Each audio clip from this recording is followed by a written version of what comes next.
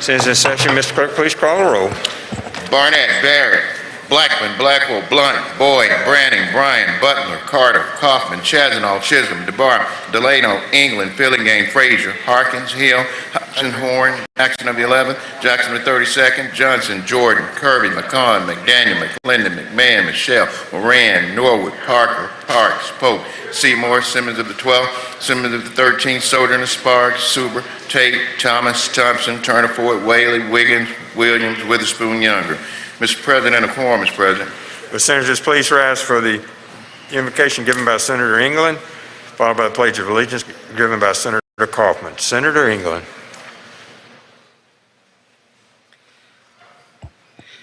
Thank you, Mr. President. Colleagues, my prayer this morning comes from Pastor Brandon Connor. He's the senior pastor at Mosaic Church, which is my church in Ocean Springs, and I would like to extend an invitation to any of you guys, if y'all are ever down in Ocean Springs on a Sunday and want to come to church with me, please feel free to do so. If you'll bow with me, please. Dear Heavenly Father, I thank you that we live in a state where leaders at the highest level still have enough humility to start their day in prayer with you. God, help them to always believe that they can accomplish far more with you than they ever could without you. God, I pray that you will give these men and women the wisdom to always know what is right and the courage to always do what is right. I pray for their character. We all know leaders who were gifted, charismatic, and capable, but a simple lapse in character led to their downfall. I pray that you would remind these men and these women at just the right times that in order for people to follow them, they must be able to trust them. May that thought inspire them to be more like you, both in public and in private. Finally, God, I pray for unity throughout our state leadership. So many other states in this great nation seem to be floundering because their leaders are at war with one another.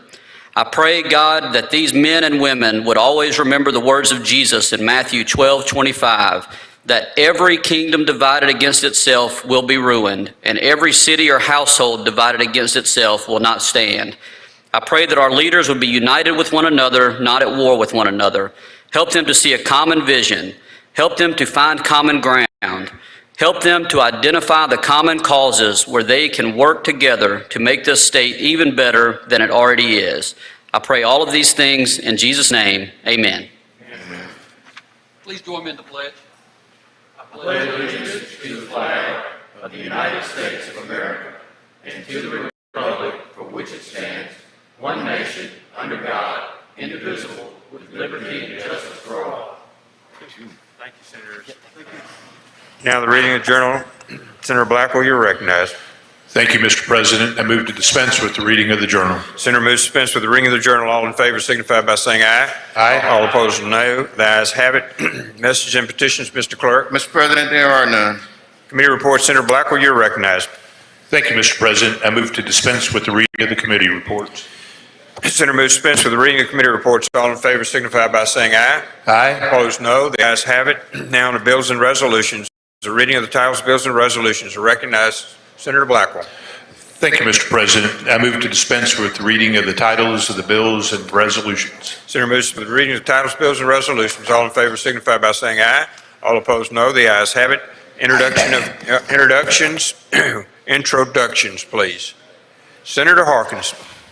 Thank you, Mr. President. It's my honor to introduce the doctor of the day today, my childhood friend, Dr. John Cross. He is the internal medicine doctor, and he is the medical director at Southern Farm Bureau Life Insurance Company. If y'all would please make him welcome.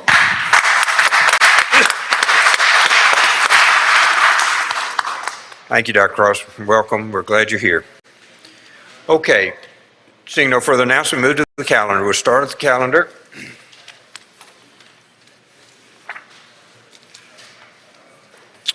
Senator Hobson, you're recognized.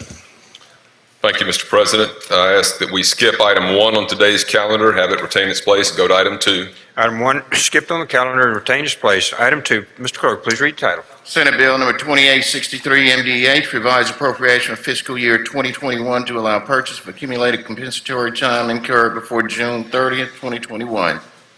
I I make the usual motion. Senator makes the usual motion. All those in favor signify by saying aye. Aye. All opposed, nay. The ayes have it. Please proceed, Senator. I move adoption of the committee substitute. Ask that I be allowed to explain. Senator, you're recognized to explain the committee substitute. Thank you, Mr. President. This bill does a few things. First, you'll recall that we passed a bill last session to allow for the comp buyback time for the Department of Health during the pandemic. And obviously, as that continues, we would like to give them through June 30, 2021, the ability to buy back the comp time. This is from federal funds that they get through FEMA. This would increase. We had given them $1.2 million. This would increase that to $3.24 million. And again, it extends it to the end of this fiscal year. This affects approximately 500 employees that are on orders due to emergency declaration. And then, as I mentioned, this is critical for them because they are working, a lot of those workers are working overtime right now to make sure that we're getting vaccines out, testing, and everything else that they're doing in the Department of Health. This also includes language for the State Fire Academy Workforce Development Fund. We put money in the deficit, I think that was yesterday or day before. We passed the deficit bill to allow those programs to take place. And we also included the language that exempted that from the BSATA bill that was passed in 2016 to allow that fund to be set up and those monies to be held in there for purposes of workforce development. That's an explanation of the committee substitute. I'll be happy to yield to questions. Any questions? If there are none, I move adoption of the committee substitute. Senator moves adoption of the committee substitute. All in favor signify by saying aye. Aye. All opposed, no. The ayes have it. Please proceed. Now I move adoption of the bill on final passage by use of the morning roll call. Use of morning roll calls have been requested. Anyone object to the procedure? And wish to be recorded as voting no? No. Present. Seeing none, bill passes by use of the morning roll call. You're recognized, Senator Hobson. Thank you, Mr. President. Ask that we skip item 3, have it retain its place, go to item 4, and have the title read. Item 3 is skipped. Retains place on the calendar. Item 4, Mr. Clerk, please read the title. Senate Bill number 2854, Department of Public Safety, revised salaries of officers. I move adoption of the committee. I make the usual motion.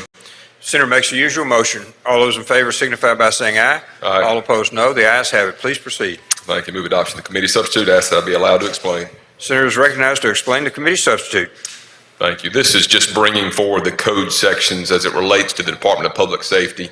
That this does have a reverse repeater in it, but this keeps alive the code sections that deal with the salary ranges for our public safety officers. Be happy to yield to questions. If there are none, I move adoption of the committee substitute. Any questions? Any questions? Seeing none, motion is made to adopt the committee substitute. All in favor signify by saying aye. Aye. All opposed, no. The ayes have it. Please proceed, Senator. I move adoption of the bill on final passage by use of the morning roll call. Senators move adoption by use of the morning roll call. Anyone object to the procedure? Any wish to be recorded voting no? No. Present. Seeing none, bill passes by use of the morning roll call. Move to finance. Senator Harkins, you're recognized. Thank you, Mr. President. I'd like to go to item 5, Senate Bill 2804, and have the title read. Mr. Clerk, please read the title. Senate Bill number 2804, alcoholic beverage, create delivery service permit. Make the usual motion. Senator makes the usual motion. All in favor signify by saying aye. All opposed, no. The ayes have it. Please proceed, Senator Harkins. My motion is we adopt the committee sub and be recognized to explain the bill. You're recognized to explain the committee substitute, Senator. Thank you, Mr. President. Ladies and gentlemen, this legislation provides for an in-state delivery license to allow retailers, their employees, or independent contractors to deliver beer, wine, and light spirits directly to Mississippi residents who are 21 years of age or over for their personal use.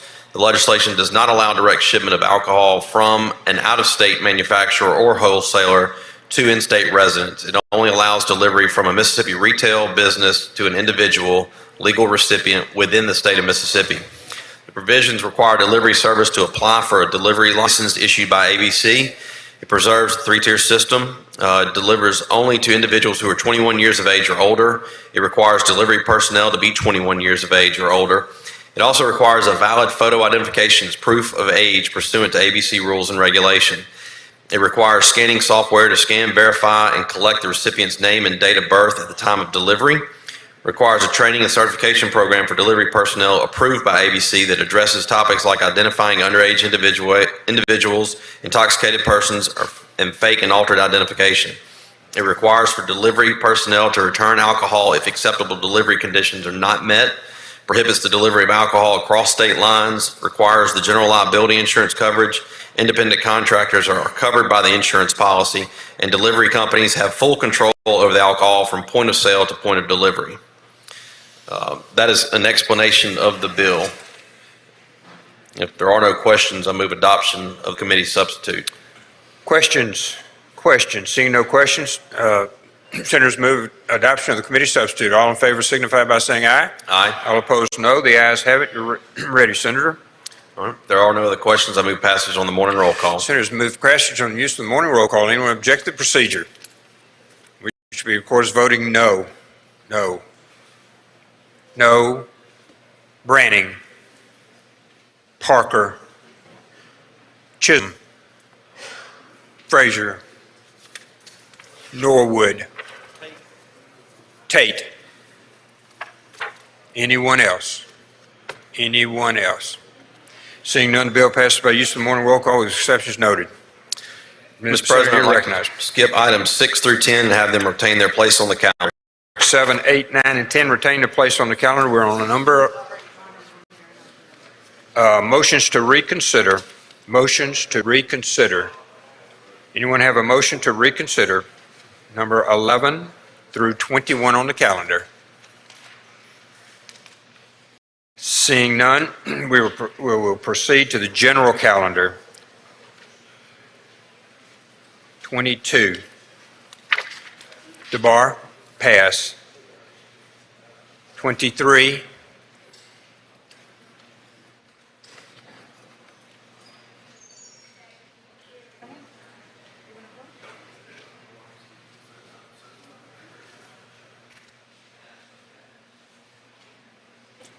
Senator DeBar on 22 and 23. You pass on 22. On 23, Senator Tate? Senator Tate, you're recognized. We move to 23. Thank you, Mr. President. I ask that we go to item number 23, Bill 2587, and ask the title be read. Mr. Clerk, please read title. Senate Bill number 2587, absentee ballots, revise certain procedures.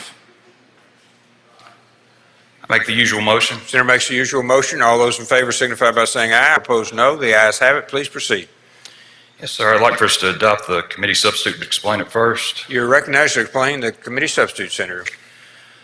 Senate Bill 2587 is a simple bill. What this bill will do is it'll allow our counties to be able to sort and alphabetize our absentee ballots before Election Day on lines 22 and 23. Is the main thing of what it changes. Right now, our clerks do not have the authority to do that.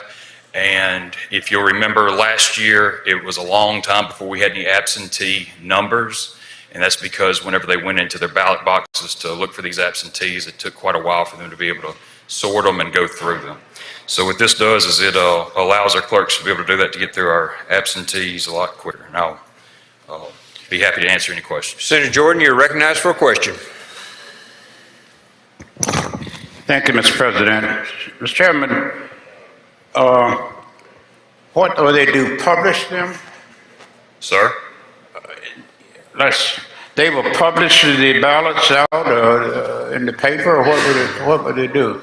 No, sir. What this is going to do is this is going to allow our counties to be able to sort and separate absentee ballots at the precinct level so that we can get absentee returns quicker. Right now, the clerks do not have any authority to do that, and because of that, it was the next day in several counties that we had any absentee results.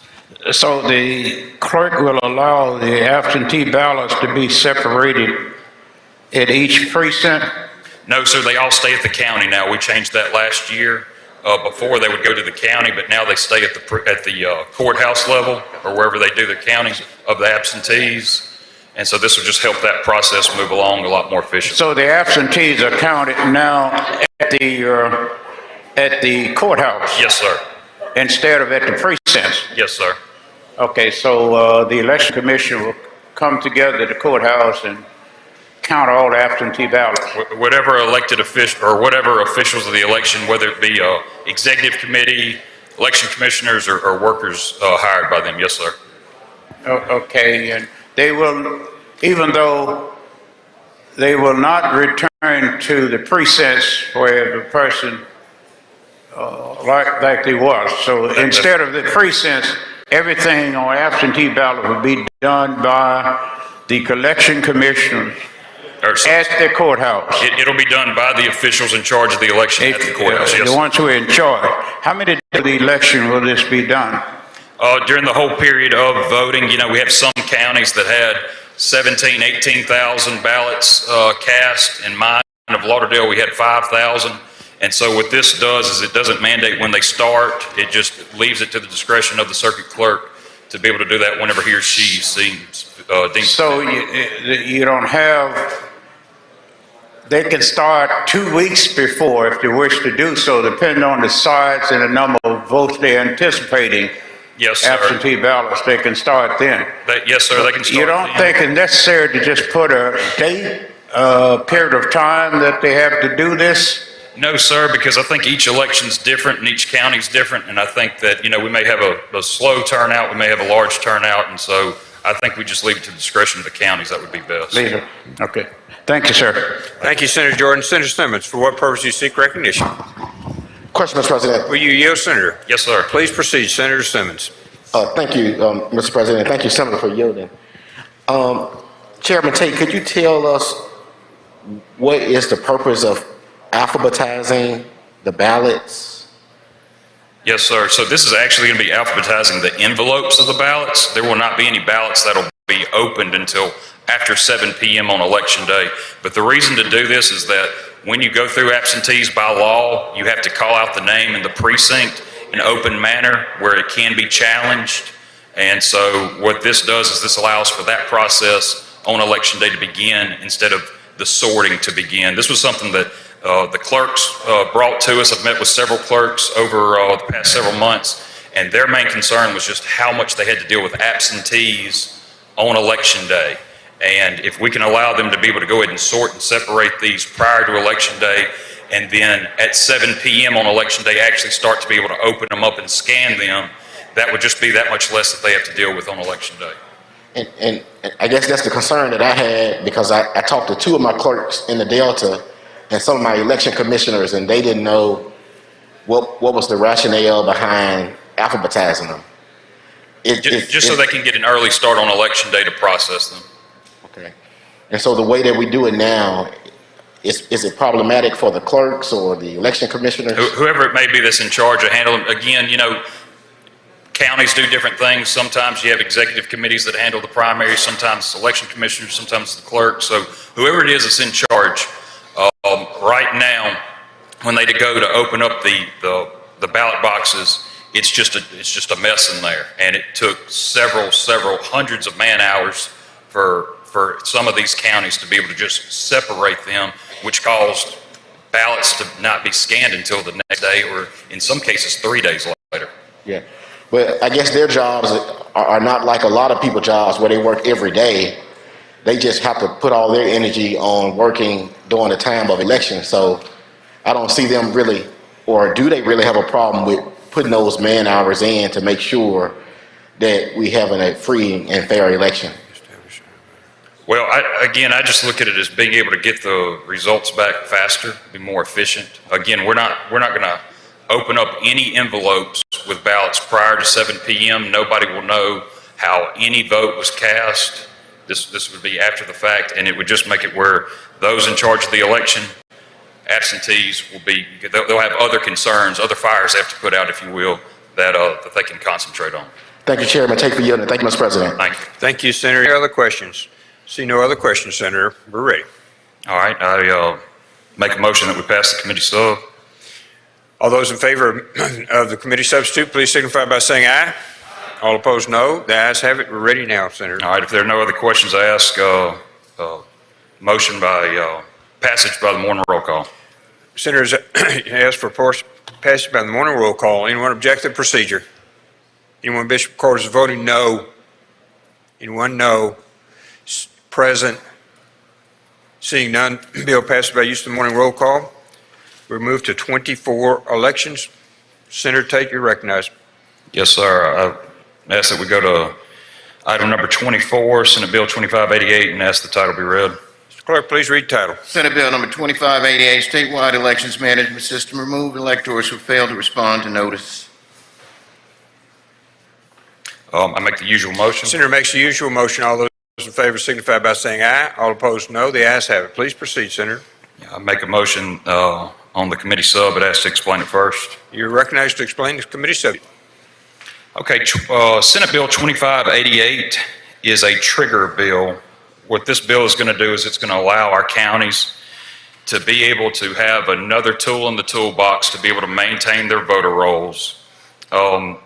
Lines 18 through 37 are definitions, and the real meat of the bill is going to be between lines 38 and 46, and that's what I'd like to explain now. From lines 38 to 42, it states that the election commissioner shall send each registered elector who has failed to vote at least once in 2 previous elections a confirmation notice. And the period of the 2 years shall also include 2 general federal elections. So if a voter fails to vote in any election between 2 federal general elections, that will trigger the county to send them a confirmation notice. Once that confirmation notice is delivered, on lines 43, it states that the county registrar or county election commission shall remove from SIMS those electors who fail to respond to the notice. And failing to respond to the notice can be explained on lines 24 through 37, which failure to respond means that you fail to respond to the confirmation notice there on line 28, or on 29, you fail to update your registration information.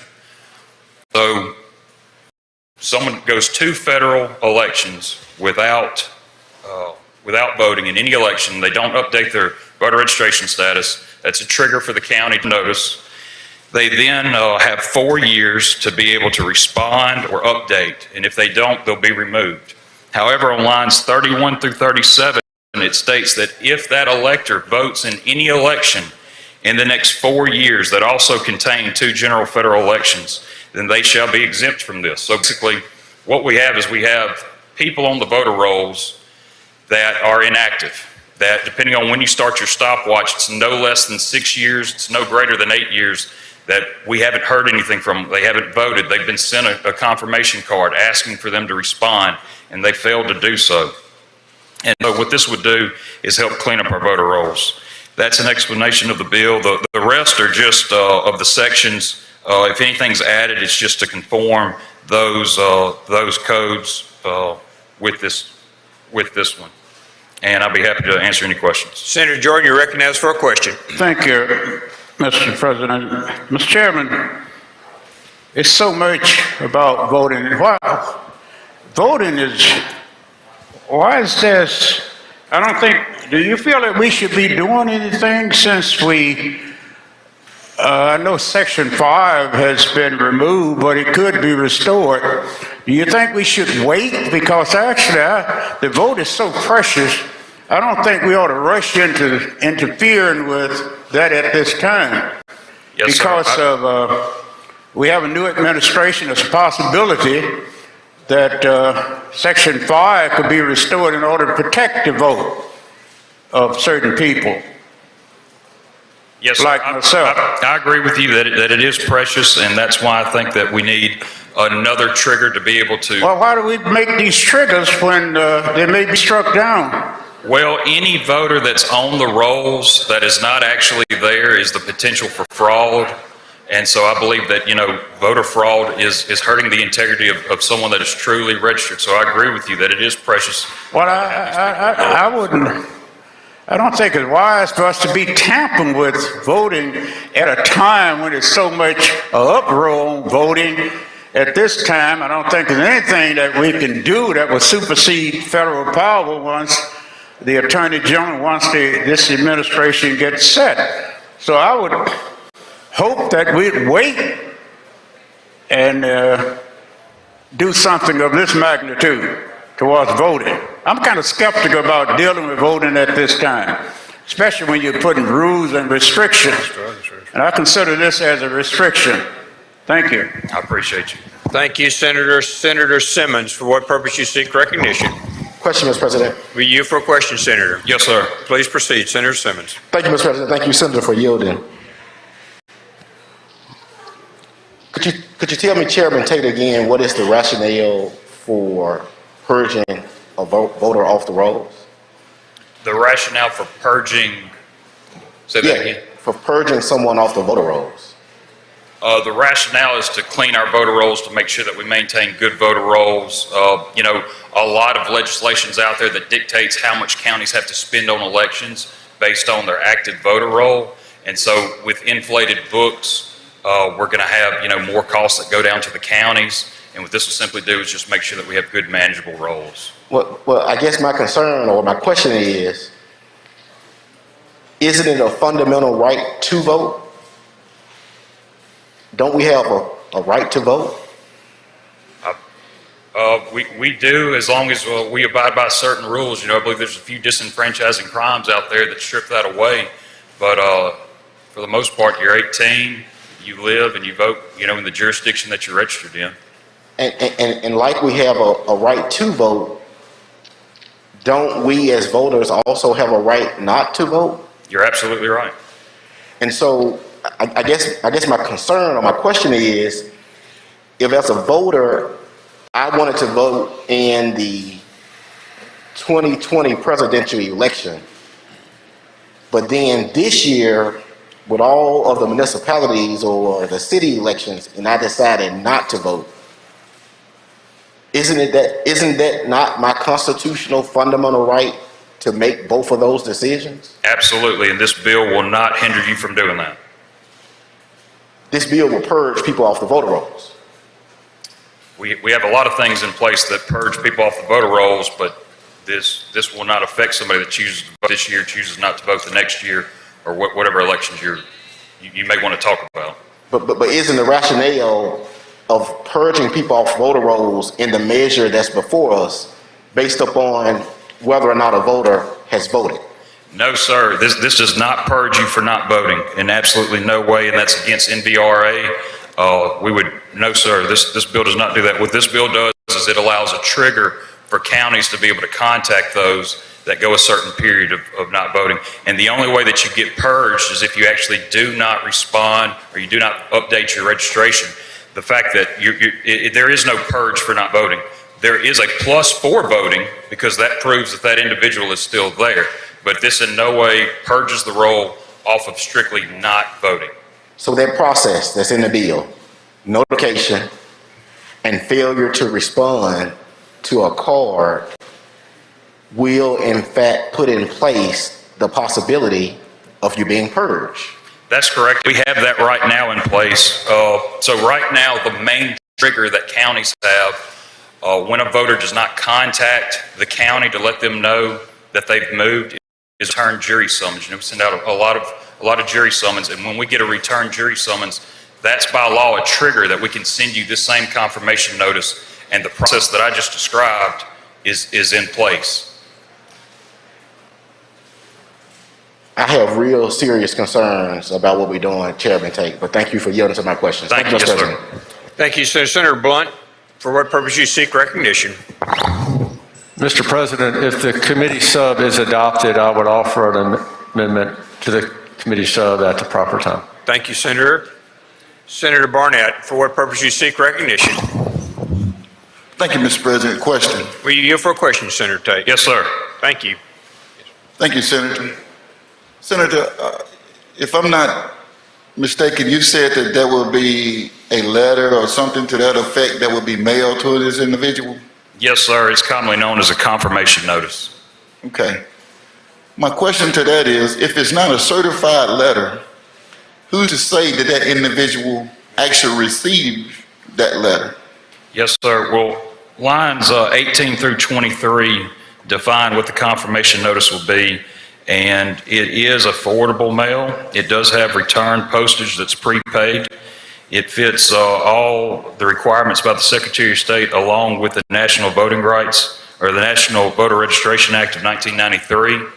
And again, we already have laws on the books where if there's a return jury summons, if there's a whole host of things that are triggers. This is just a new trigger. And whenever a county gets one of those triggers, they send you this confirmation notice. And that's already on the books to go to federal general elections. And if that voter has not responded or anything else, if we have not seen from that voter, then they will be purged from the rolls. Mr. Chairman, would you agree that during the last presidential election, would you agree that most people feel like they have lost the confidence of our postal system? So how do we, again, make sure that these letters that you all are going to be sending to the people who we are trying to take away their right to vote is actually going to get that letter? Well, again, this is with NVRA, and this is what Congress passed to believe that would be ideal for a situation like this. If you have a trigger, to be able to locate this person, and you know, at any point in time, someone can re-register to vote. But I believe what NVRA has set out is good, and it's been working well for our state. We have been getting inflated books as times have been going, as times have gone on, and so we need another trigger, I believe, to be able to work on these poll books. Thank you, Mr. Chairman. Thank you, Mr. President. Thank you. Senator McClendon, for what purpose you seek recognition? Question, please. Will you yield for a question, please? Yes, sir. Thank you, Senator. Please proceed. Senator Tate, if someone passes away, how are they, is there anything sent to the election commission that? Well, we track obituary. I say we because I was in that office for 11 years. Obituaries would be tracked. We check with Department of Health. Unfortunately, there's a lot of ways that people can slip in the cracks if they move to a state over and pass away. If they don't have an obituary, let's say it's a family that's private and doesn't want anything like that. And so because of that, you can search, it's public record. There's a lot of people well over 110 years old registered to vote in Mississippi, and that's something that we need to try to work on. Thank you, sir. Thank you. Thank you, Senator. Any other questions? Seeing no other questions, Senator, I'm sorry, Senator Norwood. Apologize, Senator, I didn't see you up there. Thank you, Mr. President. You're recognized for a question. Thank you, Mr. President. Mr. Chairman, I have a few questions I want to ask you. Do you have any idea how many voters have been purged from the rolls, just say over the last 2 years in our state? I do not have that information, no, sir. Okay. Has this been presented as a problem by the election commissioners or the circuit clerks in our state? Yes, sir. I tried to do a survey, as many clerks as I could to respond. I had 56 respond, and 53 out of the 56 responded that they would appreciate this tool being in their toolbox to be able to manage their roles. It's bipartisan support. It's both Republican and Democratic circuit clerks. And they know that this will help them really get to those individuals that they do not have documentation to legally take these voters off the roll. You can't just take somebody off the roll because you have a good hunch that they're not there. You have to have something legal to back you up. And what this bill will do is it'll allow a trigger for our counties to be able to go find those people that have been on the rolls for multiple years, that have not voted, that have not updated their registration, that when we send a confirmation card to them, they can respond or they can update. And if they do not, after 4 years that consist of at least 2 general federal elections, then they would be purged from the rolls. Okay, but now this has not been endorsed or supported by the Clerk Association or the Commissioners Association, correct? This bill was not written the last time the Clerks Association met. This bill was written after the fact.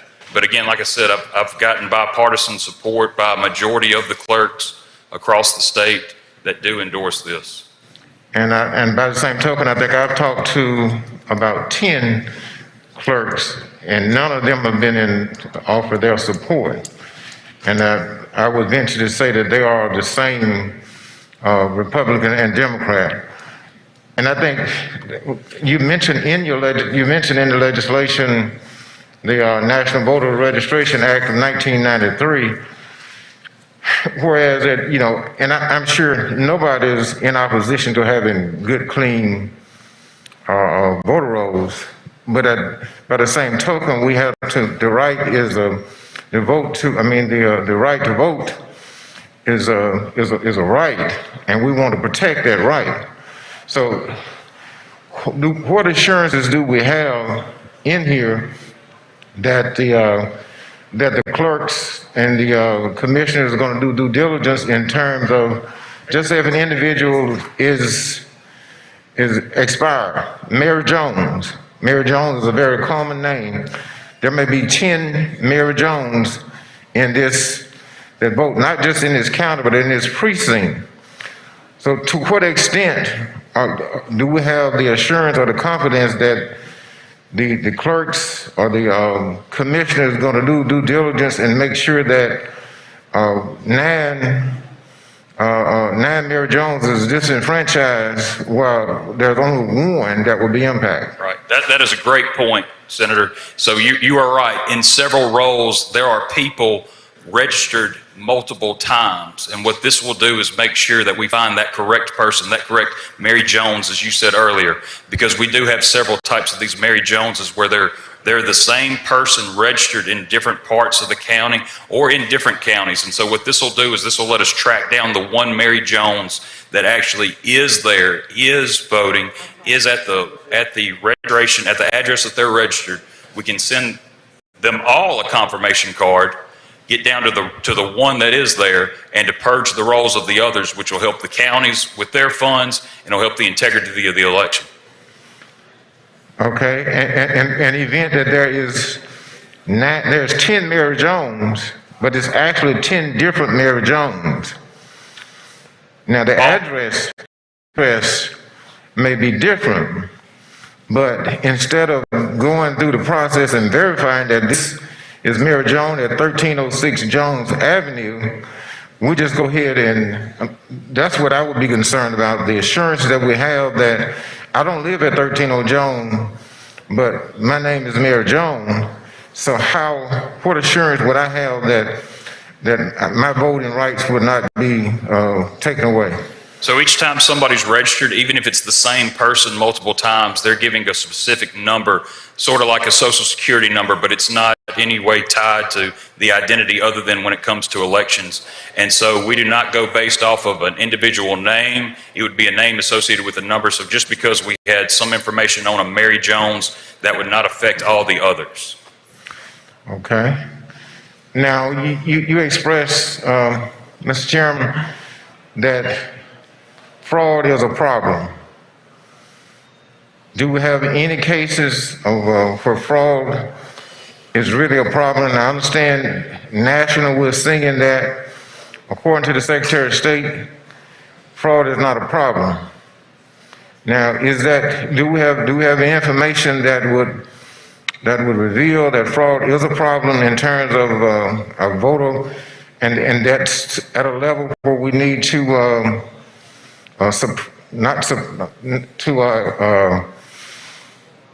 clean up voter rolls, purge people from the roll?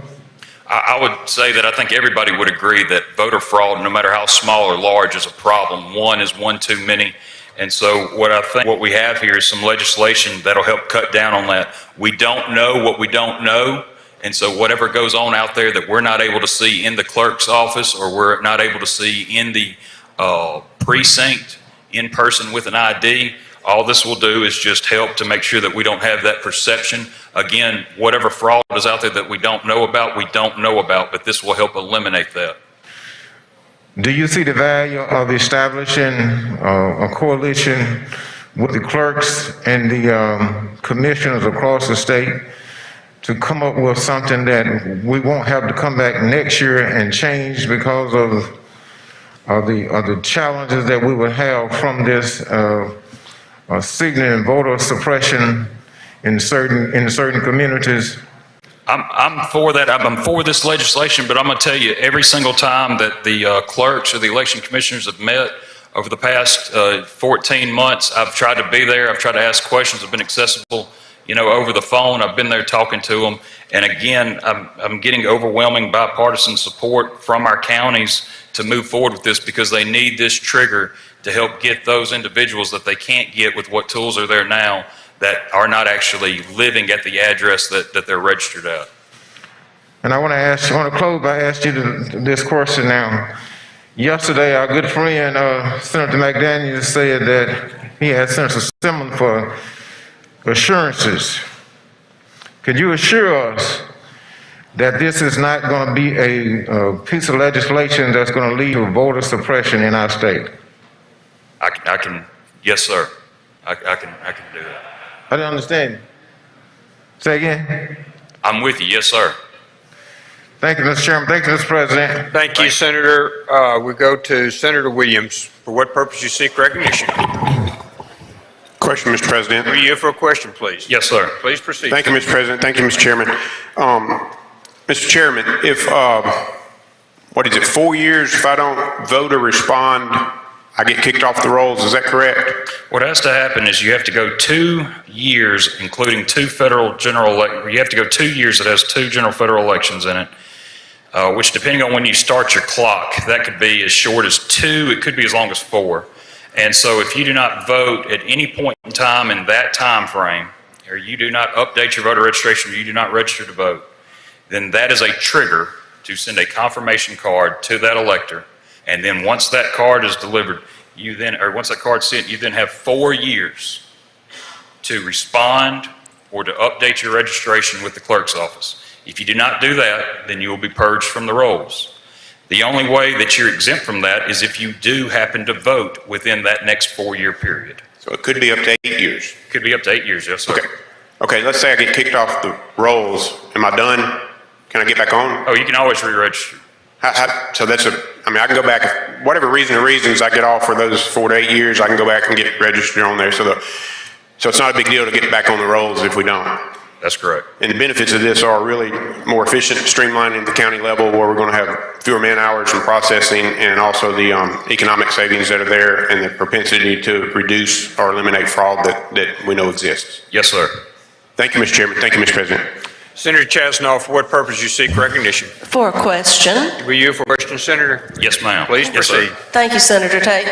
You used to be an election commissioner, did you not? Yes, ma'am. Well, a long time ago, back in the 80s, I was one in Montgomery County, but you've been more recently served than I have, so that's why I'm interested in some more current information. Back in the 80s, if someone came to vote and the election officials couldn't find their name on the voter rolls, we instructed the officials at the election, let that person vote an affidavit ballot. So no one is ever denied the right to vote. Is that correct? Never should anybody ever be refused to vote. Every voter that goes into a precinct, regardless if they're registered or not, has the right to vote an affidavit ballot every time. And when I was an election commissioner, it was our sincere hope that everyone who wished to vote would come and vote. Every qualified elector, everyone who said they were a qualified elector was given that opportunity. So that's why I'm so concerned to hear that there's a fear that there will be voter suppression. And I wanted to make sure that that was still the way it is, that you can vote an affidavit ballot if they can't find your name, and your ballot will be considered when the election officials are certifying the election, correct? Yes, ma'am, absolutely. Thank you. Thank you. Okay, Senator Horn, I believe you were next. Senator Horn, for what purpose you seek recognition? Question. You for a question, Senator. Yes, sir. Thank you, Mr. President. Thank you, Mr. Chairman. Senator Tate, to follow up with Senator Chasanoff's interrogation, if a person has been taken off the rolls and they show up at the polls thinking that they are still on the rolls, and they file an affidavit, is that affidavit going to be considered valid? It depends on which type of status they're in. They cannot be on the poll books, but still be classified as inactive in our management system. And then absolutely, yes, sir, that would be.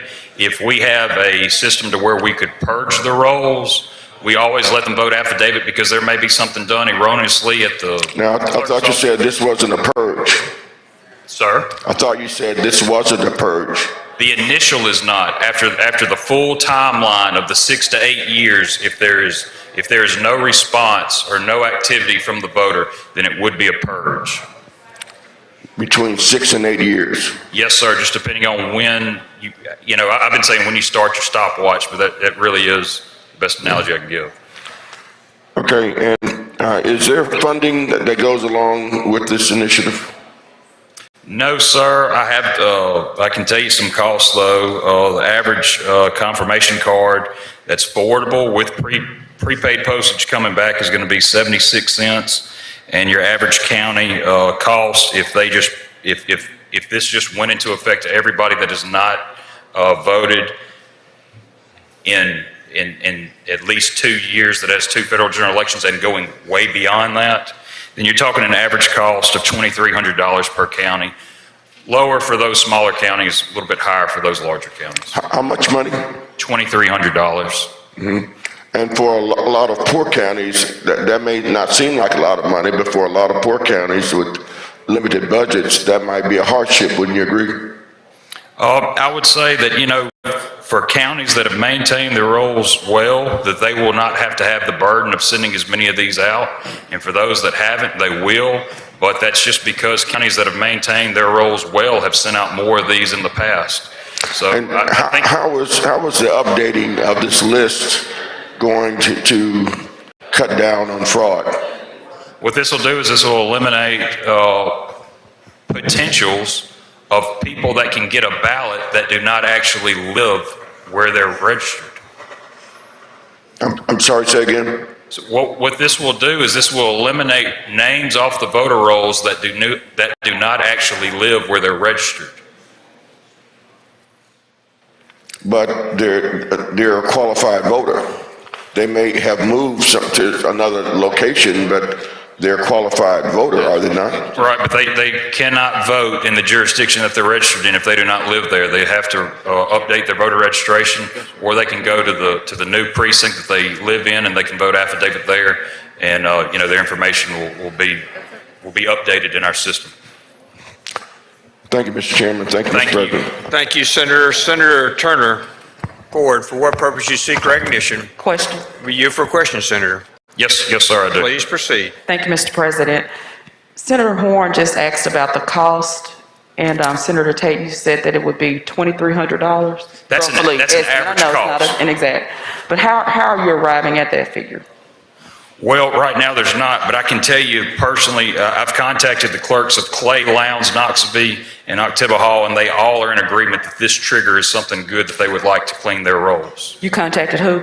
I've contacted the clerks in Clay County, Lowndes County, Noxubee, and Oktibbeha. The circuit clerks? Yes, ma'am. All right, so then my question is, how do you arrive at this estimate of $2,300 roughly per county? If you take a look at the number of voters that are on our rolls that have not voted in the last 2 general federal elections, times that by the cost of a confirmation card and divide it by 82, that's the best guesstimate that you really could get to say an average.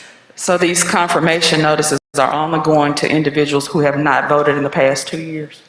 2 years with 2 general federal elections, and they have not updated their voter registration in that time period also.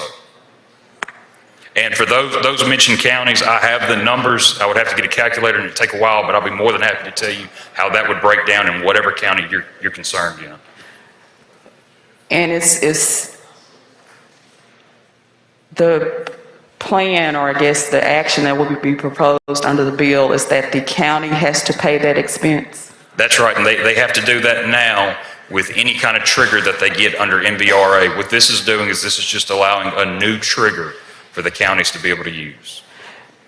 And the counties are not in a position now to purge their rolls?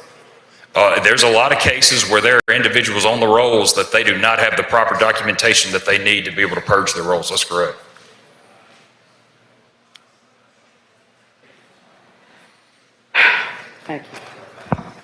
Thank you, Senator. Thank you. Senator McCon, for what purpose you seek recognition? Quick friendly question, Mr. President. Please proceed, Senator. Thank you, Chairman, for working on this. Just a quick question regarding jury pools. If an individual during that time period were to actually show up at the jury for the jury summons that was issued to them, would that restart the trigger, the 4 years? I would talk to your clerks. I know that in Lauderdale County, and I bet in your counties too, that anytime we get information where there's a signature verifying any kind of information, we use that to update all of our records. So I could say that in my case it is, and that could be the case for the other 81 counties. So yes, sir, that could be. That would be a verifying event, essentially. Thank you, Mr. Chairman. Appreciate it. Thank you, Senator. Senator Jackson, for what purpose you seek recognition? Question, Mr. President. You for a question, Senator. I do. Please proceed. Thank you, Mr. President. Thank you, Mr. Chairman. In any scenario, once an elector receives a notice between two federal elections, is there any way possible that we will not have a statewide election between those two federal elections? No, there is a chance that we could. I say not. There's a chance that we could and we couldn't, just depending on when you look at it, because between the midterm and presidential, we have a statewide, but between the presidential and the midterm, all you have is a municipal. I'm talking about statewide now, like legislators and governors and lieutenant governors. That's state. I'm gonna call it. Is it possible to have two federal elections and not have a statewide general election between those two federal elections? That is possible, yes, sir. Well, in that scenario, you don't have a lot of people voting in federal elections. That's why we wanted this process to have a total of at least 6, if not 8 years. So you would be at minimum of having at least 4 statewide elections that an individual has time to be able to update their registration, or else they would be purged unless they voted. So it's 6 years instead of 4 years? Right, six is going to be the minimum. Yes. Thank you. Thank you. Thank you, Senator. Senator Simmons, what purpose you seek recognition? Question, Mr. President. Will you yield for a question, Senator? I do. Please proceed. Thank you, Senator. Thank you, Mr. President. Thank you, Senator, for yielding again. I was trying to follow your answers, Chairman Tate, to Senator Horn after he raised a few questions regarding the affidavit ballots. What's the purpose of,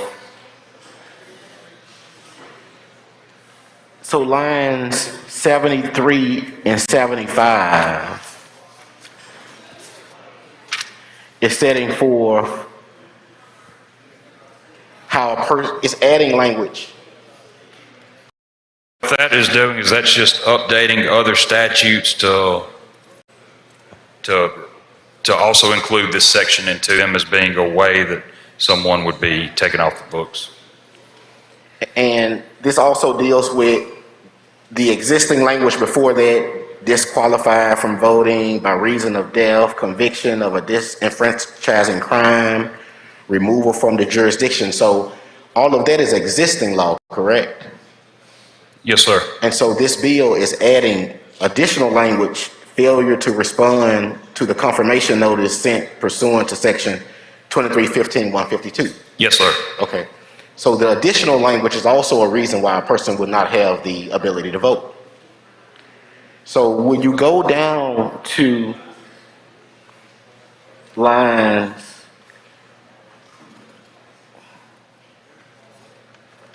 106, and it has, as provided in section 2315-152, and I guess my concern or my question is, Senator Chazanal referenced the fact that you were a former election commissioner and talked about a personal ability to vote affidavit. But this section, I pulled up 2315-152.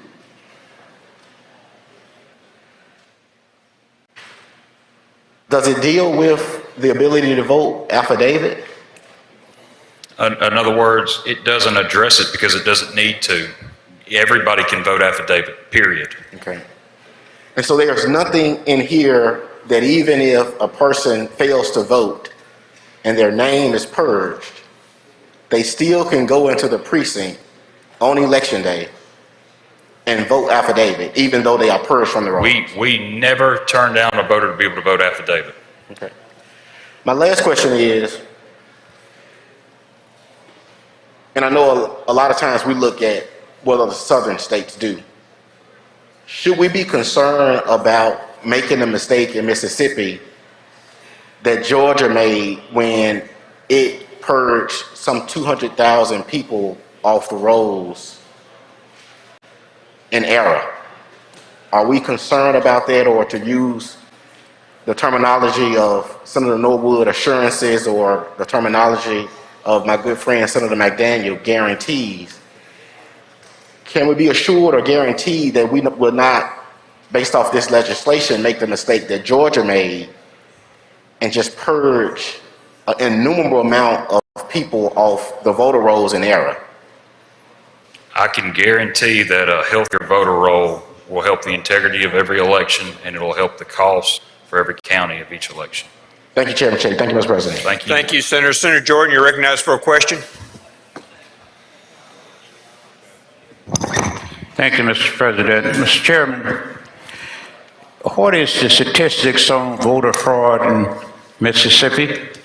Again, like I stated earlier, we do not know what we don't know, and that's just a situation where what we can do is eliminate avenues and vessels for voter fraud to be able to take place by taking these individuals that are not actually registered off the rolls. Out of all of the statutes we have passed, you have no evidence of voter fraud, do you?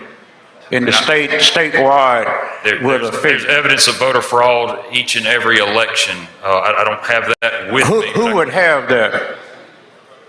You can check with the Secretary of State's office, and I'm sure they'll get you in touch with. Don't you think you would need it in trying to get a bill of this type passed? If there's to avoid voter fraud, don't you think you would need some statistics to show where there's a great deal of it going on? Well, I think what this will do is this will not be discriminatory to certain areas and just be the entire state. Well, you don't have any evidence that there is any voter fraud, do you? It's there, I promise you. Do you have any evidence? I did not have it with me, but I promise you it's there. You promised me that it's there and you have no evidence. In other words, I was trained year after year and shown. Well, I just don't want us to be too hasty passing laws when all of this stuff about what's going on now about voter fraud and you have no evidence of any, and yet you ought to remove people off of the rolls of a precious gift given by the 14th Amendment, I believe, that all people have a right to vote. And some of us have had many struggles trying to do just that, trying to follow the Constitution. And here Mississippi is, which doesn't have a clean record on voting. Many people have been killed trying to do that right. And you're coming with a bill now and you don't have any statistic of voter fraud. I don't understand why we're so hasty here. Can we not wait and see how the next administration will deal with these issues if we have no voter fraud?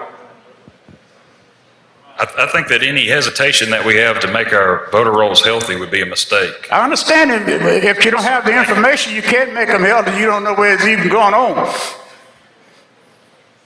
You don't even know we have voter fraud. You say have no statistics on it. I do not have them with me, no, sir. Yeah, so you can't make something healthy when you don't have all the information. Thank you, sir. Yes, sir. Thank you, Mr. Thank you. Seeing no further questions, we're ready to proceed. I make a motion to pass the committee sub. Motion is to pass the committee sub. All those in favor signify by saying aye. Aye. Opposed, no? No. The ayes have it. Please proceed. Senator Blunt, you proceed with your amendment, please. You're recognized for an amendment.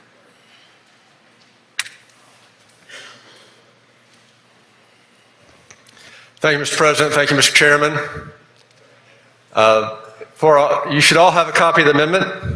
If you don't, please indicate to a page. I'll get one for you.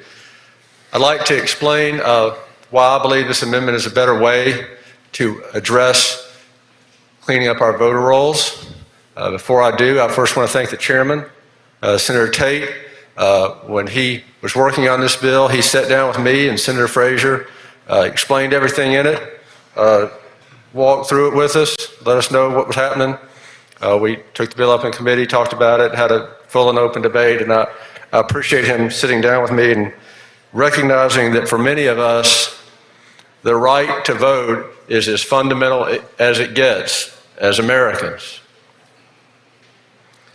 Let me tell you what the bill does. First, we have some counties that are not doing a good job maintaining their voter rolls. We have some counties that have more registered voters than they have people over the age of 18. We acknowledge that's a problem. And we believe this amendment is a better way to address that problem. The difference between my amendment and what Senator Tate is proposing is that his bill will purge people for not voting. The tiny thread that hangs between you being purged and not being purged for not voting is one postcard that was mailed to you 3.5 years behind the next presidential election. If you don't respond to a postcard that was sent to an address and you don't vote until the next presidential election, you will be purged. And make no mistake, if you are purged under this act, you are purged. And if you show up to vote and you vote via an affidavit ballot, and you have been purged under the provisions of this act, that affidavit ballot will not count. It's just that simple. If you are purged under the provisions of this act, if it becomes law, you vote affidavit, the election commissioners will look at that affidavit ballot, they will find that you are purged in accordance with the law, and that affidavit ballot will be rejected. The right to vote contains the right not to vote. You have the right not to vote. You may not like the candidates. You just may want to serve on a juries. You may be out of town and try to avail yourself to this terrible, horrible, inconvenient absentee voting process and not have it work for you. It's your choice to vote or not vote. My amendment, if you adopt it, will result in the single biggest effort to clean up the voter rolls that we've ever had. So let me walk you through it. The triggering mechanism is the same as in Senator Tate's bill. If you haven't voted in the last 2 years, we're going to send you a card. There are roughly 1.9 million names on the voter rolls. 1.3 million people voted for president. So we're going to send out 600,000 cards. Those 600,000 people are going to be on a list. Under my amendment, you'll see, on lines 40, you've then got 4 years to vote. You've got 4 years to vote if you were on that original list of 600,000 people. And you can vote in any election, primary, municipal, county, state, federal, whatever. Let's say that number is reduced. I don't know, these are just numbers for illustration purposes. Let's say we send out 600,000 cards and 100,000 of those people vote during that 4-year window. You got 500,000 names. What we're going to do next, and this is outlined beginning on line 44 of the amendment. We're going to go to the Department of Health and say, look, we've got 500,000 names here. We sent them a card. They haven't voted in 4 years. We want to know if any of these people are dead. If you're dead, you ought to be purged. And some counties aren't doing that. We ought to do that. Then we're going to ask the Secretary of State to identify out of those 500,000 people whether any of them have registered somewhere else. If you used to live in Rankin County and you moved to Hinds County and you register in Hinds, they need to take you off in Rankin. If you used to live in DeSoto County and you moved to Memphis and you register to vote in Memphis, they ought to take you off the ballots in DeSoto. We don't want anybody registered in more than one place. And we're going to take that earlier registration and that person's going to be purged. If you've died, if you have registered in a subsequent county, you're registered in more than one county, more than one state, that person ought to be purged. We believe that. They did this in Ohio, and 20% of the names were wrong. Here's the headline from the New York Times. You don't believe me, just Google Ohio voter purge. Read the stories from the newspapers in Ohio voter purge. So what the amendment says is, we're going to send out that card. Again, under my example, you got 500,000 people. We're going to go to the Department of Health and we're going to say, any of these people dead, or any of these people registered in another county or jurisdiction. We're going to publish that list of people. The Republican Secretary of State in Ohio did this. He did this voluntarily. He didn't have to do it, but he did it. And what he found was 20% of the list was wrong. So we're going to take that list and we're going to publish it just like they did in Ohio for 90 days. We're going to say to every single county, we're going to have a list of people. And we're going to say, we believe that these people in your county are dead. We believe that these people in your county have moved somewhere else. And what the amendment says is, at the end of 90 days, we're going to purge every one of those people. We're going to purge under this amendment.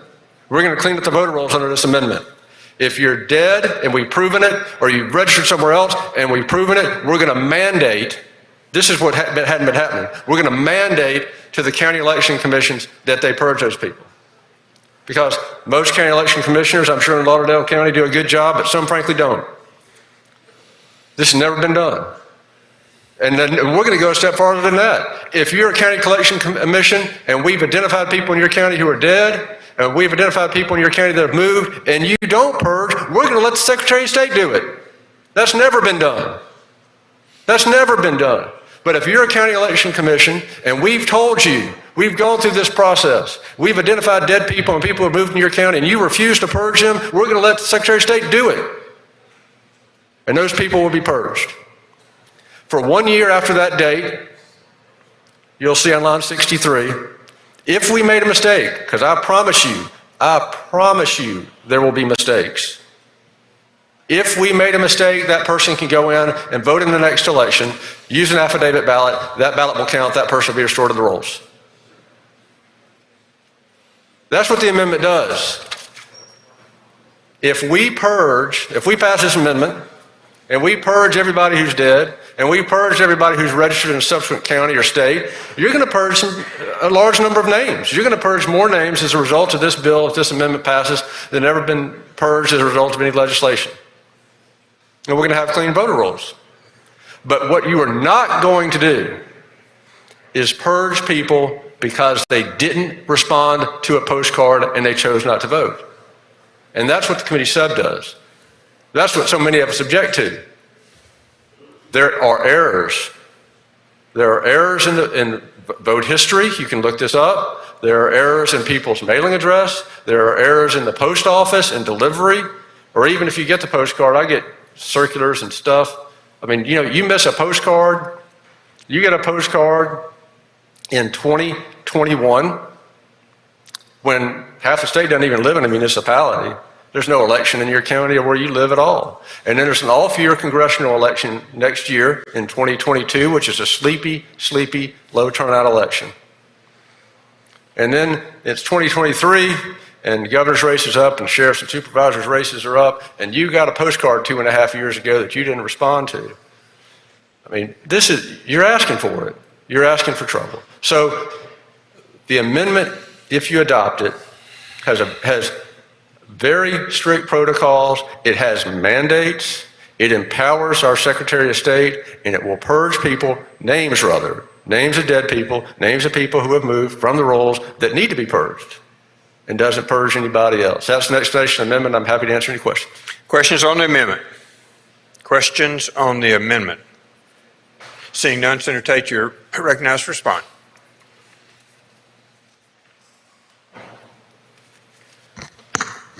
Thank you, Senator Blood. I appreciate that. Look, there's been a lot of work that's gone into this bill. It has bipartisan support across the state, so I would urge you to vote no on the amendment. Thank you, Senator. Senator Blunt. It doesn't have bipartisan support in here. This is too important.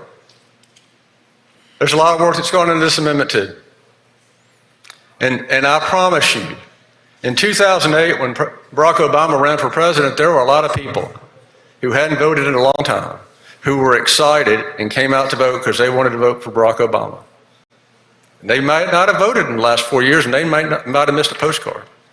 In 2016, when Donald Trump ran for president, there were a lot of people who were excited about Donald Trump.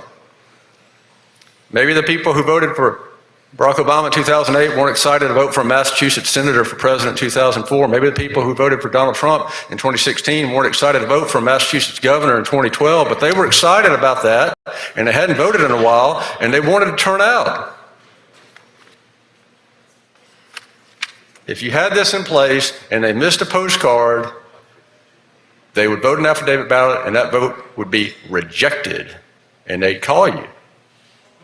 It's a good amendment. It'll clean up the rolls, and I move adoption. Senators moved adoption. All those in favor signify by saying aye. Aye. All opposed, no. No. The noes have it. Back on the bill, Senator.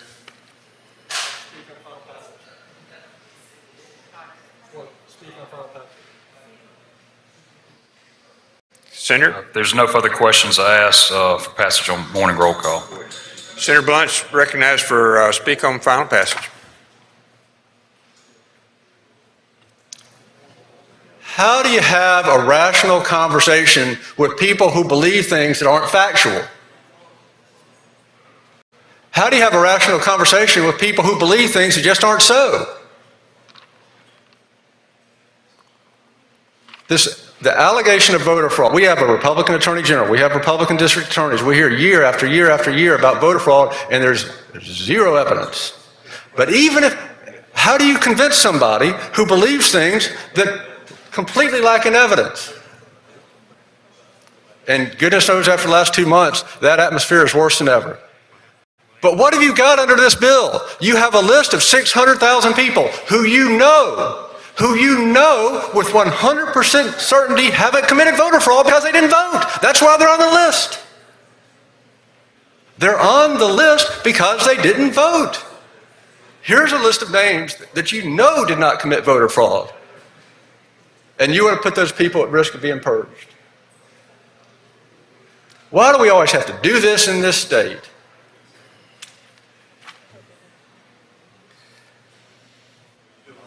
Anything to expand the right to vote. People have perceptions. We have to do something. People believe things because they see certain people tweet it, or they read about things that are in other states that we can't address. And we deal with this. This is bad legislation. It continues a bad tradition.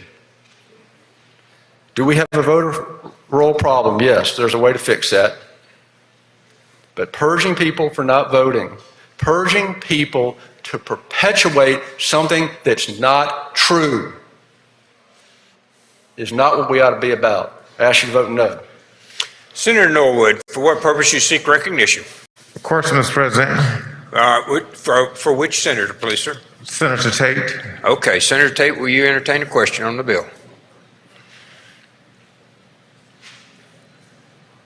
Yes, sir. Please proceed. Thank you, Mr. Chairman. Mr. Chairman, you indicated earlier that anyone that show up to the poll that will be allowed to complete a ballot. An affidavit ballot, yes, sir. An affidavit ballot. Okay. Now,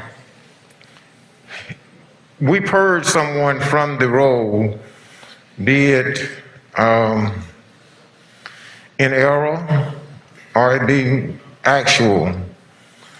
That person would be able to complete an affidavit ballot. That's correct.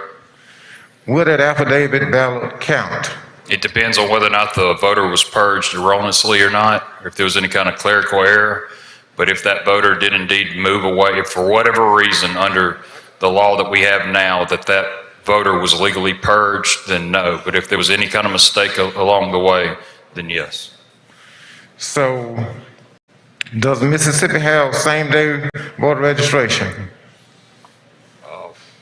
You walk in, you get registered to vote.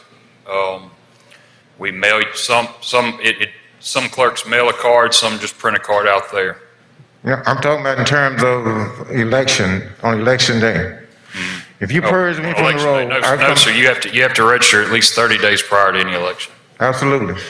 So if you purge me from the roll, I come out to vote. My name is purged from the roll. I'm not given an opportunity to register. I can't vote because, in essence, I don't even exist. As far as I mean, I can't vote because, in essence, I don't even exist because my name is not on the roll, correct? If there was in other words, just because your name is not on the poll books does not mean that you can't vote and your vote won't count. The only way, and under no circumstance will you not be able to vote. The only way that you will vote and your vote not be counted is if you were legally purged from the rolls. I mean, I understand that, but my point is, I show up to vote. I've been purged from the roll in error or correctly. I can't, it's not something that I can correct and vote that day while I'm at the poll. I complete an affidavit ballot, then it's going to be up to the discretion of the committee, the election committee or the resolution committee there to resolve that to determine whether my vote will count or not. All right, so you're going to sign an affidavit stating that you live there. You're going to state how long you've been living there. In other words, we're going to ask all the fact-finding questions we need and have you sign on a dotted line where there's penalty if you're lying to then clarify whether or not your vote should count. How long would I have to correct that, to clear that up? You do not have to correct that. You know what I'm saying is once I complete the affidavit ballot, I'm leaving it here. How long do I have, if there are questions or challenges to that ballot, how long do I have to correct that? There's nothing you have to do from that point in time. The only time that you'd have to do that is if you didn't have a photo ID to show up to vote. But as long as you had a photo ID and you voted affidavit and everything that you filled out was right, and for some reason the clerk's office or the election commissioners got something wrong, then you would be good to vote. Just depending on which county you're in, I know that in our county that anytime someone would do that, and for whatever, there's a lot of people that think they're registered to vote and they may never have, or maybe they moved in there and they're in the wrong precinct. That happens a lot. We always try to get those individuals to come in and to, re-register. Okay. How long does the clerk or the commissioners have to correct that affidavit ballot? I believe it's the Friday after the following week of the election is when they have to certify, so they have to have everything finished by then. Okay, Senator Tate, you agree? I think Senator Turner answered the question, asked the question, but I didn't quite understand the answer. What are the clerks, have we gathered what the clerks and the commissioners are doing now to clean up their rolls? So right now they're checking for return mail, they're checking for any kind of obituaries, anything that they can use to help maintain their rolls. And right now they need more. And so this is another trigger. And again, bipartisan across the state, Republicans and Democrats, the actual boots on the ground, the people that actually have to maintain the rolls, these are the people that are asking for this new tool to be added. And this is something that we've gathered the data to be assured that you need state intervention. This is not something that the election commissioner and the circuit clerks can do on their own. In other words, this will be for them to do. If this passes, then it will be on them to take on this task. I'm saying that you're basically assuring that they need this document, this legislation, in order to do what they need to do, which is in essence their job. It's their job to keep the roads clean anyway. Yes, sir. Thank you, Mr. Chairman. Thank you, Mr. President. Thank you, Mr. President. Senator Turner, for what purpose you seek recognition? I request the bill be read, Mr. President. Okay.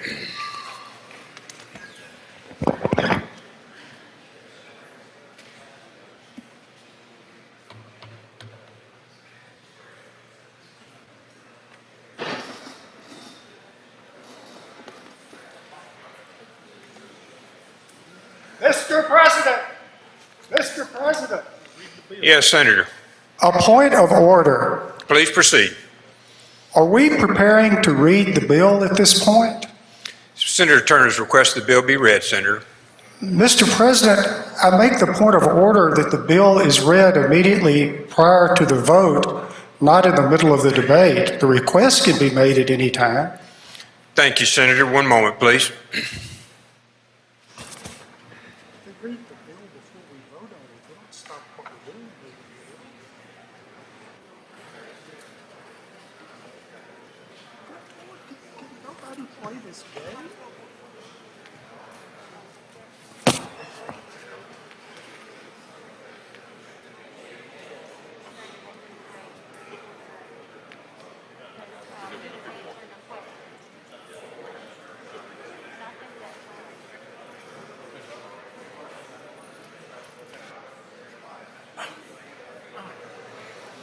Point of order is well taken. We'll continue with the debate until such time we'll read the bill at the time immediately prior to the vote. Senator Jordan, you're recognized for what purpose, Senator? I'd like to speak against the bill, Mr. President. One moment, please. Senator England, do you have a question? And then we're going to ask Senator Jordan to speak against the bill.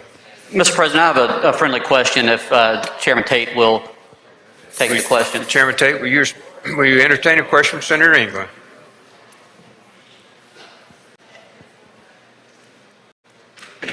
Please proceed, Senator. Yeah, Senator Tate, my question kind of follows along with what Senator Norwood had questions about. If someone finds when they get to the polling place in the precinct and they're going to vote and they find their name is not on the voter rolls, they would still be allowed to vote affidavit. Is that correct? Yes, sir. That is correct. Okay, and if that person can then prove that they do in fact reside in the proper area and that they are properly voting, their vote will be counted. Absolutely. Okay, so this isn't going to prevent anybody that should be able to vote from voting. Correct. Thank you, Chairman Tate. Thank you, Senator England. Senator Jordan, you're recognized to speak on the bill.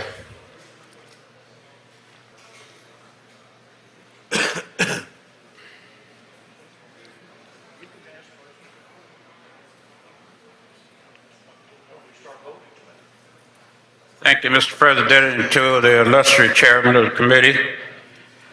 I just want to make it clear that voting is precious to all of us, certainly especially to people of color.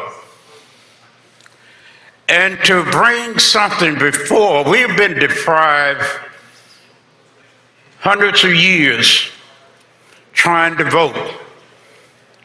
And here we are now at a point where on the national level, lots going on now concerning this. And we're coming with a law.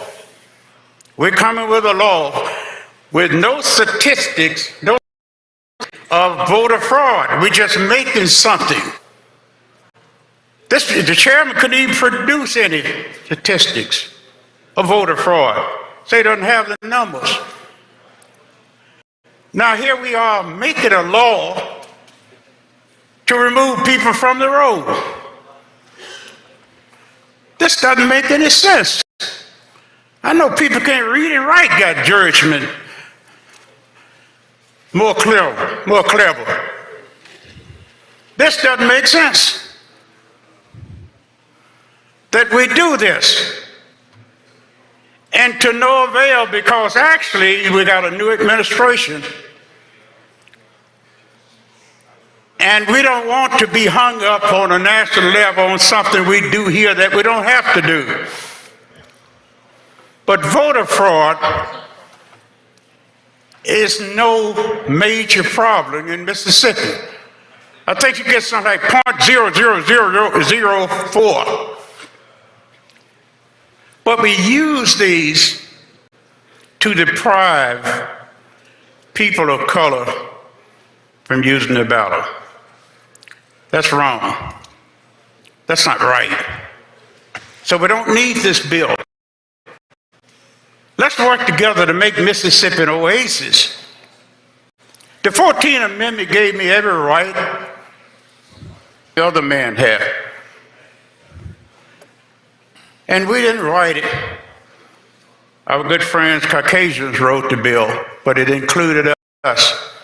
And over the last 100 plus years or 200 years, we've had difficulties.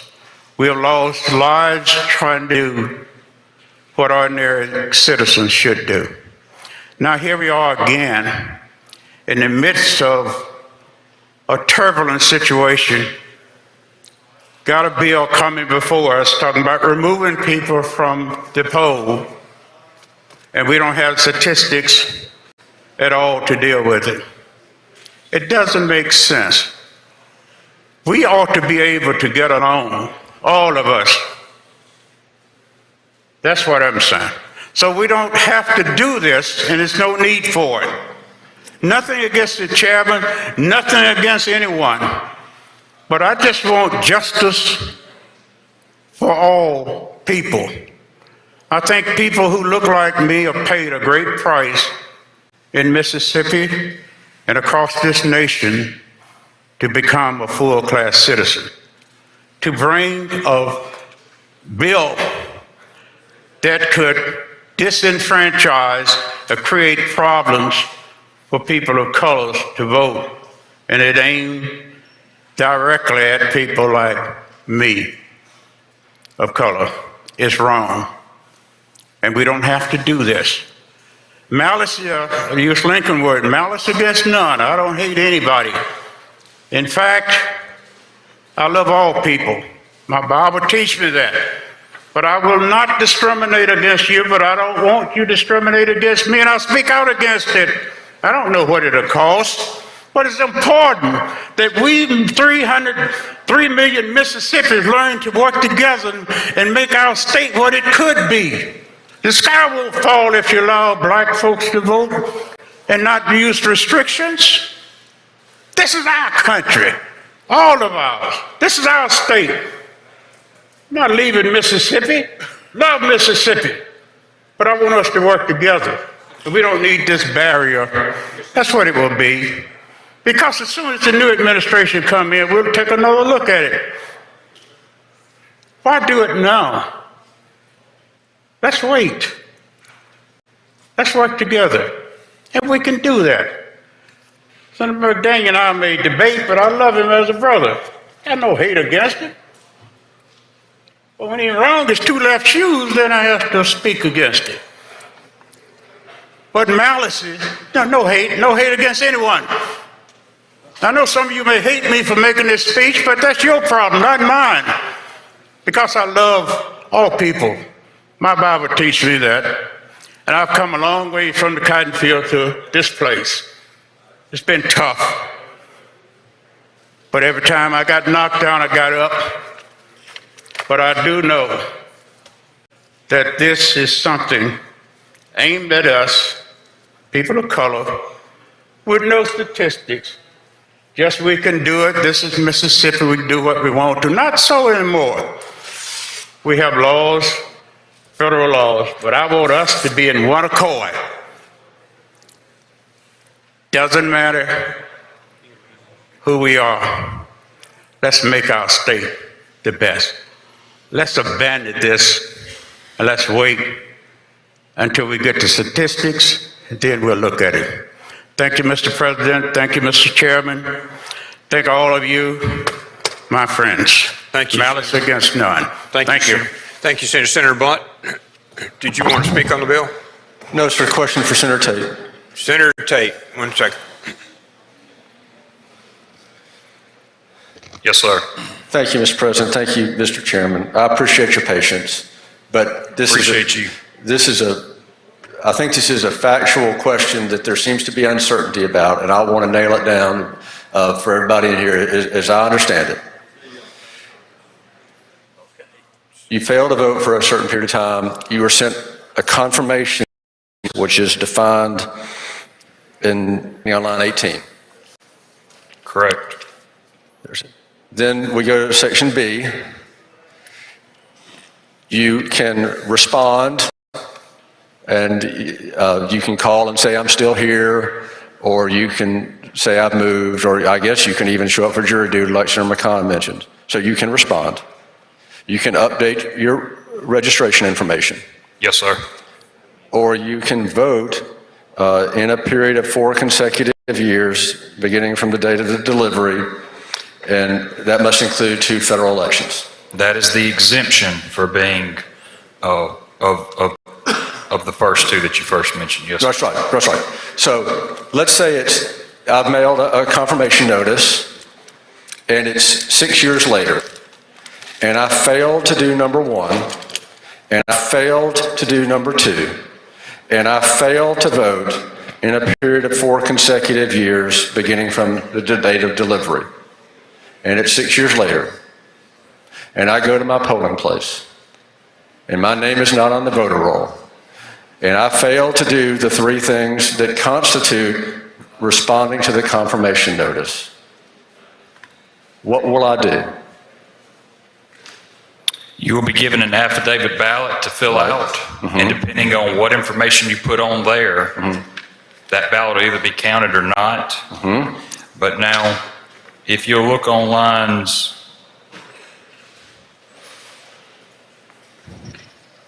got 2 bills in here. Lines 47 through 49, that if that happens to fall within 90 days before any election, for any federal election, then your name will not be removed.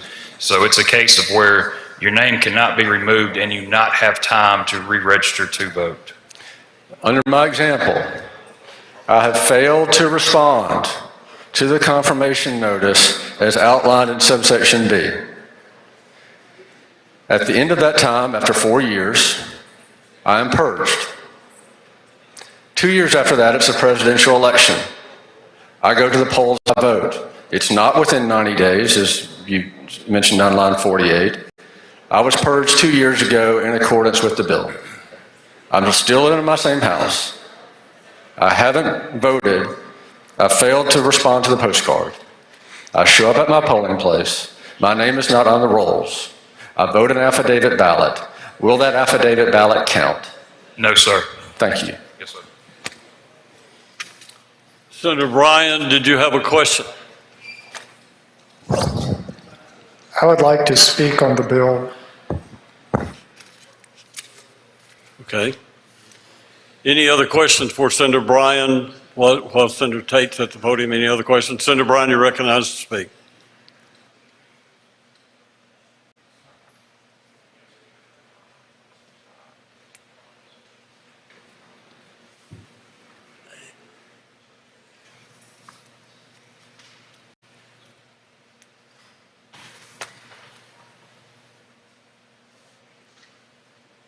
I would like to tell you 2 things which happened to me.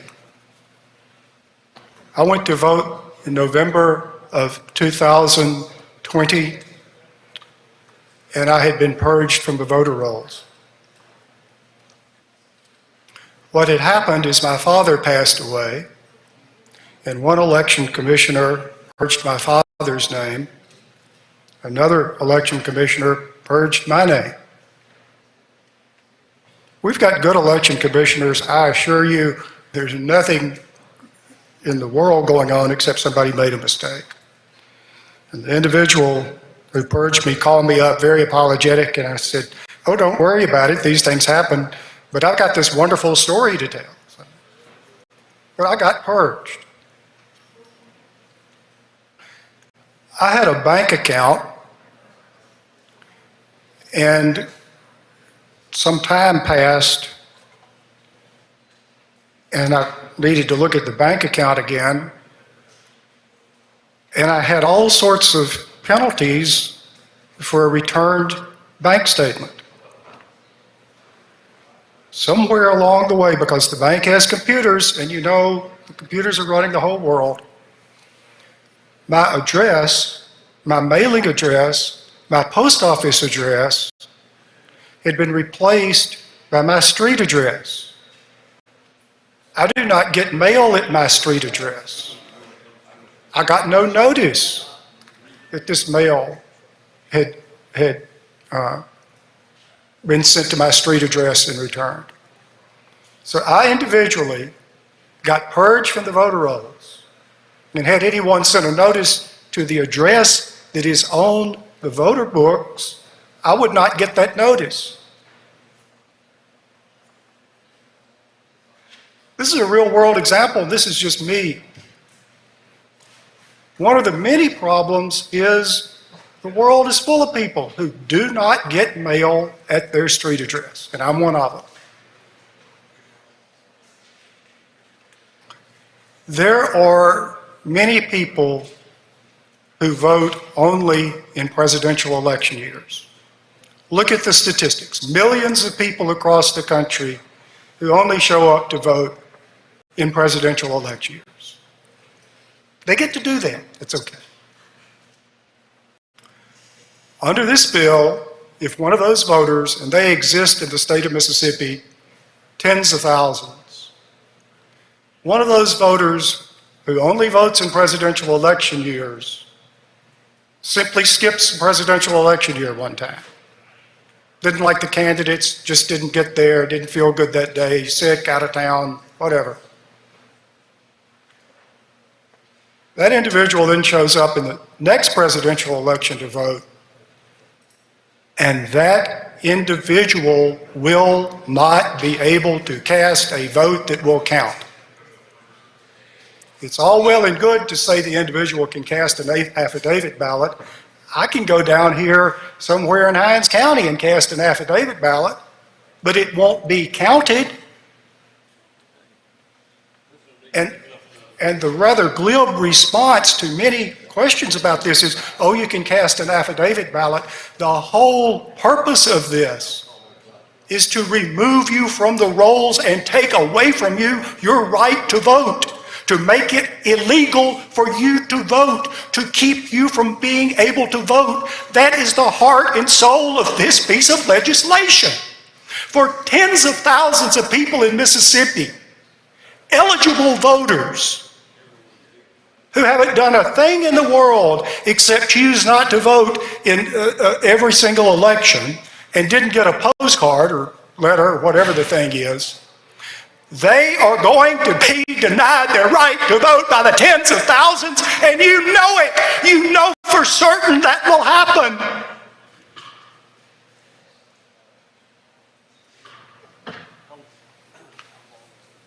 I sit in election committee and hear discussion about hurdle after hurdle, obstacle after obstacle that we must place in the way of voters.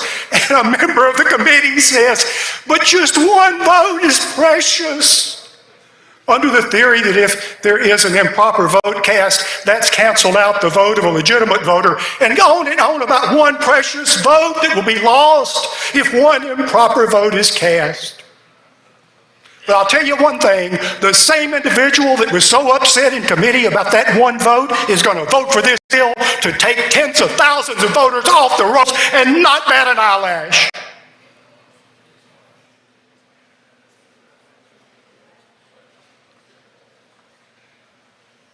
Why? Why? Why are you doing this? I've told this story before. There's a precinct in Amory. It's 100% African American, or extremely close to it. That precinct usually votes somewhere in the 400s. I was involved in a get out a vote effort on one occasion. We got something like 525 votes and thought we had hung the moon. in November of 2008 with zero organized get out the vote effort. That precinct voted more than 700 votes. Those were African American voters in Amory, Mississippi, many of whom I know, who generally speaking did not vote. And in November of 2008, they had an opportunity to do something they never thought they would have to do in their lifetimes, and that's to vote for an African-American candidate who was about to be elected President of the United States, and they were lined up to vote at 7 o'clock. And no, we didn't let any of them vote at a quarter till either, lest heavens fall. Why would you deny those people their right to vote? Why would you do that?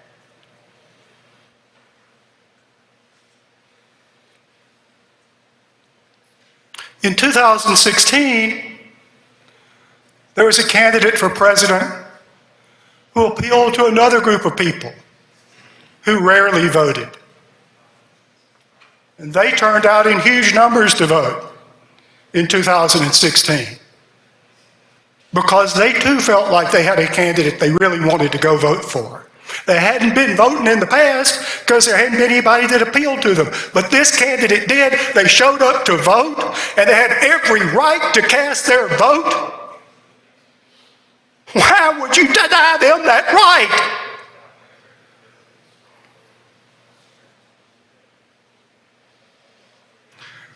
I just don't understand the obsession with keeping people who are citizens of this state who've registered to vote from voting because they can't overcome some other hurdle.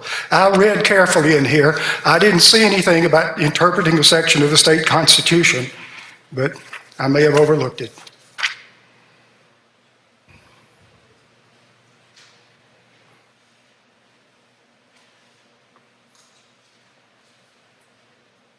I'm very much in favor of low-tech solutions. We have poll books. When you vote, you sign poll books. If we could get rid of these stupid things that you use to sign with a stylus, which everybody touches, which is awful, and go back to something normal like a real pen and a real poll book, which you've actually signed, which I believe we still have in some places. You have a list of signatures of voters that showed up to vote. And you have poll books with the names on them. It would be fairly simple, just a fraction of the effort that goes into dreaming up all the voter suppression schemes, to go look at the poll books, look at the signatures, find all these people who are repeat voters, find all these dead people who are voting. Go look at the list of names and find the ones that look suspicious. And look into that situation and see if you could come up with concrete examples of dead people voting or people voting in someone else's name. Any of these things that we keep hearing about. It's relatively easy to get evidence of that. I've been here for years, and I've been listening to all the stories about repeat voters and fraudulent voters and all of that, but I never see the actual names of the voters who were dead, the actual names of the voters where the signatures didn't match, the actual voters who we went to see, and they said, I didn't vote, Joe must have voted for me, I didn't vote. We don't ever see that. To hear the debate, you would think the state would be crawling with those examples. Why don't we have those?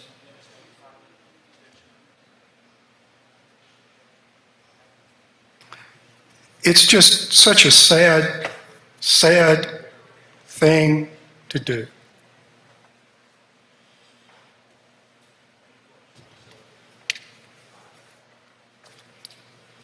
Thank you, Senator Bryan. Anyone else wish to speak on the bill? Seeing none, Senator Turner Ford, you still wish to have the bill read? Mr. Clerk, please read the bill.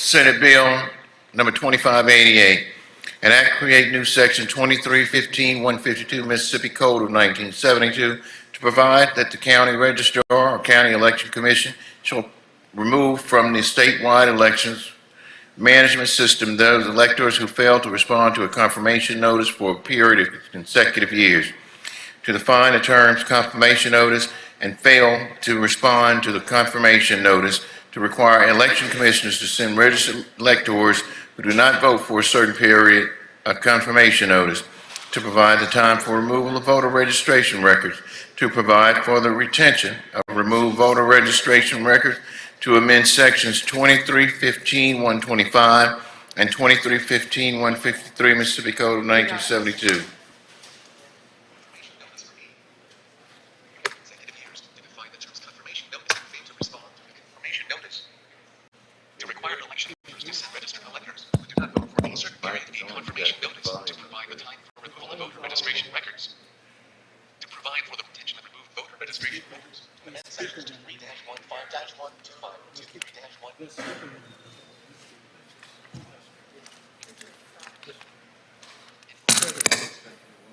Be it enacted by the legislature of the state of Mississippi. Section 1. The following shall be codified as Section 23-15-152, Mississippi Code of 1972. 1. For the purposes of this section, a confirmation notice means a notice sent by the election commissioners by forward verbal mail with return postage prepaid on a form prescribed by the Secretary of State to a registered elector to confirm the registered elector's current address. The notice shall comply with all applicable requirements of the National Voter Registration Act of 1993. B. An elector fails to respond to the confirmation notice if the elector, during a period of 4 consecutive years beginning from the date of the delivery of the confirmation notice, fails to I respond to the confirmation notice, or E. I update the elector's registration information. The period of 4 consecutive years beginning from the date of the delivery of the confirmation notice required in this paragraph shall include two general federal elections. This paragraph B shall not apply to any elector who votes at least once in any election in the elector's registered county during the period of 4 consecutive years beginning from the date of the delivery of the confirmation notice. 2. The election commissioners shall send each elector who has failed to vote at least once in the previous 2 years a confirmation notice. The period of 2 years under this subsection 2 shall include 2 general federal elections. 3. The county registrar or county election commission shall remove from the statewide elections management system those electors who fail to respond to the confirmation notice required by subsection 2 of this section. 4. No voter registration records shall be removed during the 90 days immediately preceding a federal primary or general election. 5. The county registrar shall retain removed voter registration records after they are removed for a period that includes at least 2 federal general elections and shall record the reason for the removal. Section 2. Section 23-15-125, Mississippi Code of 1972, is amended as follows. The poll book of each voting precinct shall designate a voting precinct for which it is to be used, and shall be ruled in appropriate columns, with printed or written headings, as follows. Date of registration, voter registration number, name of electors, date of birth, and a number of blank columns for the dates of Bryan. All qualified applicants who register with the registrar shall be entered in the statewide election. Please hold. A point of order. You're recognized. Line 56 of the bill begins with the code reference 2315-125. The mechanical device did not read 2315-125. It skipped over it. Would you start with that line and read again? Line 56, I think the device is not reading the section numbers at the beginning of the sections.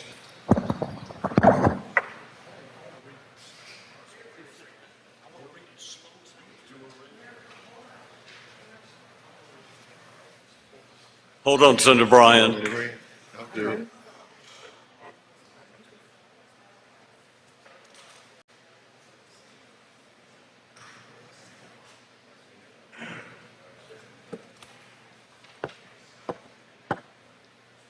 Senator Bryan, your point's well taken. We will read the bill. Section 2, Section 2315-125 Mississippi Code of 1972 is amended as follows. 2315-125, the poll book of each voting precinct shall designate the voting precinct for which it is to be used and shall be ruled in appropriate columns with printed or written headings as follows.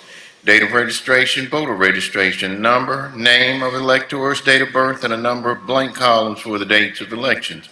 As all qualified applicants who register with the registrar shall be entered in the statewide elections management system.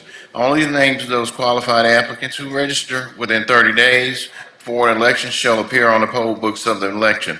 However, if the 13th day to register before the election falls on a Sunday or a legal holiday, the registration application submitted on the business day immediately following legal holiday shall be accepted and entered in the statewide elections management system for the purpose of enabling voters to vote in the next election. When county election commissioners determine that any elector is disqualified from voting by reason of death, conviction of a disenfranchising crime, removal from jurisdiction, failure to respond to the confirmation notice sent pursuant to Section 2315-125-152, or other legal cause, that fact shall be noted in the statewide elections management system, and the voter's name shall be removed from the statewide elections management system, the state's voter roll, and the county's poll books. Nothing in this section shall preclude the use of electronic poll books. Section 3, Section 2315-153 Mississippi Code of 1972 is amended as follows. 2315-153.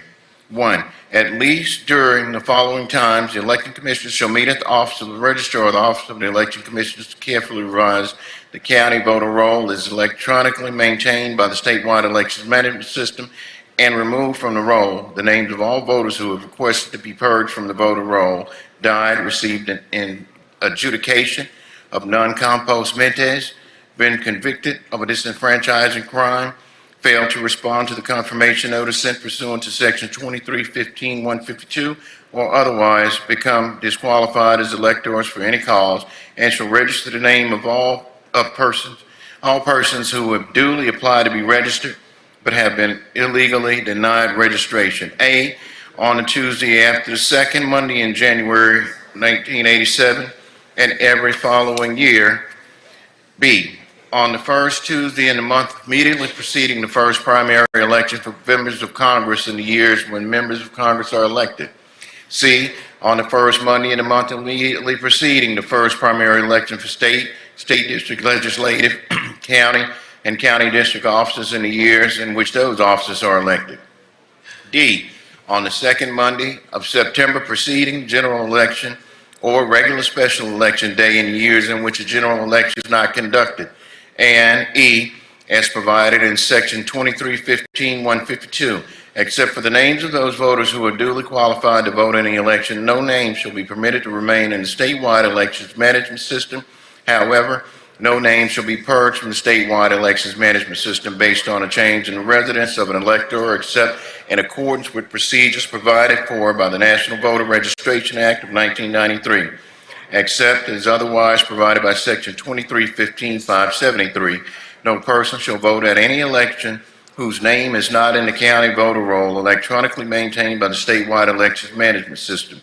2, except as provided in this section and subject to the following annual limitations, the election commissioners shall be entitled to receive a per diem in the amount of $100 to be paid from the county general fund for every day or period of no less than 5 hours accumulated over 2 or more days actually employed in the performance of their duties in the conduct of an election or actually employed in the performance of their duties for the necessary time spent in the revision of the county voter roll is electronically maintained by the statewide elections management system as required in subsection 1 of this section. A, in counties having less than 15,000 residents according to the latest federal decennial census, not more than 50 days per year with no more than 15 additional days allowed for the conduct of each election in excess of one occurring in any calendar year.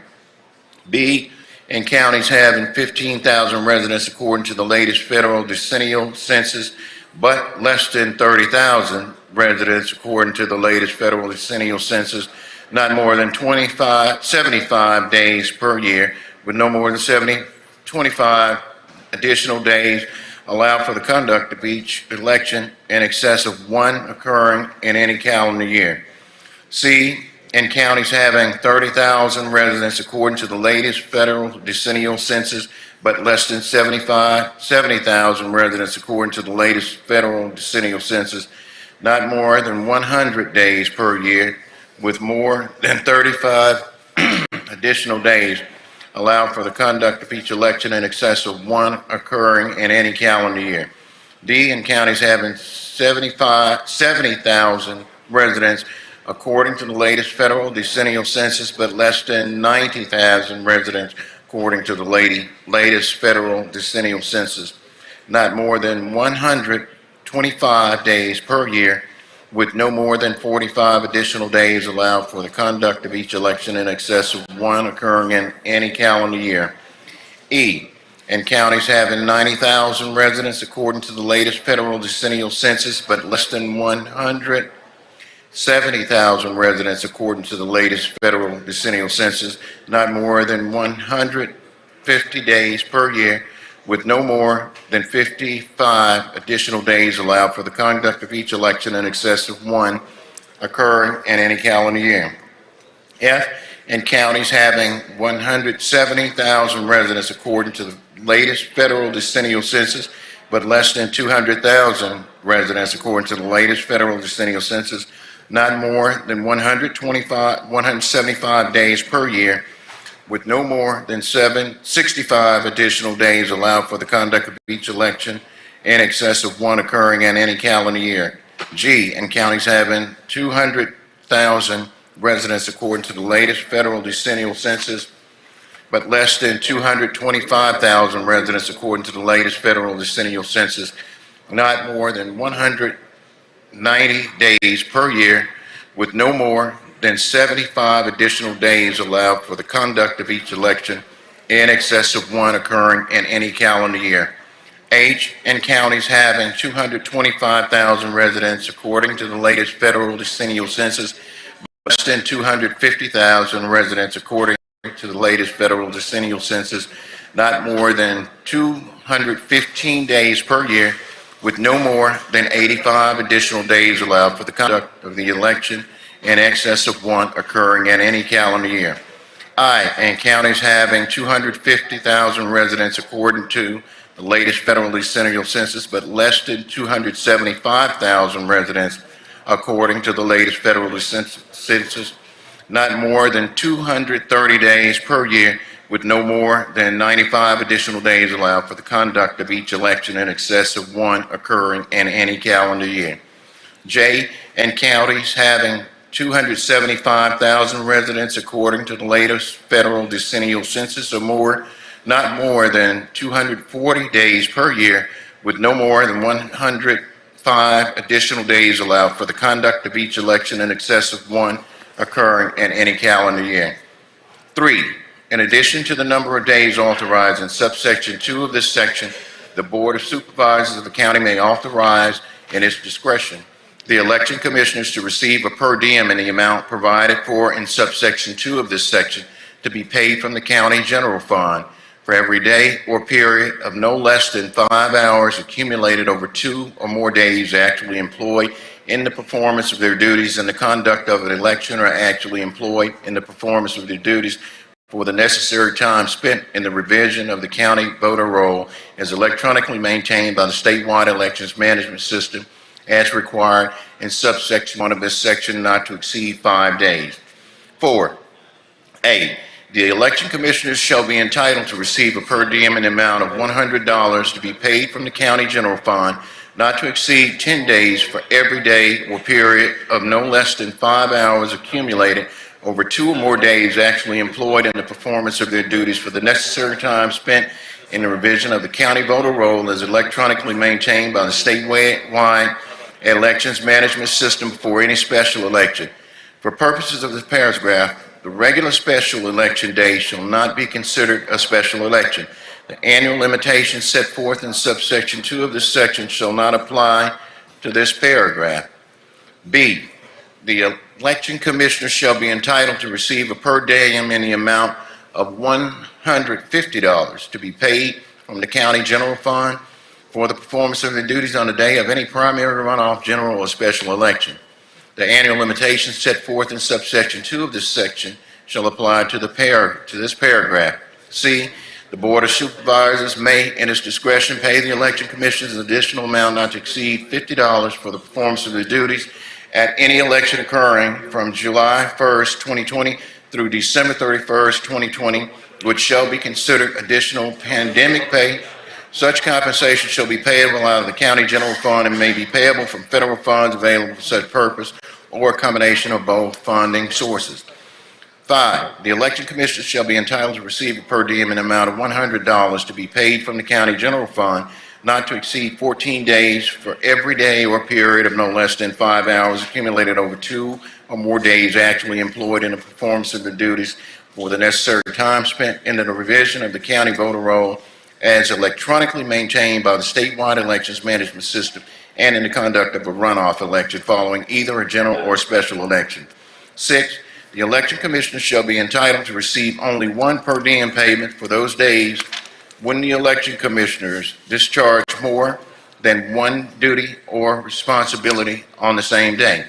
7, in preparation for a municipal primary, runoff, general, or special election, a county registrar shall generate and distribute the master voter roll and poll books from the statewide elections management system for the municipality located within the county. The municipality shall pay the county registrar for the actual cost of preparing and printing the municipal master voter roll poll books. A municipality may secure read-only access to the statewide elections management system and print its own poll books using this information. 8, special election commissioners who perform the duties of an executive committee with regard to the conduct of a primary election under a written agreement authorized by law to be entered into with an executive committee shall receive per diem as provided for in subsection 2 of this section. The days the county election commissioners are employed in the conduct of a primary election shall be treated the same as days county election commissioners are employed in the conduct of other elections. 9, in addition to any per diem authorized by this section, any election commissioner shall be entitled to the mileage reimbursement rate allowable to federal employees for the use of a privately owned vehicle while on official travel on election day.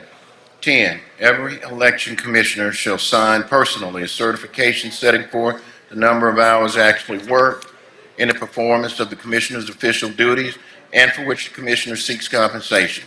The certification must be on a form as prescribed in this subsection.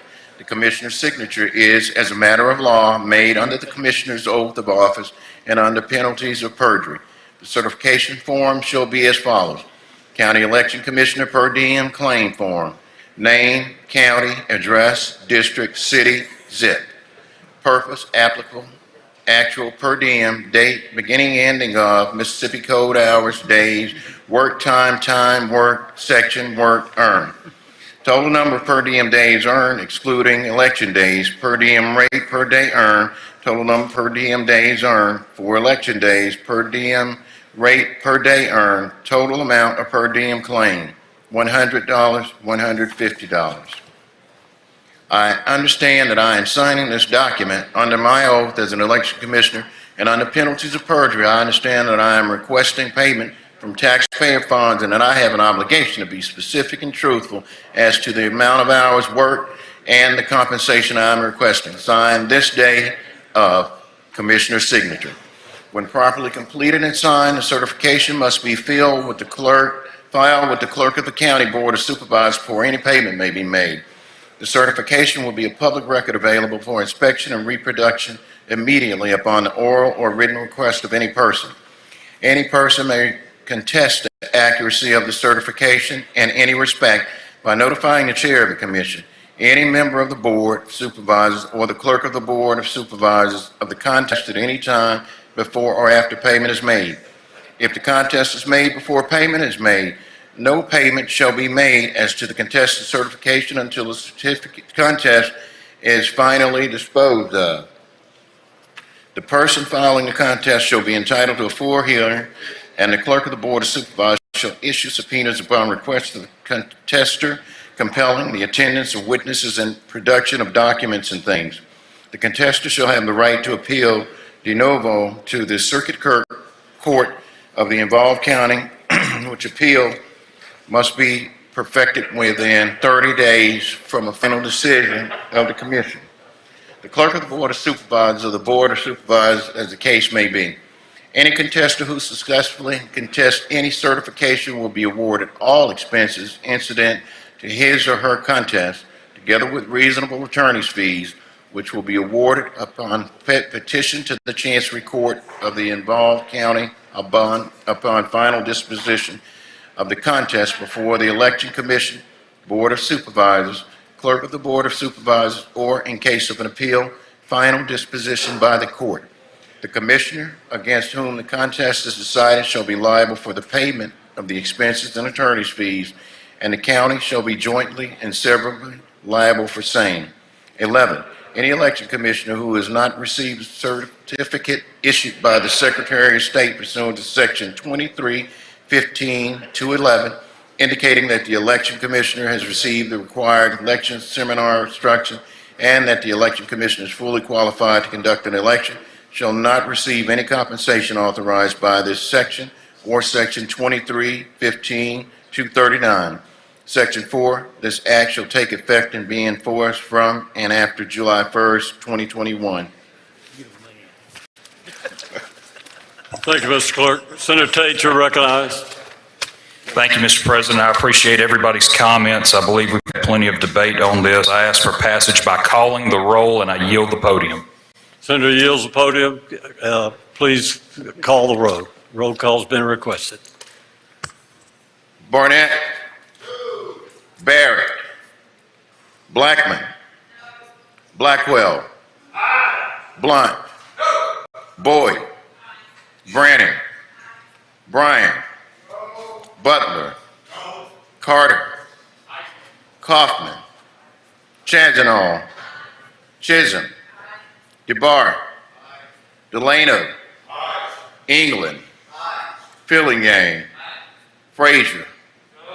Harkins. Hill. Hobson. Horn. Jackson of the 11th. Jackson of the 32nd. Johnson. Jordan. Kirby. McCon. McDaniel. McClendon. McMahon.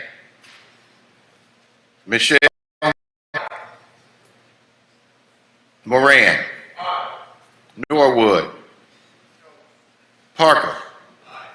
Parks. Polk. Seymour. Simmons of the 12th. Simmons of the 13th. Sojourner. Sparks. Suber. Tate. Thomas. Thompson. Turner Ford. Whaley. Wiggins. Witherspoon. Younger. Barrett.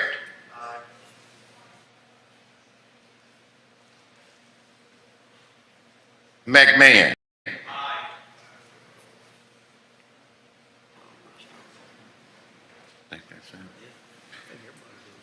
Voting yes or yea, Barrett, Blackwell, Boyd, Branning, Carter, Kaufman, Chazanall, Chisholm, DeBar, Delano, England, Fillingham, Harkins, Hill, Hobson, Johnson, Kirby, McCon, McDaniel, McClendon, McMahon, Michelle, Moran, Parker, Parks, Polk, Seymour, Sojourner, Sparks, Super, Tate, Thompson, Whaley, Wiggins, Williams, and Younger.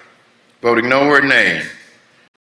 Blackman, Blunt, Bryan, Butler, Fraser, Horn, Jackson of the 11th, Jackson of the 32nd, Jordan, Norwood, Simmons of the 12th, Simmons of the 13th, Thomas, Turner, Ford, and Witherspoon.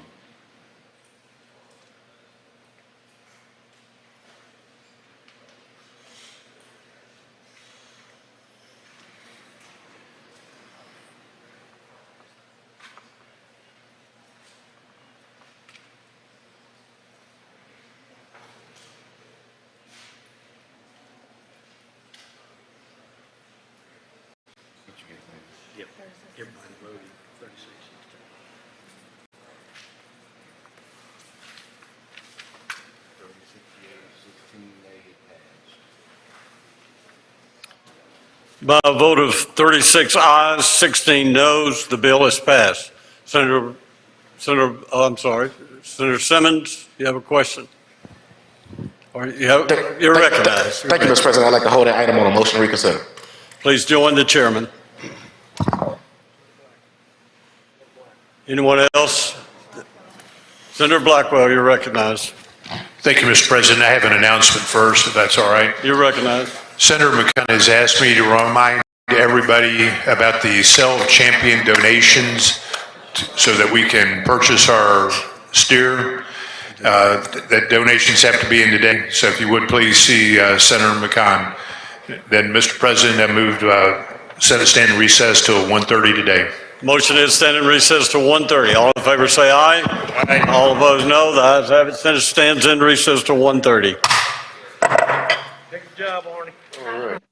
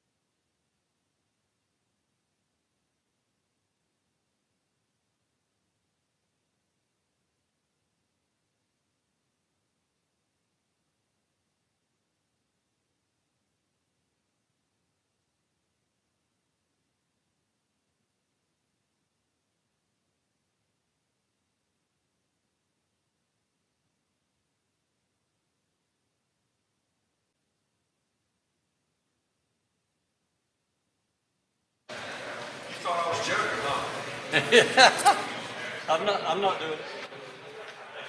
I don't know that I am, let's put it that way.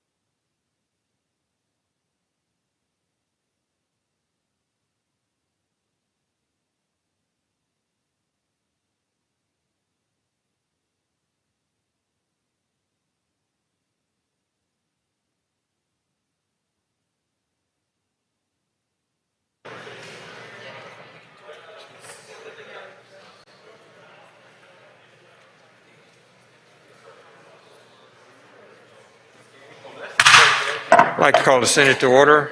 We're on 25. Education, Senator Barr. Thank you, Mr. President. Call up item 25, have the title read.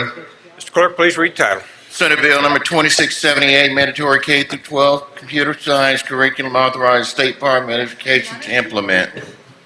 Make the usual motions. Senator makes the usual motion. All those in favor signify by saying aye. Opposed, no. The ayes have it. Please proceed, Senator. Mr. President, move for adoption of the committee sub in lieu of the original bill and ask that Senator Delano be allowed to explain the bill. Senator Delano, you're recognized to explain the bill. Thank you, Mr. President, ladies and gentlemen of the Senate. We're here to discuss Mississippi Computer Science and Cyber Education Equality Act, Senate Bill 2678. It has two components to it. One is to establish academic standards based off of MDE's 2018 College and Career Readiness Standards, and that's to ensure that curriculum is embedded into course offerings in our public schools. This is going to be done through a reasonable, phased-in approach starting in 2022 with full implementation in 2025 that will require all middle school and high schools in our state to provide computer science offerings. The second part of this, the second component is teacher training. It recognizes that, or we want to recognize that many school districts around the state need more teachers credited and credentialed for teaching computer science. So we've established a framework for MDE to work with the Center of Cyber Education at Mississippi State to train teachers, and preferences will be given to school districts that have fewer teachers trained in computer science. We know that this is going to cost somewhere in the neighborhood of about $2 million. That appropriation will be in a separate bill. But we will tell the Senate that we've already had corporate sponsors such as C-Spire that have stepped up and provided $1 million worth of scholarships to teachers around our state. So that's going to help us defer those costs and get more teachers accredited and trained to teach these computer science courses in our schools. Mr. President, that concludes my presentation on the bill. I'll yield for any questions. Question, Senator Hill, for what purpose you seek recognition? I have an amendment at the proper time. Thank you. Senator Jordan. Senator Jordan, you're recognized for a question.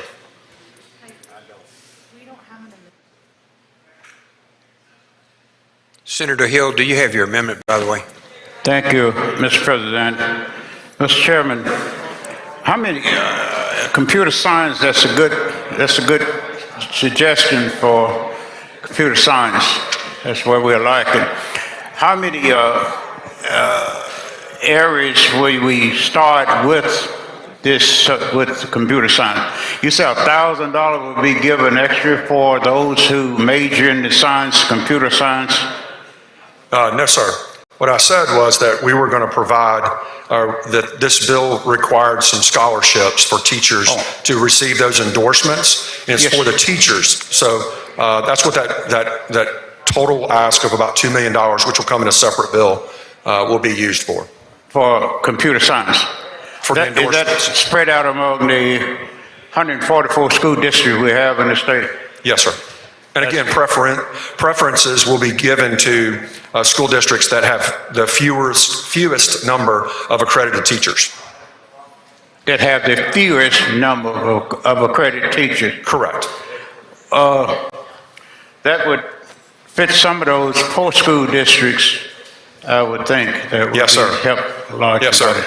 Good bill. Thank you, sir. Appreciate it. Thank you, Senator Jordan. Any other questions? Any other questions? Okay, we're ready for the motion. Amendment. Are we on the... Mr. President? Yeah.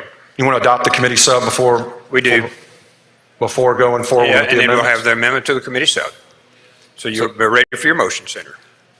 Motion would be that we adopt the committee sub by use of or by voice vote. Yeah, that's correct. That's correct. Thank you. All those in favor signify by saying aye. All opposed, no. The ayes have it. We're ready now for the amendment. Senator Hill, you're recognized.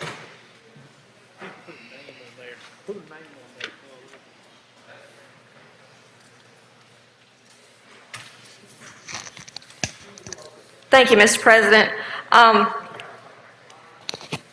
Last year, we passed an amendment through here that would require boys not to play on girls' sports teams. We have a bill at the Hill of the calendar that's passed through 2 committees that accomplishes that.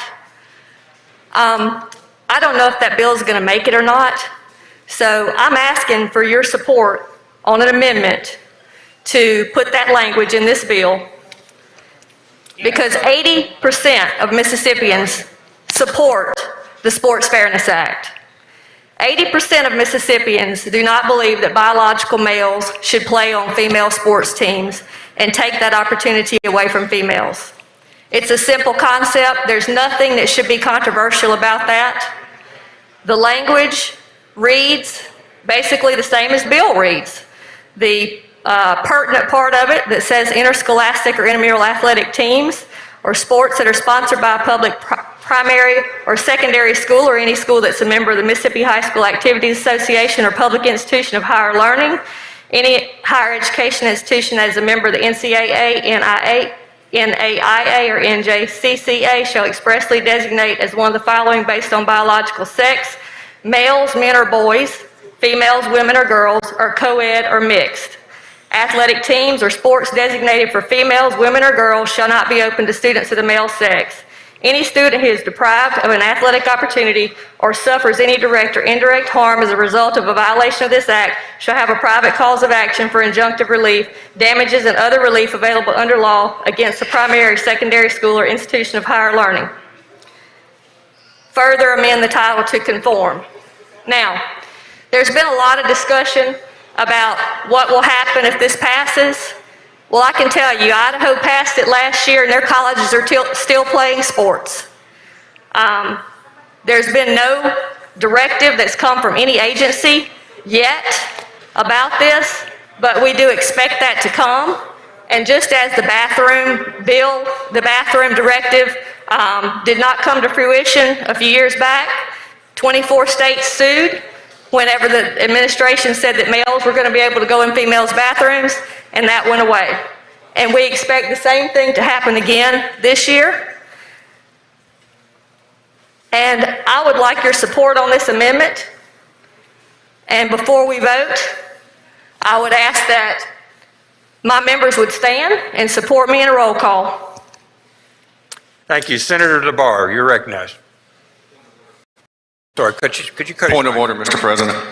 Please proceed. Mr. President, the The amendment is not germane to the original bill. The original bill is all new code sections that deals with computer science being taught in the schools.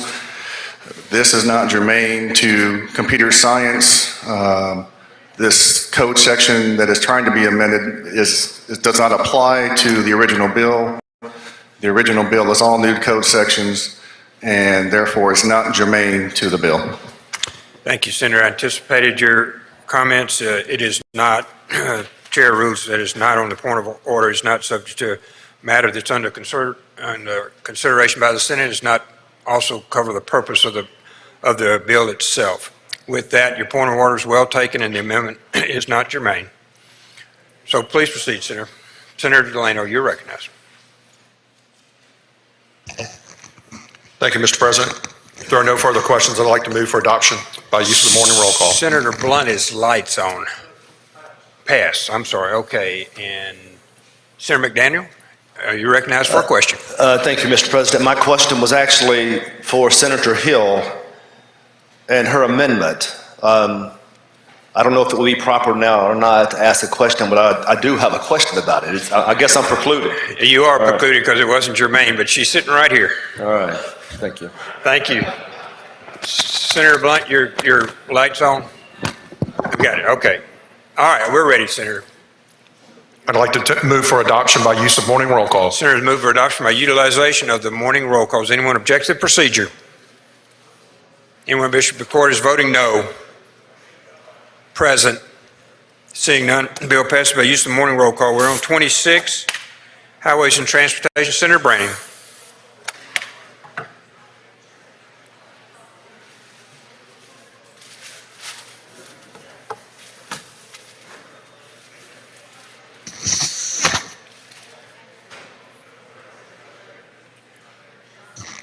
Thank you, Mr. President. I'd like to pass items 26 and 27, 26 on today's calendar. I'd like to move to item 26, Senate Bill 2788. Call that one up. Have the title read, please. Item 26 retains its place on the calendar. Item 27 is where we are, 2788. Mr. Clerk, please read the bill.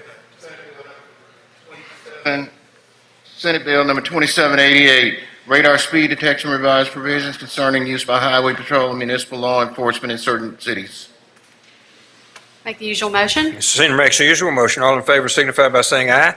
All opposed, no. The ayes have it. Please proceed, Senator. I'd like to ask Senator Blunt to explain the bill. Senator Blunt, you're recognized to explain the bill.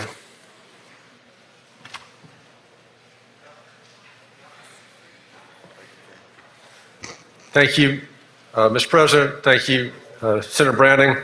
It's a very simple bill. It makes two changes to current law. Current law prohibits the Mississippi Highway Patrol from running radar in cities with populations in excess of 15,000. That prohibition is removed under the bill. Also, the bill does require that, I'm sorry, this is not the correct bill. The bill does require that the Highway Patrol be notified in the event that an interstate highway is blocked for any reason. Does those two things to current law. I'll be happy to answer any questions on the bill. Questions on the bill? Seeing none, we're ready for the motion. If there are no questions, Mr. President, my motion will be passage by use of the morning roll call. Senators asked for by use of the morning roll call. Anyone object to the procedure? Anyone wish to be recorded as voting no? No. Present. Seeing none, the bill passes by use of the morning roll call.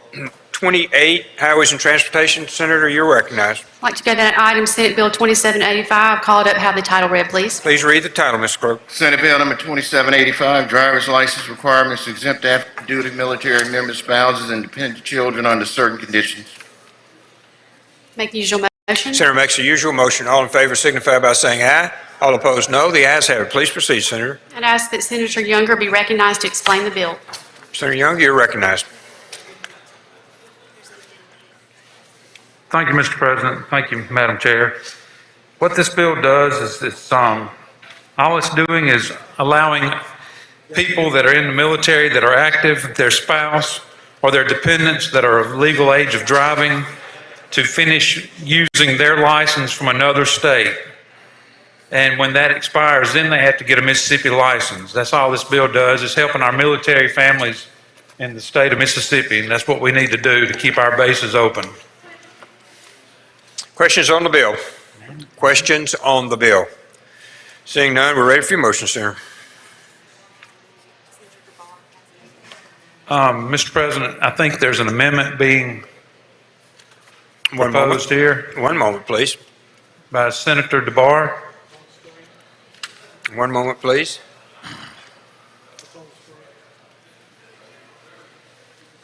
Senator DeBar. Recognized, make an amendment. On the screen. Thank you, Mr. President. You can see the amendment. It's on the screen. Basically, the bill talks about active military personnel, and on line 42, we're just striking the word active military personnel because that definition can mean many things. I spoke with Chairman Branning about it. We reached out to the Joint Force headquarters, their JAGs, and we have a better definition of what active military personnel could be. And it says any member of an active component branch of the United States of America Armed Forces.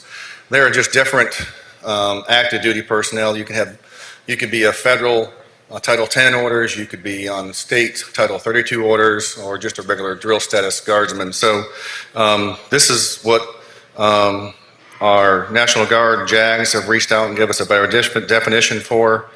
And also on lines 43 and 44, it also says the spouse of a member and recites that definition. So I'll yield for any questions on the amendment, Mr. President.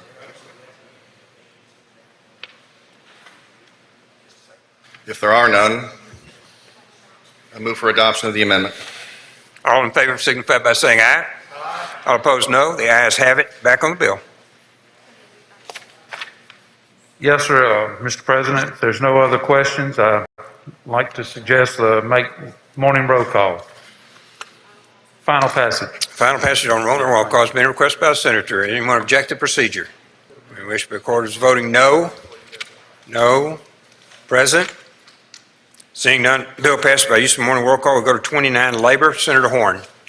Senator Horn passes. 30, Ports and Marine. Senator Moran. Senator Moran. Pass.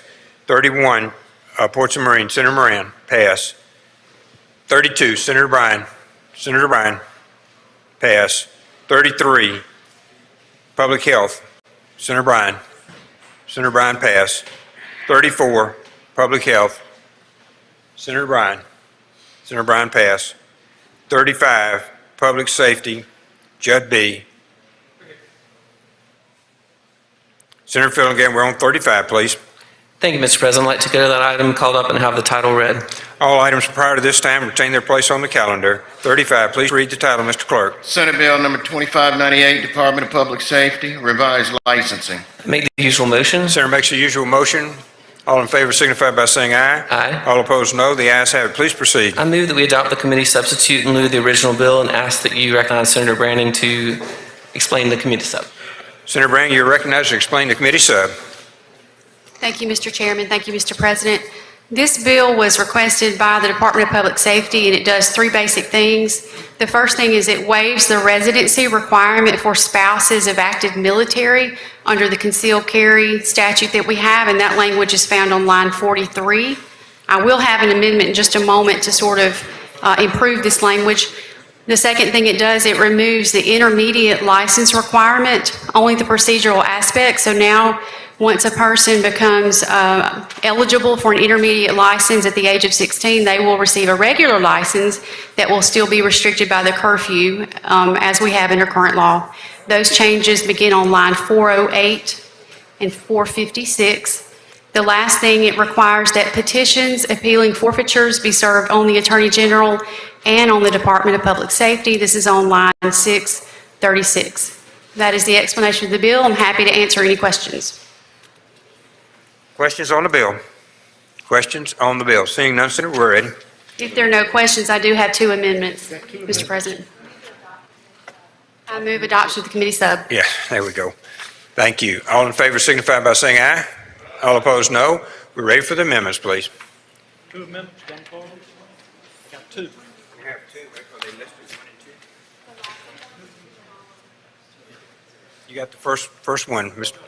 First one's on the screen. The First Amendment that you see on the screen is the same language you just heard in the previous bill by Senator DeBar that cleans up how we are describing members of our military that can be eligible for concealed carry permits. So again, we're just trying to make sure that we are correct on the wording and that we do include everyone within the state of Mississippi that is active military. So that would be the explanation of the First Amendment, and I'm happy to yield for questions. If there are no questions, I move adoption of Amendment number 1. Questions? Questions? Questions. Move to adoption of, I'm sorry, Senator Hill. I apologize. Senator Hill, for what purpose? Not a question on the amendment, on the bill when she gets finished with the amendment. Thank you, Senator. Back on the amendment then. Any questions? Seeing none, Senator, we're ready for your motion. Motion is? Move adoption of Amendment number 1. For the motion, all in favor signify by saying aye. All opposed, no. Okay, Senator, we're ready on your second amendment. The Second Amendment is a result of an amendment that was made in committee. There was some language removed, and so what we're simply doing is just amending the title, the short title, to reflect the fact that we removed the language in 631123. So this is just a very technical amendment, and I would be glad to answer questions on Amendment number 2. Otherwise, I move adoption of the amendment. Questions? Any questions? Seeing none, Senators move to adoption of the amendment. All in favor signify by saying aye. All opposed, no. The ayes have it. Senator, we're back on the bill. Happy to answer questions on the bill. Senator Hill, you're recognized for a question. Thank you. Have you heard from any of the law enforcement about waiving their concealed carry permit fees and not requiring them to have any additional training to get enhanced concealed carry? I have not. I think there's a bill coming from the House. I've had some law enforcement talk to me about that, and I just think that would fit good in this bill with the military, but I would hope that if that bill comes over, that we would support that bill as well to allow law enforcement officers to have that enhanced conceal as long as they're employed. Sure, be glad to take a look at that. Thank you. Okay, Senator? I move final passage on the morning roll call. Senator, move for final passage on utilization of the morning roll call. Does anyone object to that procedure? Anyone wish to be recorded as voting no? No. Present? No. Norwood? No. Norwood. Anyone else? Blackman? No. Witherspoon? No. Simmons? No. Butler? No. Ford? No. R. Jackson? No. Jordan? No. Anyone else? Fraser? No. Thomas? No. Barnett? No. Anyone else? Anyone else? Seeing none, the bill passes with the exceptions noted. We'll move to the next item on the agenda, 36. Senator Delano, you're recognized.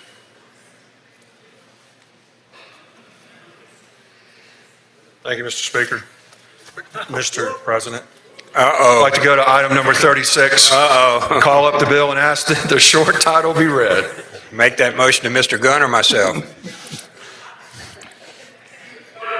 Mr. Clerk, please read the title. Senate Bill number 2394, Public Officers and Employees Revised Policy Regulating Personal Use of State-Owned Wireless Communication Devices. Mr. President, I'd like to make a motion to have the bill engrossed and considered read for the third time and placed on final passage. Motion's been made. All in favor signify by saying aye. All opposed, no. The ayes have it. Please proceed. Thank you, Mr. President. Ladies and gentlemen, this is a bill that revises the policy regarding state-owned computer and wireless communication devices, and it discusses an issue that a long time ago, we didn't have data plans.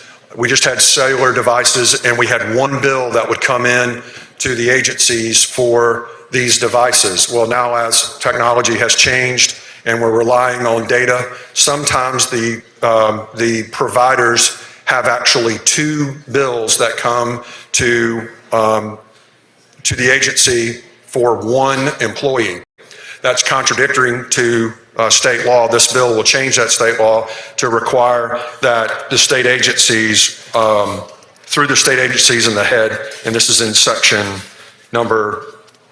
paragraph number 6, line 78, that it makes sure that the agency head will document the valid reason in the business case for a person having more than one bill or one cellular device per employee. And that's an explanation of the bill. I'll be glad to take any questions. Questions on the bill? Any questions? If there are no questions, I'd like to use the morning, or final passage by the use of the morning roll call. Senator's requested final passage by utilization of the morning roll call. Anyone object to the procedure? Wish to be recorded as voting no. Present. Seeing none, passed by use of the morning roll call. We go to 37. Senator Kaufman, you're recognized.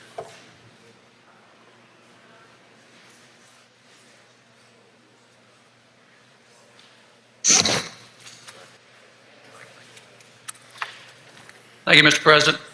I'd like to bring up item number 37, Senate Bill 2627, and have the title read. Mr. Clerk, please read the title. Senate Bill number 2627, home inspector license, require applicants to undergo certain background checks. I make the usual motion. Senator makes the usual motion. All those in favor signify by saying aye. All opposed, no. The ayes have it. Please proceed, sir. All right, this legislation was requested by the Mississippi Association of Realtors.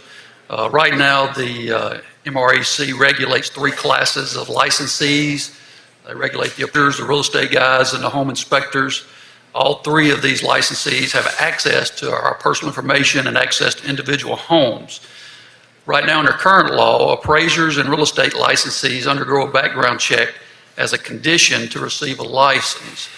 The doctors do not have any background check requirements as of now. So what this bill would do would put that into effect. This bill is very similar to the bill we passed in 2016, which was the real estate background check law. That's an explanation of the bill. I'll be glad to answer any questions. Questions on the bill? If not, I ask passage by morning roll call. Seeing no questions, Senator has requested passage by utilization of the morning roll call. Anyone object to the procedure? We wish to record as voting no. No. Present. Seeing none, the bill passes by use of the morning roll call. Thank you, Senator. Senator Wiggins, item 38, please. Thank you, Mr.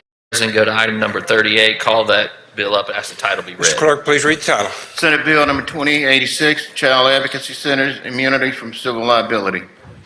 Make the usual motion. Senator makes the usual motion. All those in favor signify by saying aye. Aye. Opposed, no. The ayes have it. Please proceed, Senator. Thank you. This is a simple bill. Many of you have a child advocacy center in your districts. They operate alongside law enforcement to interview children who've been suspected of being abused and neglected. They testify in court, and they're provided this service through nonprofits. And what this bill will do is simply allow them to have immunity. There has been some threats in other states, also locally, about them, and this will give them limit their liability as long as they're acting in the scope of their duties, which is an investigation or interviews and things like that. So I'd be happy to answer any questions. If not, would ask for passage on the morning roll call, Mr. President. Thank you very much. Seeing no questions, the Senator has requested utilization of the morning roll call. Anyone object to the procedure? We wish to record as voting no. No. Turner forward. No. Anyone else? Anyone else? Seeing none, the bill passes by use of the morning roll call with exception granted. Senator Branning? I'm sorry. Unanimous consent to be a co-author on this bill, please. Seeing no objection, unanimous consent is granted. Senator Younger. Unanimous consent is granted to Senator Younger. Senator Parker. Same unanimous consent is granted to Senator Parker. Anyone else? Anyone else? Seeing none, bill is passed. Unanimous consent has been granted. We go to number 39. Ask that that remain in its place on the calendar. Number 39 retains its place on the calendar. We go to item 40, labor. Senator Horn. Senator Horn. 41, AET. Senator Polk. Senator Polk is recognized. We're on 41.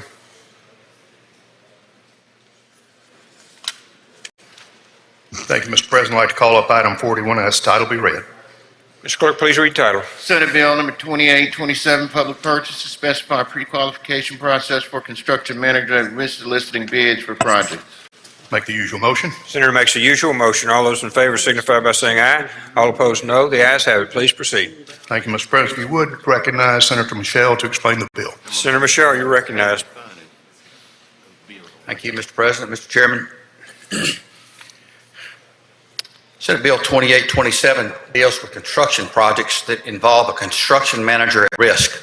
And this is an instance where a contractor must post a bond and complete a project within the price parameters guaranteed. It's important to note the most important thing about this bill, which makes it a very minute number of projects for state projects, is that it deals only with projects of $25 million or greater. And this stems from a problem we had in the construction of a state office building where one of the subcontractors was basically underqualified and could not perform. And it caused the whole project to go in limbo because the sub basically got in over his head. So what this allows to happen is for the construction manager at risk to qualify these subs ahead of time. It makes great sense to qualify your subs on the front end rather than let the low bidder get a project and find out that the low bidder is unable to complete the project. We have some large projects upcoming here in the next few years that this will come in very handy. A couple of them, the renovation of the Humphrey Coliseum on the Mississippi State campus is one example. The construction of the STEM building on the Ole Miss campus. University Medical Center seems to have a project of this magnitude every other year. This is supported by the Associated Building and Contractors. It's supported by institutions of higher learning, our universities, and our Bureau of Buildings. Mr. President, I'll be glad to yield any questions. If there are none, I move final passage by use of the morning roll call, please. Any questions? Seeing none, Senators move utilization of the morning roll call. Anyone object to the procedure? Wish to be recorded as voting no? No. Present? Seeing none, bill is passed by utilization of the morning roll call. Senator, you're recognized on 42. Thank you, Mr. President. I'd like to skip number 42, let it retain its place, and go to item 43 as the title be read. 43. Mr. Clerk, please read the title. Cut your mic off. 7, Department of Public Safety revise authority, adjust trooper salaries, make technical amendments. Make the usual motion. Senator makes the usual motion. All in favor signify by saying aye. Opposed, no. The ayes have it. Please proceed, Senator. Mr. President, I'd like to move that we consider the committee sub in lieu of the original bill. You're recognized to explain the committee substitute. Mr. President, the committee sub is such that it's a very moving target. I met at lunch with Commissioner Tyndall. There are a lot of issues with the bill that are changing many things for the good. We have a lot of associations, a lot of input from sheriff's associations, DAs, and all on the moving parts of this bill. So my aim is to amend it. So if we could, we need to pass the committee sub so I can amend it.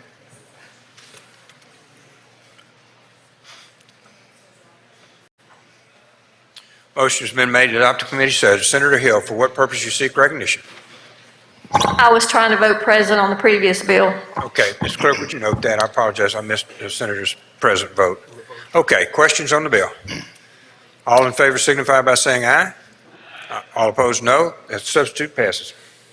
Thank you, Mr. President. Now I would like to offer an amendment that we have a reverse repealer added to the committee sub. If there are no questions, move that we do. Have you got the amendment in writing? We need the amendment in writing. Just a second, Jeff's coming.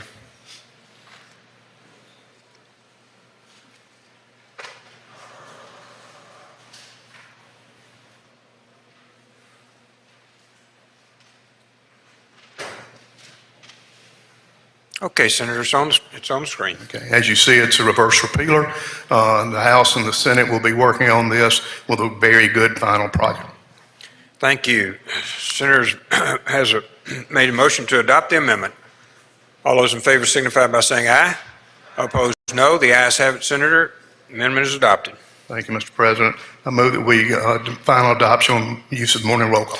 Senator's for final adoption on use of morning roll call. Anyone object to the procedure? Wish to be recorded as voting no? No. Present. Seeing none, the bill passes by use of the morning roll call. No exceptions. 44, elections pass. 45, elections pass. 46, pass. 47, municipalities. Senator Simmons, you're recognized. Items 44, 45, 46 retain their place on the calendar.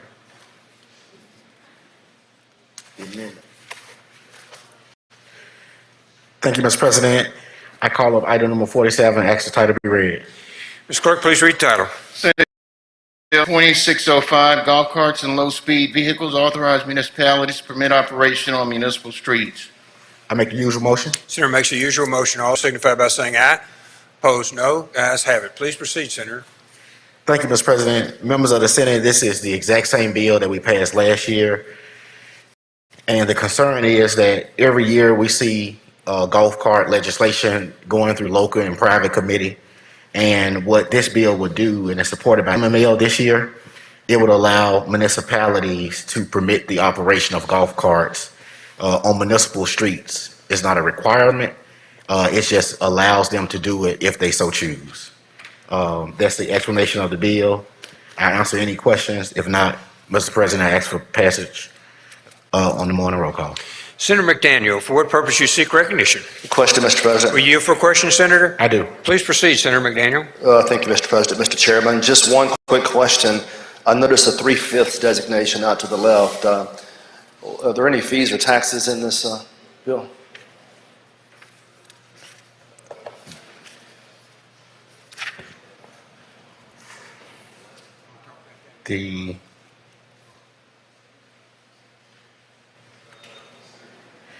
Other than the fact, I guess yes, other than the fact what the municipality may assess to allow people to use the golf carts.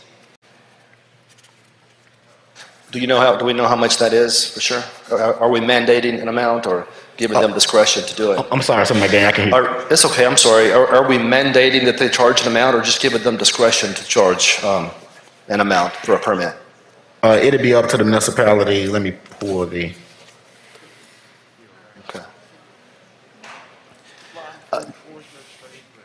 Line 44 is a registration fee.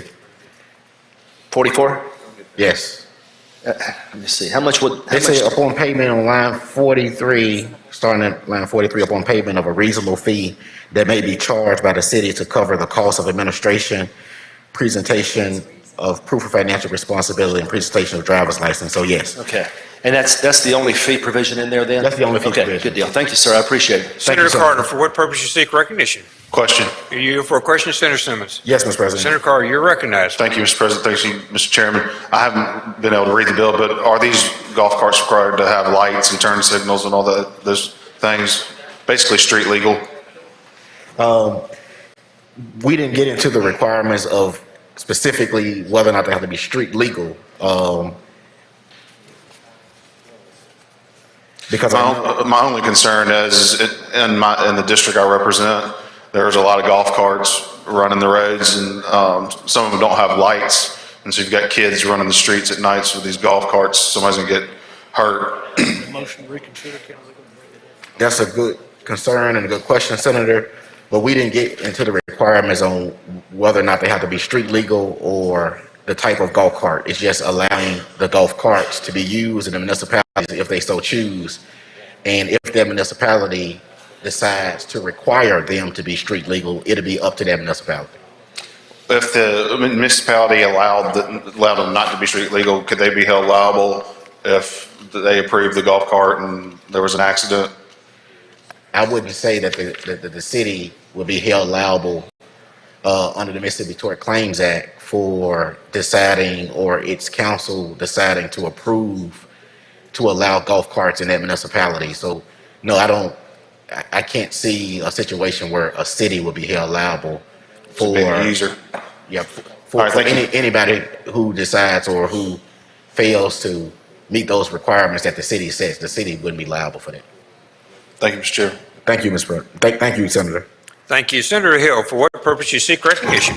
Question, please. Please, will you for a question, sir? I yield. Please proceed, Senator Hill. What is proof of financial responsibility? That seems a very general term. I can't quite figure out what that is in this bill. It was some concern, Senator Hill. That's a good question regarding what that is. There's a statute. I thought I had it.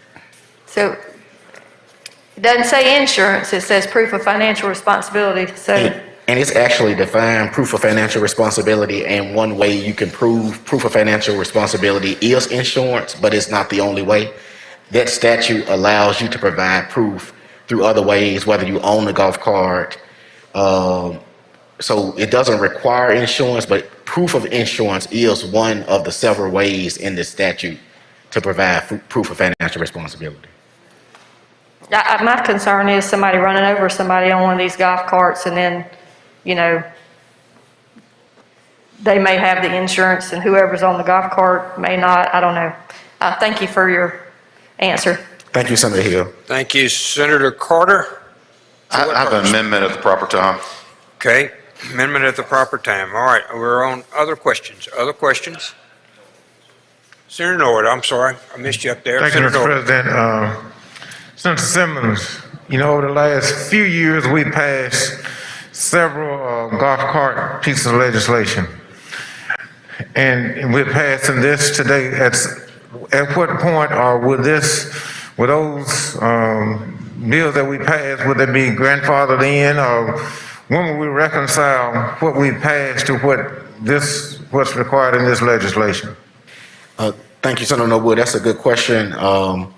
It's not in this legislation. This legislation is basically prospective going forward to allow those municipalities who decide that they want to have golf carts in those municipalities to have a vehicle or an opportunity or avenue statutorily to do that.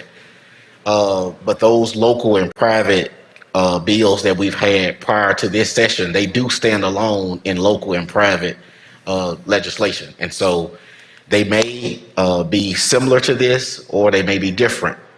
That's a very good question, but there's nothing in the proposal before us that goes back to try to retroactively conform all of those local and private bills to this bill. Well, do you think there's something that you would be interested in, or you think there's something that we should be interested in so that what's allowed in this city would be allowed in the other cities so that it would be uniform, I guess? Is that something that you think that we would be able to look at some point and try and reconcile? I'll be glad to look at it. I'll be glad to reconcile it. I'm all uniformity, Senator Norwood. Thanks, Senator Simmons. Thank you, Mr. President. Thank you. Thank you. Any other questions? Any other questions? Senator Carter.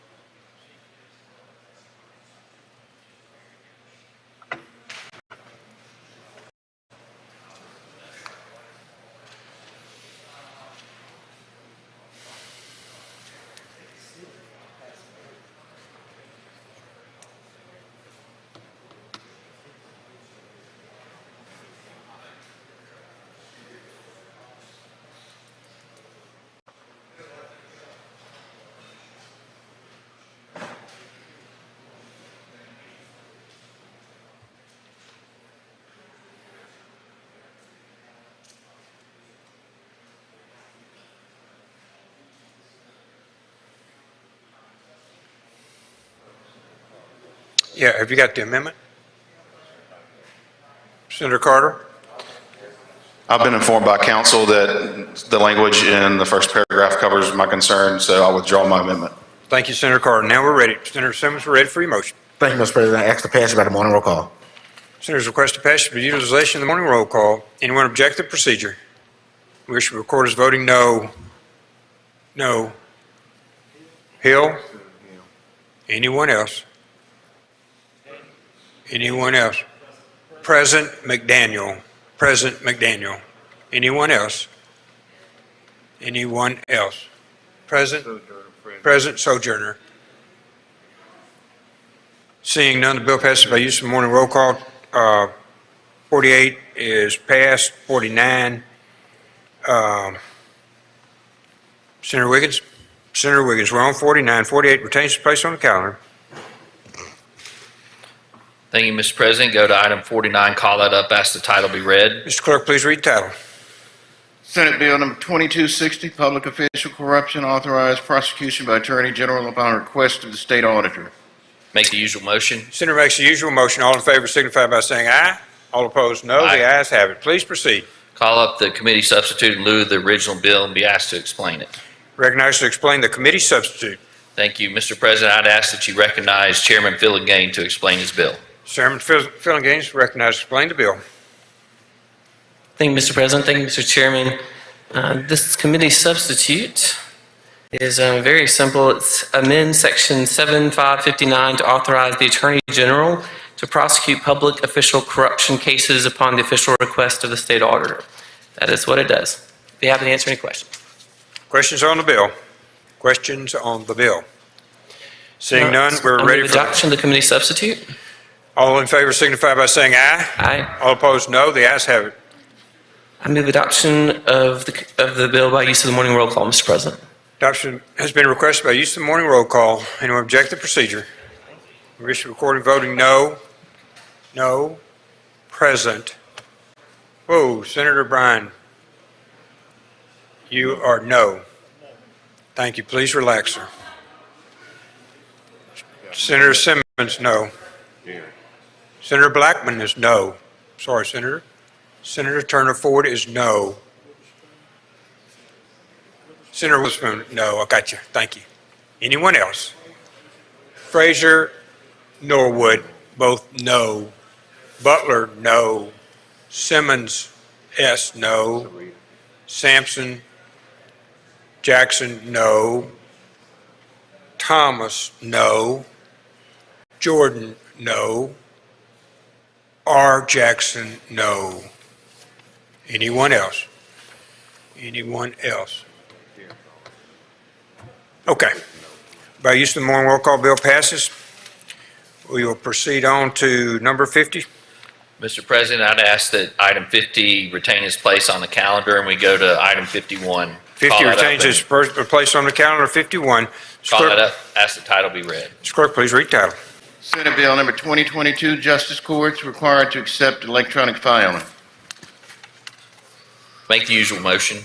Senator makes the usual motion. All in favor signify by saying aye. Aye. Opposed, no. Please proceed, Senator. Thank you, Mr. President.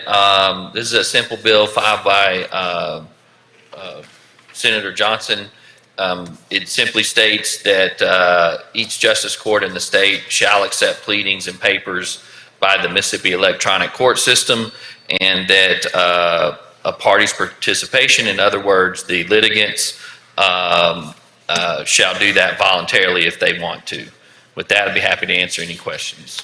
Questions on the bill? Questions on the bill? Senator Hobson. Senator Hobson, for what purpose seek recognition? Question, Mr. Would President. you for a question, Senator? Yes. Please proceed, Senator Hobson. Thank you, and thank you, Mr. Chairman.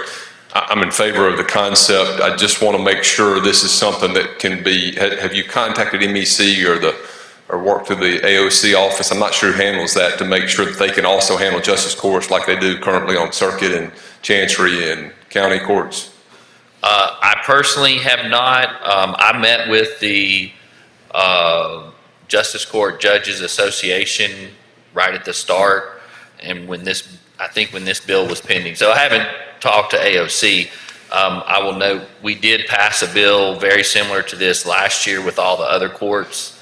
So the short answer is no, I guess. Yeah, I'm in favor of the concept. I think it'll end up being a good thing, but I just want to make sure that they are aware of this proposal, and if there are any little details, kinks that may need to be worked out before we pass the bill, you may want to contact them. I will. Okay, thank you, Mr. Chairman. We'll do that. All right, question, Senator Turner, for what purpose you seek recognition? Question. Were you for a question, Senator? I do. Please proceed, Senator Turner. Thank you, Mr. President. Thank you, Mr. Chairman. I think as I understand it, the way that the bill is drafted, it would be voluntary. It's voluntary for litigants. So if you're just a member of the public, then you can choose to do that if you want to. And the way I put it, if you're professional, then you use the MEC system once that comes up. And I should state that, that it'll be up and running, or I'm sorry, the courts should get it up and running on that if they aren't already. Is there a concern with, in justice court, is there a concern about having this, what could be a bifurcated system? As I understand it, with justice court litigants, most of those individuals represent themselves. And so then there may be attorneys from time to time that are appearing in justice court cases. Are we concerned that there's there could be a problem posed for the clerks managing this type of system? No, I don't think we're concerned. As you recall, that actually when you file in the chancery courts and all, you actually have to do your initial pleading by going in and actually filing it with the clerks and all that. But also to Senator Hobson's point, I think working with AOC and getting those things squared away, that could take care of itself. And this would apply to criminal as well as civil matters? Yes, there's no distinction in the bill.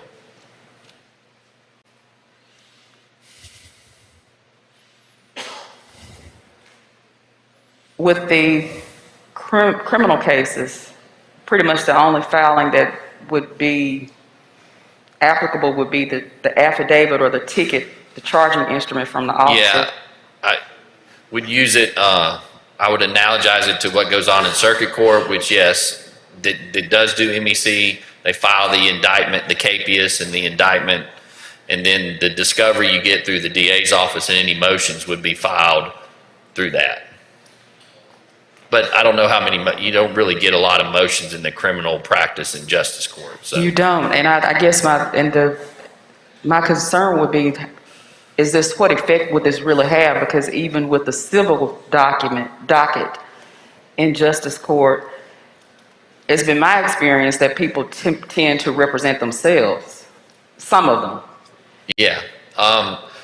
What we're trying to do is just bring all these courts into, honestly, into the modern age, if you will. Like I said, last year, we passed a bill, the legislature did, very similar in nature, that all the courts in the counties accept the MEC filing. And so this is the next step in that phase.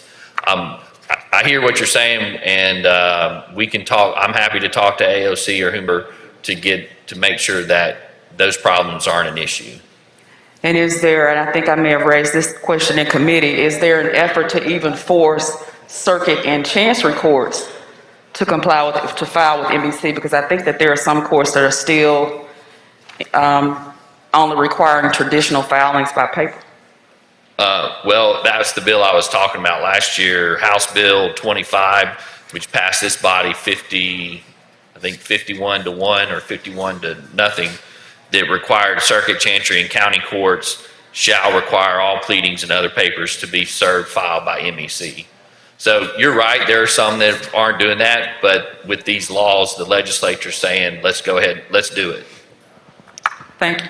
Thank you. Thank you, Senator. Senator Bryan, for what purpose you seek recognition? A question. Well, you're for a question, Senator. I do. Senator Bryan, you're recognized. I have a question about subsection 1, which you tell me we passed last year or whenever. Yes, thank you. Does that mean that by July 1st of this year, all pleadings must be filed electronically? I mean, just reading it, the language says it right there, that yes, it should be filed by then. July 1st. As of July 1st, I cannot carry a pleading down to the Chancery Clerk and file the pleading by lodging it with the clerk. This was a bill from the House last year, Section 1, like you Well, said. that should have been reason enough for it not to get anywhere. You know, you can do that, yes. No, what I'm saying is, seriously, as of July the 1st, am I no longer going to be able to carry a pleading down to the court? The intent is to be on MEC and to have those filed, and my understanding is the majority, if not 80%, 90% of the people that are practicing law in this state are filing on MEC. So we're trying to get these there. My guess, you will not be turned away at the courthouse if you bring your pleading to the Chancery Court and ask that it be filed. Putting to one side the question of what 80% or 90% of the people in this state who are practicing law are doing, which would be an interesting conversation. The way I read the first section, I'm serious about this, it appears to me to prohibit paper filings. And if the intention is to say, if you're going to have electronic filings, you have to get on the system, that's one thing. But I'm wondering if we don't need to make it clear, since we have this bill before us, that for those of us who still are concerned about things like the proper percentage of cotton in our legal documents, which of course, as you know, we no longer can file legal documents on legal-sized paper. I assure you there is a reference to this in Revelation. But back to this problem, if paper filings are still going to be permitted, which you tell me they are, I think it would be well for us to clearly state that. And so I'm gathering the... Senator Bryan, to answer your question, a lot of that is governed by my understanding the rules issued by the Supreme Court, and I think that's covered in there. And my recollection is there's a rule from the Supreme Court or an order, I should say, from the Supreme Court about how to deal with the Mississippi electronic filing system. And so my recollection is that's where that is covered. I will admit to you that's not referenced in this bill or what we passed last year, but I think it's in those orders from the Supreme Court. Well, I could go through this issue of what 80 to 90% of the lawyers in the state are doing much more quickly than I could go through the issue of what the Supreme Court is doing. But my suggestion is simply, I don't mean to offend you, but can I just hold this on a motion to reconsider and see if it would be worthwhile to come to some agreement about a sentence to be added to existing law? Yeah, or if you have an amendment that you want to do, I don't have an objection to that, obviously. I can't think that quickly. That's why I need to hold it on a motion to think. I'm fine with that, and this was Senator Johnson's bill, and I think he had, so he would like to know that too. So I don't have a problem with that, obviously. Thank you. Thank you. All right, any other questions? Any questions? Seeing none, Senator, we're ready for your motion. Move passage on the morning roll call, Mr. President. Senator moves for passage on the morning roll call. Anyone object to the procedure? Wish to record as voting no. McMahon, no. Turner Ford, no. Bryan, no. Witherspoon, no. Anyone else? Anyone else? Okay. Seeing none, the bill is passed. Senator Bryan, you're recognized for your motion. Motion to reconsider. Please inform the chairman. 52. Motion to reconsider was from Senator Bryan. We move to 52, which is Municipality Center. Pass. 53, Wildlife, Fisheries, and Parks. Pass. 54, pass. 55, Judd B. Senator Fillingane. Senator Fillingane, passed. 56, Archives and History. On 56, Senator Polk is recognized. 52, 53, 54, and 55 retain their place on the calendar.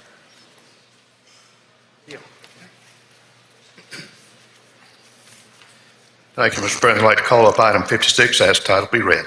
Ms. Clerk, please read the title. Senate Bill number 2727, Department of Archives and History being for provisions establishing the department and its board of directors. Make the usual motion. Senator makes the usual motion. All those in favor signify by saying aye. All opposed, no. The ayes have it. Please proceed, Senator. I'd like for you to recognize Senator Thompson to explain the bill. Senator Thompson, you're recognized. Explain the bill. Thank you, Mr. President. Thank you, Mr. Chairman. Senate Bill 2727 is changing well, we have an amendment, Mr. President. I'm sorry. The original bill was just bringing forward the code sections, and we passed out of committee after some discussion, have an amendment. Okay, you have the amendment? Please give to the clerk. One moment, please, Senator. Yeah, you need to kind of explain the bill. Okay. Explain the bill then. First, I think you should explain the bill, Senator, then we'll go to the amendment. So you can explain the bill first, and then we'll go to your amendment. Yes, sir. Currently, the board for the Department of Archives and History, the way they nominate their successor board members is they nominate the board members themselves. That is, the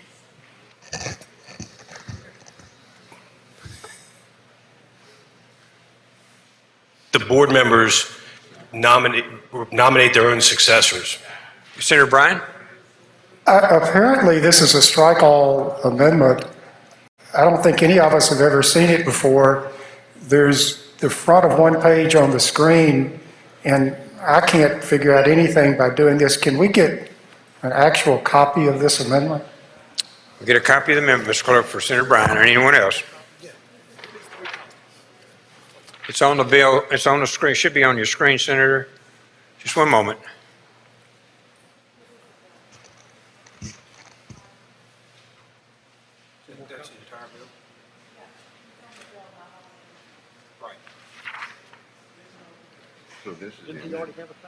We're on the bill first, Senator. One moment.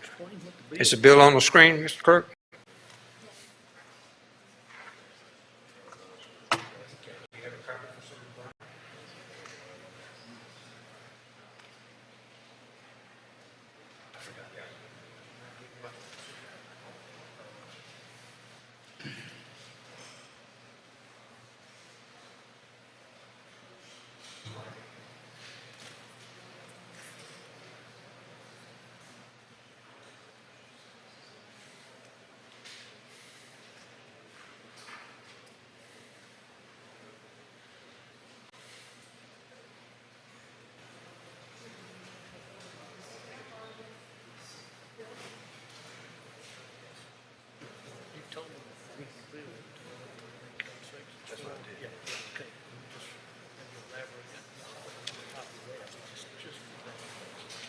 The original bill is just code section. Yeah, maybe refer to the code section. We're making him.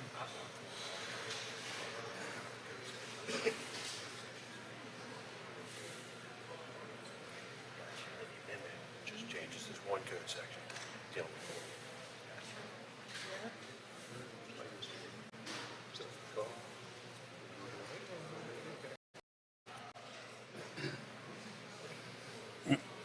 Mr. President, can I briefly explain where we are? Yes, please. So the bill was introduced bringing forward the code sections for the Department of Archives and History. That was the original bill. When we got to committee, there was some discussion about what we were trying to accomplish, and there was some, rather than try to draft a committee sub in committee, we brought the code sections out. This amendment only deals with one code section, section 39.5-3. That's all that this bill is trying to do by this amendment. Okay.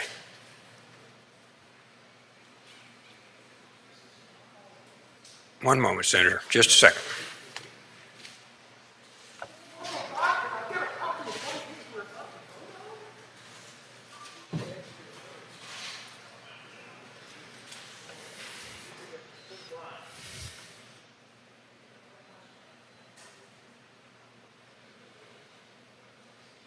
All right, we're on the explanation of the amendment to the original bill. Any Thank you, sir. questions? Currently, the Board of Trustees for the Department of Archives and History is one of the only boards that has a self-perpetuating board. They nominate their own successors. There's no elected official that makes the appointment or confirms the appointment. All this amendment would do is revise 39.5-3 so that the board can make recommendations on who their replacements are going to be.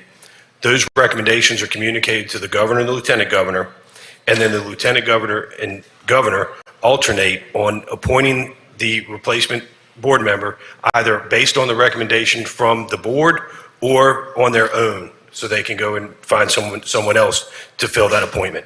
The recommendations, or rather the appointments, alternate between the governor and lieutenant governor as board positions become available. And that's all that this bill does. Okay, now we have questions on the amendment. Senator Bryan, you're recognized for what purpose? I'd like to speak on the amendment. Okay, any other questions? Seeing no questions, Senator Bryan, well, pardon me, Senator Simmons first. Senator Simmons, for what purpose you seek recognition? Question, Mr. President. Will you yield for a question, Senator? Yes. Please proceed. Thank you, Mr. President. Thank you, Senator, for yielding. Or do you yield? Yes. He did. Okay. He did. Thank you, Senator. Is something wrong with the current composition of the board? Nothing's wrong with the current composition of the board, I would say. It just struck me as odd that this particular board is allowed to nominate their own successors without any elected official confirming that appointment of who the successors are going to be. All this does is the board members, as they roll off, can still make nomination, or rather a recommendation, to the executive branch, and then the executive branch would make those appointments based on either the recommendations from the board or on their own. And you say it was something that you discovered? I'm sorry, what? I'm saying you saying it was something that you discovered that you wanted to correct? Yes. Okay. Thank you, Senator Simmons. Any other questions? Thank you very much. Senator Bryan, you're recognized to speak on the amendment.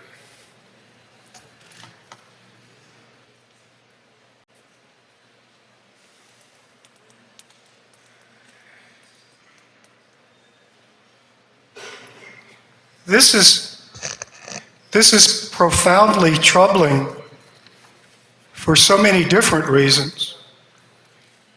We have an amendment before us that would completely undo the board of the Department of Archives and History. There was not a bill introduced to do this. There was a bill introduced for some reason to bring forward code sections. You looked at the calendar, if you followed what was going on, there was a bill with no committee amendment to bring forward code sections. We get out here on the floor, and suddenly there is a proposed strike-all amendment, which is the first time any of us have ever seen this, I suppose.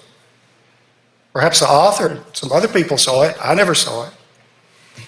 Up on the screen is we have now, and I just, for the life of me, all of this stuff is just such a continuing, but I can't flip up and down on one of these things that we have and read a bill. I have to hold it in my hand. I can't keep up with this scrolling on screens and all that everybody does. So the only thing I can see is the first 7 lines of the bill or whatever. So I tried to get a copy of the amendment. Well, apparently, getting a physical copy of the amendment was a terrible imposition. And so ultimately, after some time, I brought a copy of the bill as introduced. I've been able to access the bill as introduced. I want to find out what on earth it is we're voting on. So at length, after apparently I'm being difficult again, I'm able to find out exactly what it is we're doing. And for the first time I realize this completely revamps the Board of Archives and History, and I don't know of any public discussion of this or anything. It's just all of a sudden one afternoon we're doing this.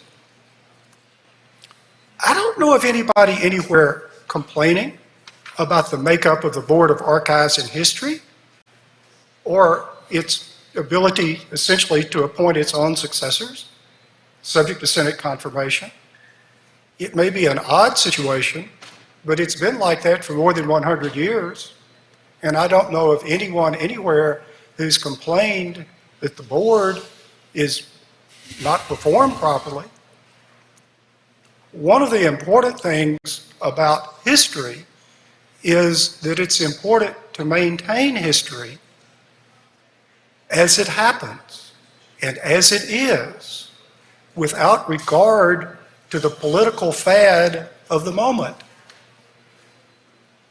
There are obviously many stories in what we call history, and what may be exciting and of great interest one day may not be in vogue later, and the other areas that have been set aside may suddenly become interesting.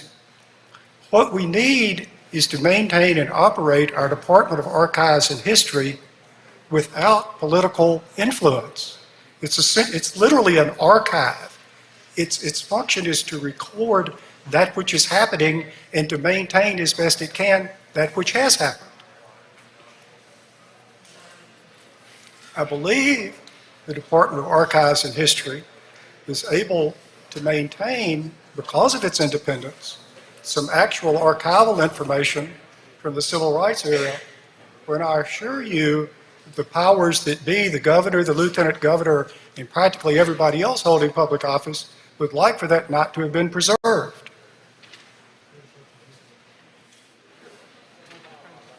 I just find it very troubling that we're asked to adopt this amendment to make this dramatic change in the makeup of the board. It's not been discussed. There's not been any public debate about this. We're just suddenly asked to do this afternoon. And the amendment is explained as, just making this little minor change in the board. It's not a minor change. It's a mighty big deal. Honest to goodness, I thought we were having this session in the middle of a pandemic. And we were trying as best we could, since we're here at this super spreader event, to handle that which must be handled and tend to the critical things and go home and get out of here before it gets any worse. Senator, your time has expired. That's all. Thank you. Thank you, Senator Bryan.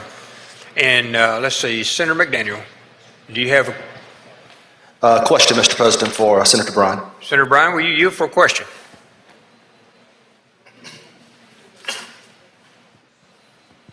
I will yield, except that my time has expired. Your question is covered. Please proceed. Senator Bryan, I don't have strong opinions on this one way or the other. I'm just trying to understand, I guess, the history of why this board has the autonomy that it presently has. And I may be wrong about this, but it seems that on most instances, we already have this process for most of our other boards. But this one seems to be different. Is there what's the historical reason behind that? I'm just trying to understand it.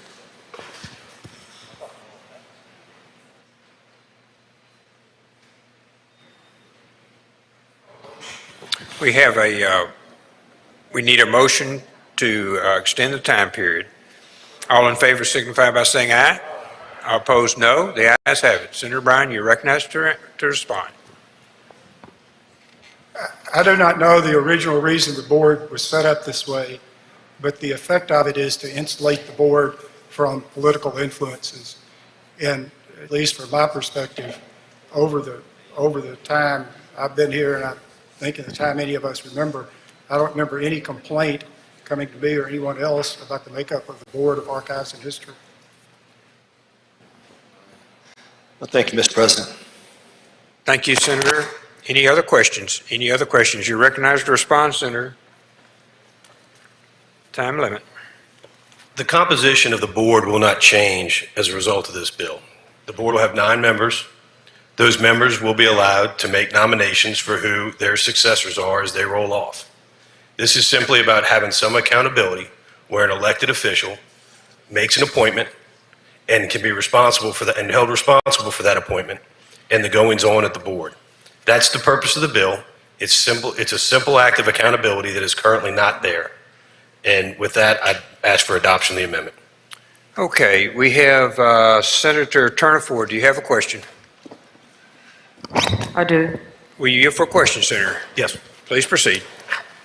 Thank you, Mr. President, and thank you, Senator. When the bill came through committee, it was my understanding that we were just bringing forward code sections, and no changes had been proposed at that time. Is that correct? No, I believe we were bringing forward the code sections in order to make these changes. The issue we had, or that I had, I'm sorry, and I apologize for this, is that there was no other board that was shaped like this where we could look to see how to correct the appointment process or try to how to have the appointment process made, if that makes sense. But as the title reads, it's an act to bring forward sections. There are 4 code sections mentioned. And then to bring forward the provisions establishing the Department of Archives and History. And I think there was a discussion that changes would be proposed, but these are just being presented for the first time today. Isn't that correct? That's correct, yes, ma'am. For purposes of, it was brought forward for purposes of possible amendment, and that's the amendment that we're. So I would like you to explain to me what we are doing. Simply because I want to know, and I don't want to vote on something that I do not understand, and if someone asks me, I cannot repeat. Sure. Currently, the Board of Archives and History is a self-perpetuating board. As those board members roll off, they make their own nominees to be for their replacement, for their successors. There's no appointment. There's no oversight of that appointment.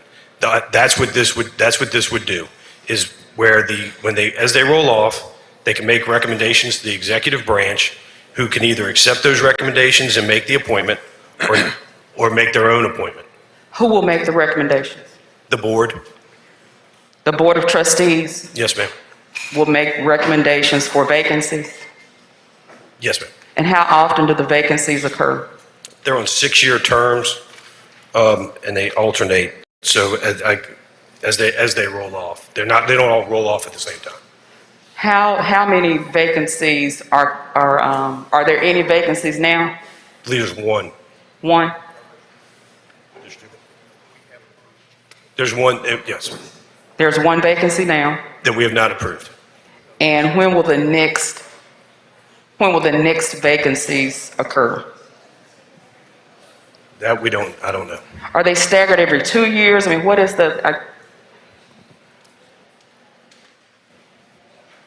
Well, they serve for a term of 6 years. And with 9 members, I would imagine they're staggered on every other year. I didn't hear the last part. What's that? I really am trying to hear. So if you could just please explain to me the last sentence that you said. There's 9 members, and they serve on 6-year terms. So they alternate every other year. So there's one vacancy, and do you know when the next vacancy will come due? There's more than one vacancy right now, Okay. and I don't know when the next one comes due. Thank you. Thank you, Senator. Other questions? Senator Bryan, for what purpose you seek recognition? A question. You for a question, Senator. Yes. Please proceed. You make much of the fact that the board can make recommendations, but in fact, the recommendations have no effect. I can make a recommendation. I've done it from time to time. The governor and the lieutenant governor will appoint the members of the board. They can ignore all the recommendations that are made. The recommendations have absolutely no legal effect. The governor and the lieutenant governor can name the members of the board. Isn't that what your amendment does? Yes. Thank you, Senator. Your time has expired. Senator Thompson, are you concluded? Yes, sir. I just move for adoption of the amendment. Motion to adopt the amendment. All those in favor signify by saying aye. Aye. Opposed, no. The ayes have it. Thank you, Mr. President. Move for a final passage on the morning roll call. Motion's been made. Senator Bryan, A parliamentary inquiry. please. Traditionally, after a voice vote, there is an opportunity to ask for a division. are we now no longer giving an opportunity to ask for a division, but merely announcing the outcome of voice votes? The rules call for a division. Senator, I did not notice 6 members standing for a division. Pardon me? I didn't notice one, I'm sorry. One to get 6. So, back on the bill. We're on the bill, Senator. Move for passage on the morning roll Senators call. move for passage on utilization of morning roll call. Does anyone object to the procedure? Senator Bryan does. Mr. Clerk.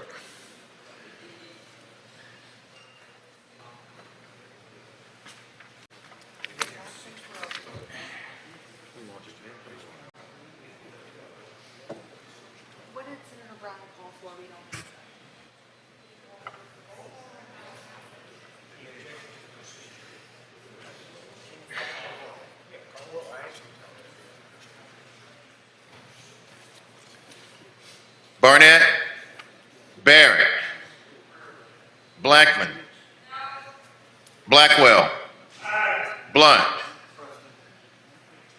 Boyd, Branning, Bryant, Butler, Carter, Kaufman, Chazanall,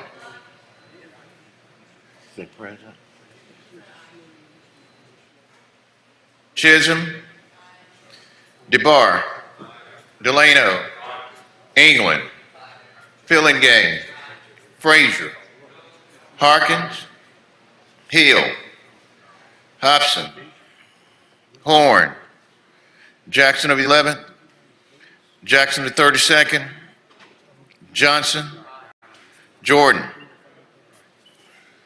Kirby, McCon, McDaniel, McClendon, McMahon, Michelle, Moran, Norwood, Parker, Parks, Polk, Seymour, Simmons of the 12th, Simmons of the 13th, Sojourner, Sparks, Suber, Tate, Thomas, Thompson, Turner Ford, Whaley, Wiggins, Williams, Witherspoon, Younger,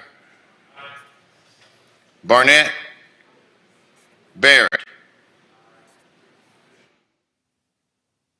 Harkins, Hill, Hobson, Horn, Jackson of the 11th, Jackson of the 32nd, Simmons of the 13th, Sparks,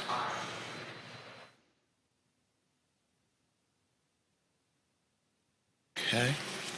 Voting yes or yay, Barrett, Blackwell, Boyd, Branning, Carter, Kaufman, Chazanall, Chisholm, DeBar, Delano, England, Fillingame, Johnson, Kirby, McCon, McDaniel, McLendon, McMahon, Michelle, Moran, Parker, Parks, Polk, Seymour, Sojourner, Sparks, Suber, Tate, Thompson, Whaley, Wiggins, Williams, and Younger. Voting no or nay, Barnett, Blackman, Bryan, Butler, Frazier, Jackson of the 32nd, Jordan, Norwood, Thomas, Turner Ford, and Witherspoon. Voting present, Blunt.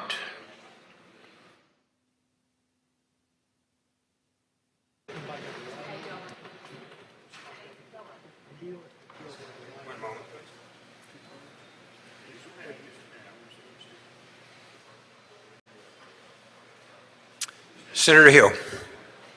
I voted aye. Aye. Sorry, Senator. Senator Simmons. To the vote. Yes, please proceed. I vote no. Senator Jackson. To the vote, I vote no. Senator Jackson, no. Senator Simmons, no. Senator Hill, aye. Senator S. Simmons. Thank you, Mr. President. To the vote, I vote no. No. Senator S. Simmons, no.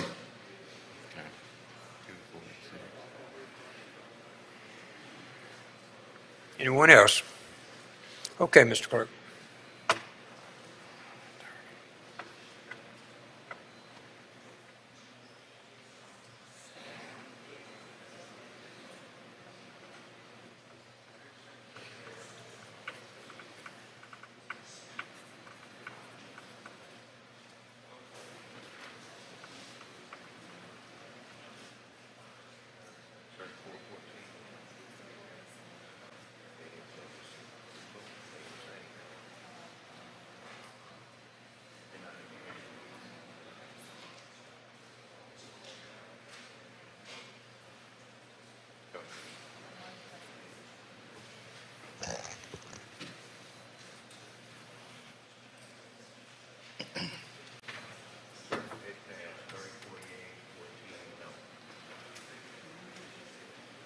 By a vote of 34 yeas, 14 no, the bill passes. Back on the calendar. Senator, you're recognized. Thank you, Mr. President. I'd like to take item 57, 58, and 59, pass them and let them retain their place on the calendar. 57, 58, 59 retain their place on the calendar. We go to item number 60. Item number 60, Ports and Harbor, Senator Moran. Mr. Moran, you're recognized. Thank you, Mr. President. Ask that item be pulled up and title read, please. Please read the title, Ms. Clerk. Senate Bill number 2653, Public Trust Tidelands, provide a procedure for the removal of submerged logs. Make the usual motion. Senator makes the usual motion. All in favor signify by saying aye. All opposed, no. Please proceed. At this time, I'd like to call up Senator Bart Williams at his first time at the well to present the bill. Senator Williams, you're recognized.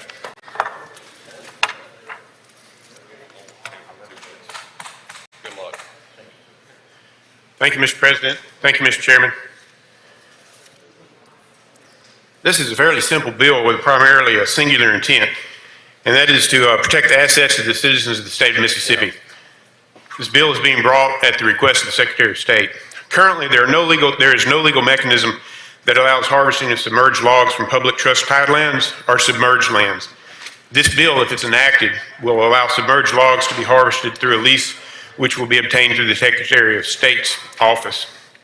At the end of the lease, the funds that are collected from this from the leasehold agreements will be deposited in the public trust tidelands. That's a very brief summation of this bill, and with that, I will yield to any questions. Senator Whaley, for what purpose you seek recognition? Question. Will you yield for a question, Senator? Yes, sir. Please proceed, Senator Whaley. Thank you, Mr. President. Thank you, Senator. Question. When you refer into this, did you refer to this as a sinker? Is that right? It's a submerged log. I guess it could be synonymous with the term sinker. Yes, sir. Okay, so the submerged log is sunken, correct? That is correct. At what point does the sunken become sunk?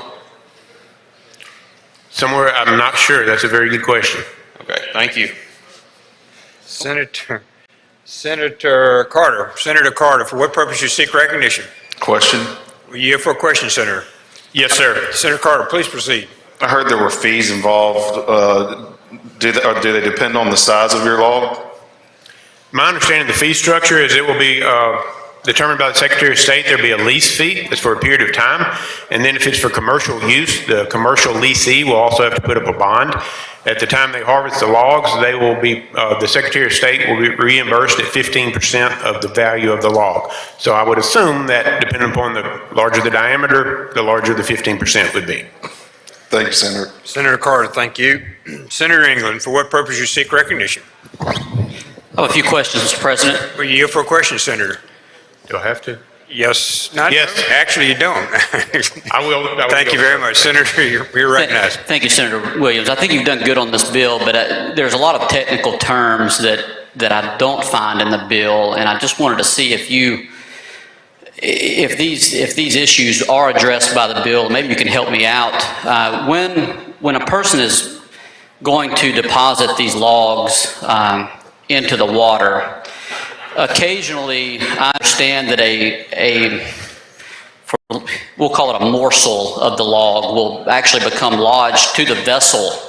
I don't see that mentioned in here. Do you have any idea what that terminology is? I don't know that that question is germane to the bill in the sense that we are talking about logs that have already been submerged, that are not in the process of being submerged. So you're telling me that dingleberries are not included on this bill? My assumption is not, but as y'all well know, the technical terminology you refer to, I'm new to learning what I call lawyer talk. So give me a little bit, maybe I'll know better. What do you have in this bill that addresses the unfortunate situation when a log actually will not completely deposit into the water and it's actually left partially out of the water? Do you have any? Does this deal with hangers in any way?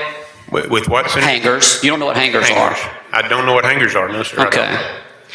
Well, I would assume tugging. I'm sorry that you haven't heard of these terms, and we'll get some loggers to maybe discuss these with you. But thank you. That's some very important things for this bill. But I do hope that you are able to help people plunge this issue and get this resolved. Thank you. Thank you, Senator. Thank you, Senator. Senator Blackwell, for what purpose you seek recognition? Question, Mr. For you President. for a question, Senator. Yes, sir. Please proceed, Senator Blackwell. So as I understand, these logs are already submerged. Yes, sir. Are they moving? They could be. So when you start harvesting a log on one section of the river, you could possibly be in another section of the river by the time you, obtain the log? Yes, sir. That is a possibility. So what kind of equipment? Is it a Massey Ferguson or John Deere harvester that you're using? I'm not sure. I guess it would be industry specific that would allow it to do the job, and it depends on the size of the logs as to how big the equipment might be. So are those indoor cabins, you think, or contain enclosed cabin, are they pressurized so that the driver doesn't drown? I would hope they would be in the months of July and August. All right, thank you. Yes, sir. Thank you. Senator Butler, for what purpose you seek correction? Question, Mr. President. You for questions? Yes, sir. Please proceed. Thank you, Mr. President. Thank you, Senator. Would you help me to understand where these logs come from? There are logs that have been submerged on these tidelands for years. They come from different sources. I don't know where they all are. Some they're deposited through hurricanes or storms. Some people have been voluntarily deposited there in the past. But as I understand the statute, that once these logs are deposited there, after a 3-year moratorium, they become the property of the citizens of Mississippi. And that's what we're addressing. How they get there through numerous ways, after that 3-year moratorium, they will become the property of the citizens. Okay, is the value of the log when it's submerged and the value of the log when it's removed, does it change? I do not know the answer to that. I know that the bill speaks to the value of the log at the 15% that the Secretary of State will get will be the amount of money that the log is sold for. So that would be the retrieved log's value.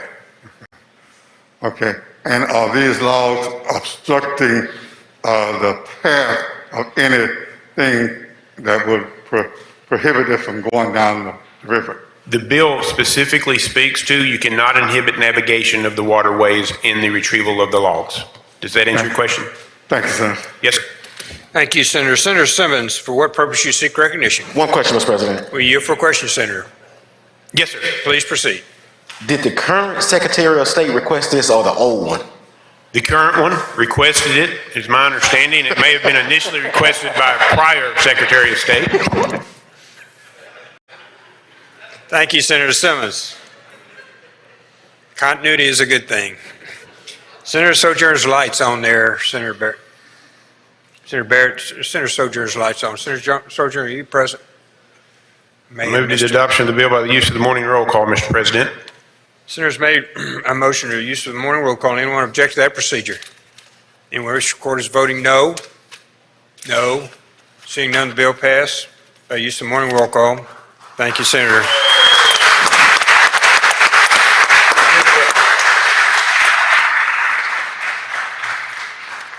Welcome, Senator Williams. 61, Public Health, Senator Bryan. Senator Bryan. Okay, 62, Public Health, Senator Bryan. 63, Universities and Colleges, Senator Parks is recognized. 61 and 2 will retain its place on the calendar, and we'll go to 63.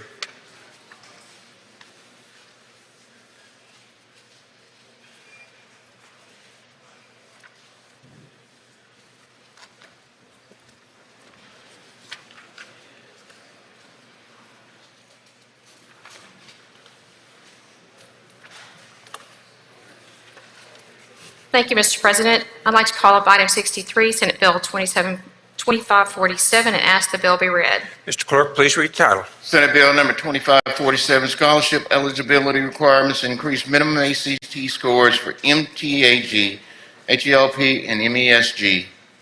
Make the usual motion. Senator makes the usual motion. All in favor signify by saying aye. All opposed, no. The ayes have it. Please proceed, Senator. Thank you. This bill has two parts. The first part of that would be, the first part of the section of this bill is allowing the University of Mississippi's accelerated BSRN program to allow students with a cumulative 3.5 GPA. And what this does, it's dropping the ACT score that is currently required today. We would allow this for 1 year. And the reason we'd be allowing it for 1 year is to address the RN disparity due to the COVID. So that's the first part of the bill. Okay. The second part of this bill has to do with our scholarship eligibility requirements.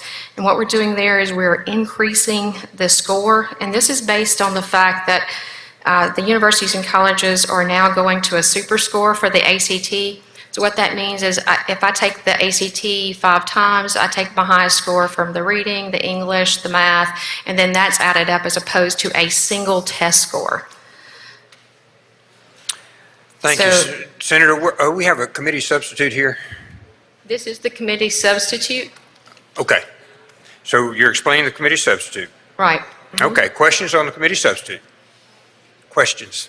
Seeing none, Senator, we're ready for your motion.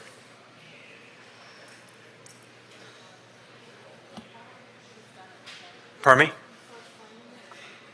Have you completed explaining, Senator? Yeah, that's correct. We have no questions, so we're ready for your motion. If you want to continue explaining, please proceed. Okay. Then I would ask for, Just a motion. I'd make a motion to adopt the committee sub. All in favor signify by saying aye. All opposed, no. Ayes have it. We have a question, Senator Blunt. For what purpose you seek recognition? I have an amendment, Mr. President. Please proceed. Okay, we're on the bill, and we have an amendment. So one moment, please, Senator. Senator McClendon, for what purpose you seek recognition? Question, please. One moment, please. Senator Parks, will you yield for a question? Will you yield for a question? Okay, we're on a question from Senator McClendon, and then we'll go to the amendments. Okay, I'm sorry, Senator McClendon, your question? Yes, ma'am. My question is, with the ever-looming change of scope of practice, will nurse practitioners, do they fall into this category as well? No. No, this has nothing to do with practitioners or doctors. So they're going in the nursing field. I mean, this is strictly one program that the University of Mississippi has, and it's the Accelerated BSRN. And that's the only program this applies to. Thank you, ma'am. Thank you, Senator. Now, we have a preceding amendment, I understand, from Senator Parks, and then we'll take Senator Blunt's. Senator Parks first. Yes. So I think my amendment's on the above, and what this amendment is, it's strictly clerical, and we're going to clarify some of the language as well. So in the section talking about, this is lines 18 and 19, we're changing the phrase grade point average of 3.5 or higher to be obtained a cumulative grade point average, and we're making it 3.5 to 4.0, so we're just clarifying that. We're giving it that endpoint. And if you look at lines 215, we're changing to make it equal the public school GPA of the homeschool GPA to 20. It's going to be moved from 29 to 30, and that was a clerical error as well.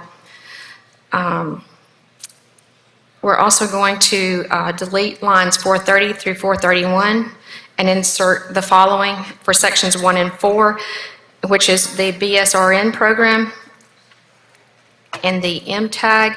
We would be making that date effective July 1, 2021. Keep in mind there is a repealer in this section.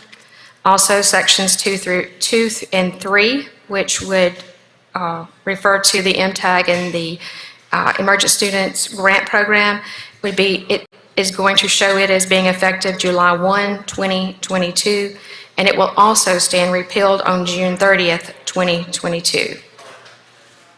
I'm happy to answer any questions. Questions on the amendment? Questions on the amendment? Seeing none, we're ready to address the motion on the amendment. Move for the adoption of the amendment. Move for adoption on the amendment. All those in favor signify by saying aye.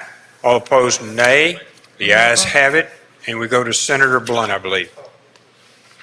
Senator Blunt has an amendment. It's up on the screen just about.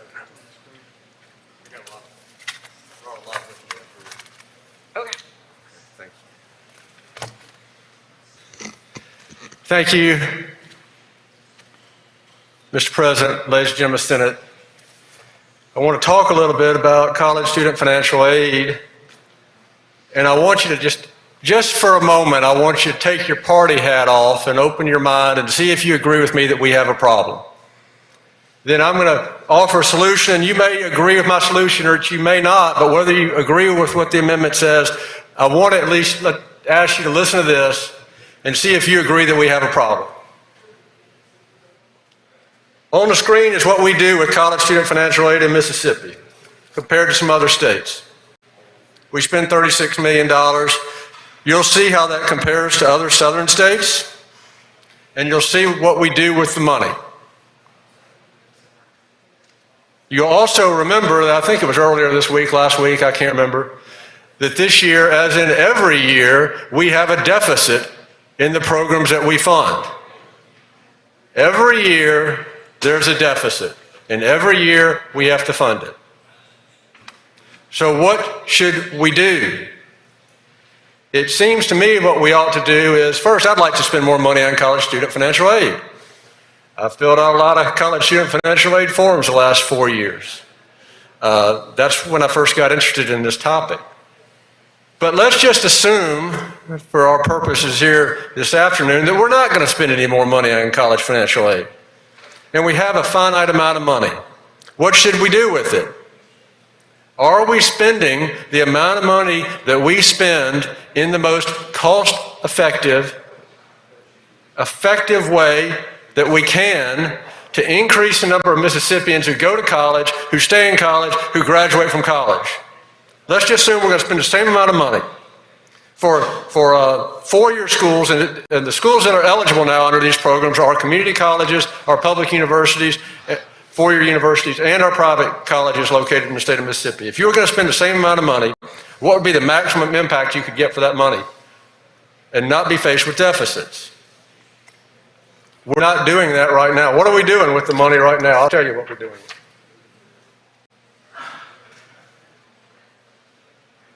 Now, I ask you to agree with me on that. Now, this is what I would do to fix it, and you may not know much about it, but whether you agree with what I'm going to propose or not, we have a problem. Senator Hobson and Harkins and I were on a task force established by the Office of Financial Aid 4 years ago. You know, to deal with this, try to study this, try to figure out what to do. You know what we've done the last 4 years? Nothing. We've done absolutely nothing. It's status quo. It's kick the can. Nothing changes. This is what we do with our money.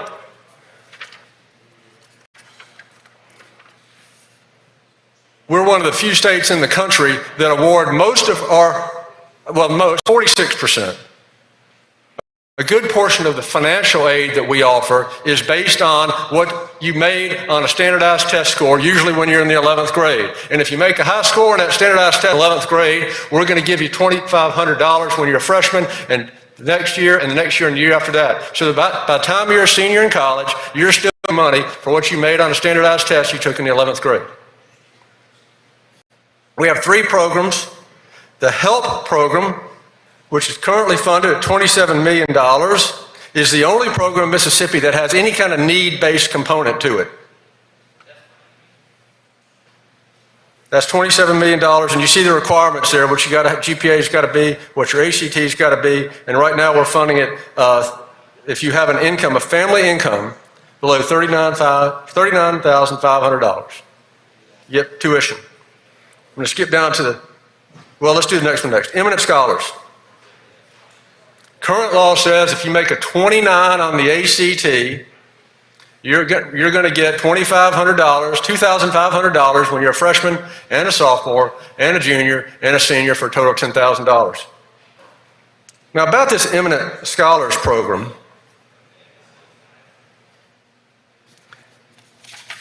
where are my notes here? Who gets this money through the Eminent Scholars Program? I apologize. I've got pieces of paper, I've lost track. Who gets this money? Well, last year, in the most recent report, there were 3,080 eminent scholars in the state of Mississippi in a four-year college. 3,080. Of those,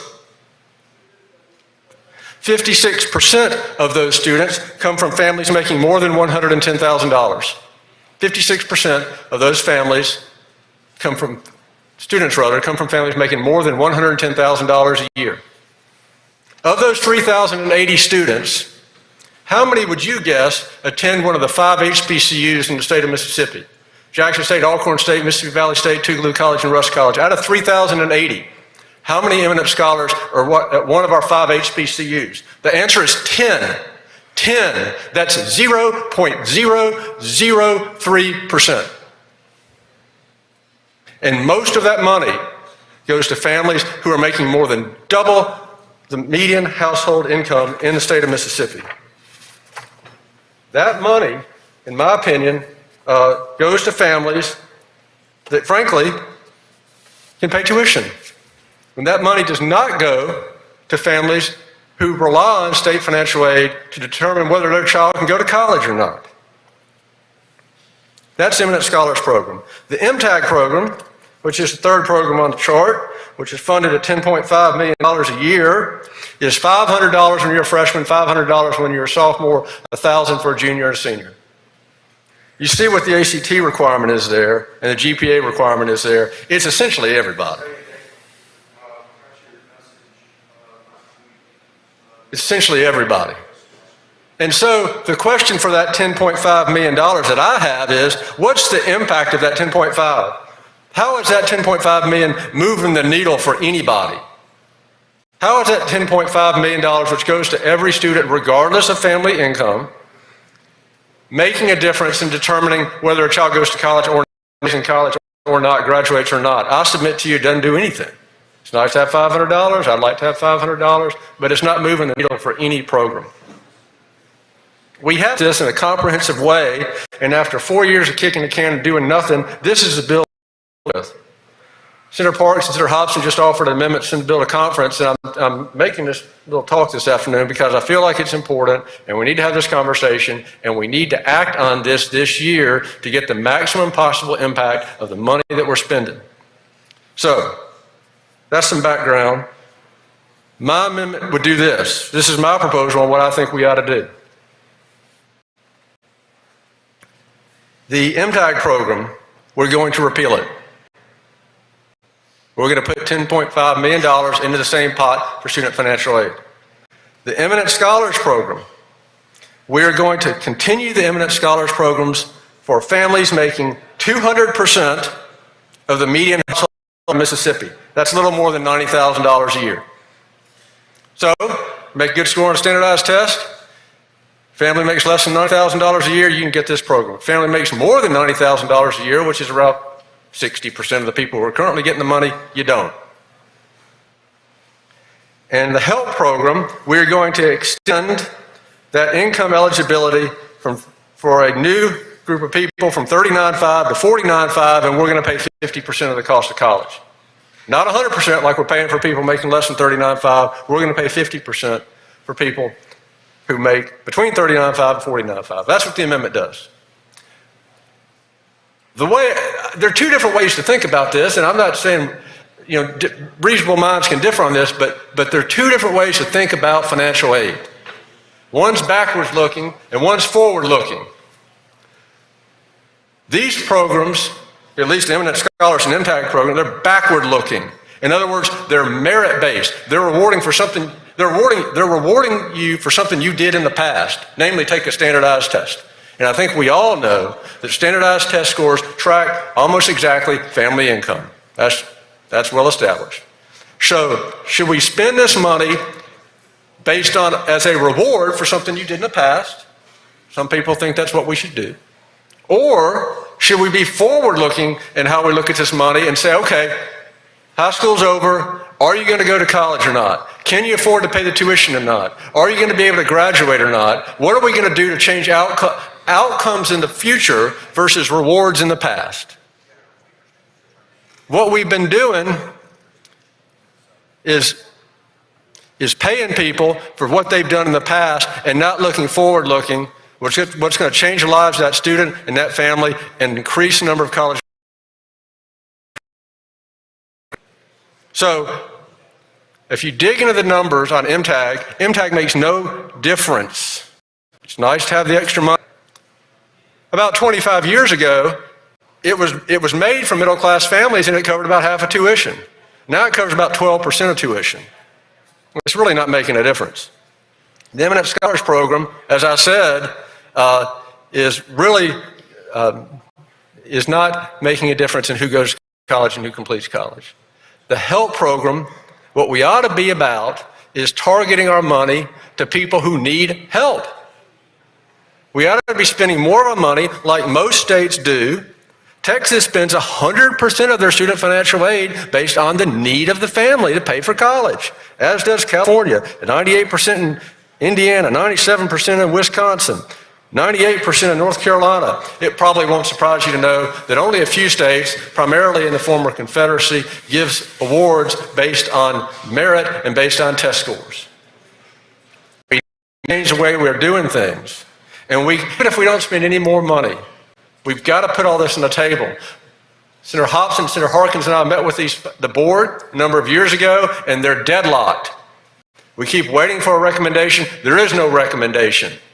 Why is that? They're looking out, and I can't blame them for this. They each have their own institutional priorities.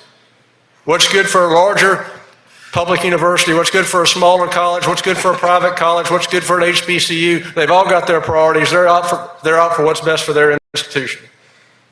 We got to think bigger than that. We got to think of how we can make the maximum possible impact for the money we're spending on college financial aid. We need to change it. That's what this amendment would do.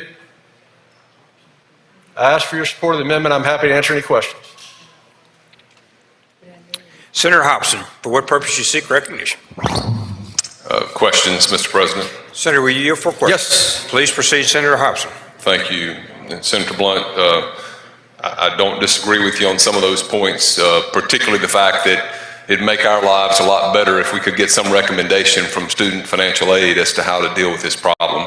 But unfortunately, we have not received that. And you and I probably know the most about this than anybody in this chamber. I'd be shocked if anybody knows as much as we do, because we've sat in there and gone to all the committee meetings and dealt with this. And I want to ask you about a few things. First of all, the sheet that you put up on the board, you had $36 million from Mississippi.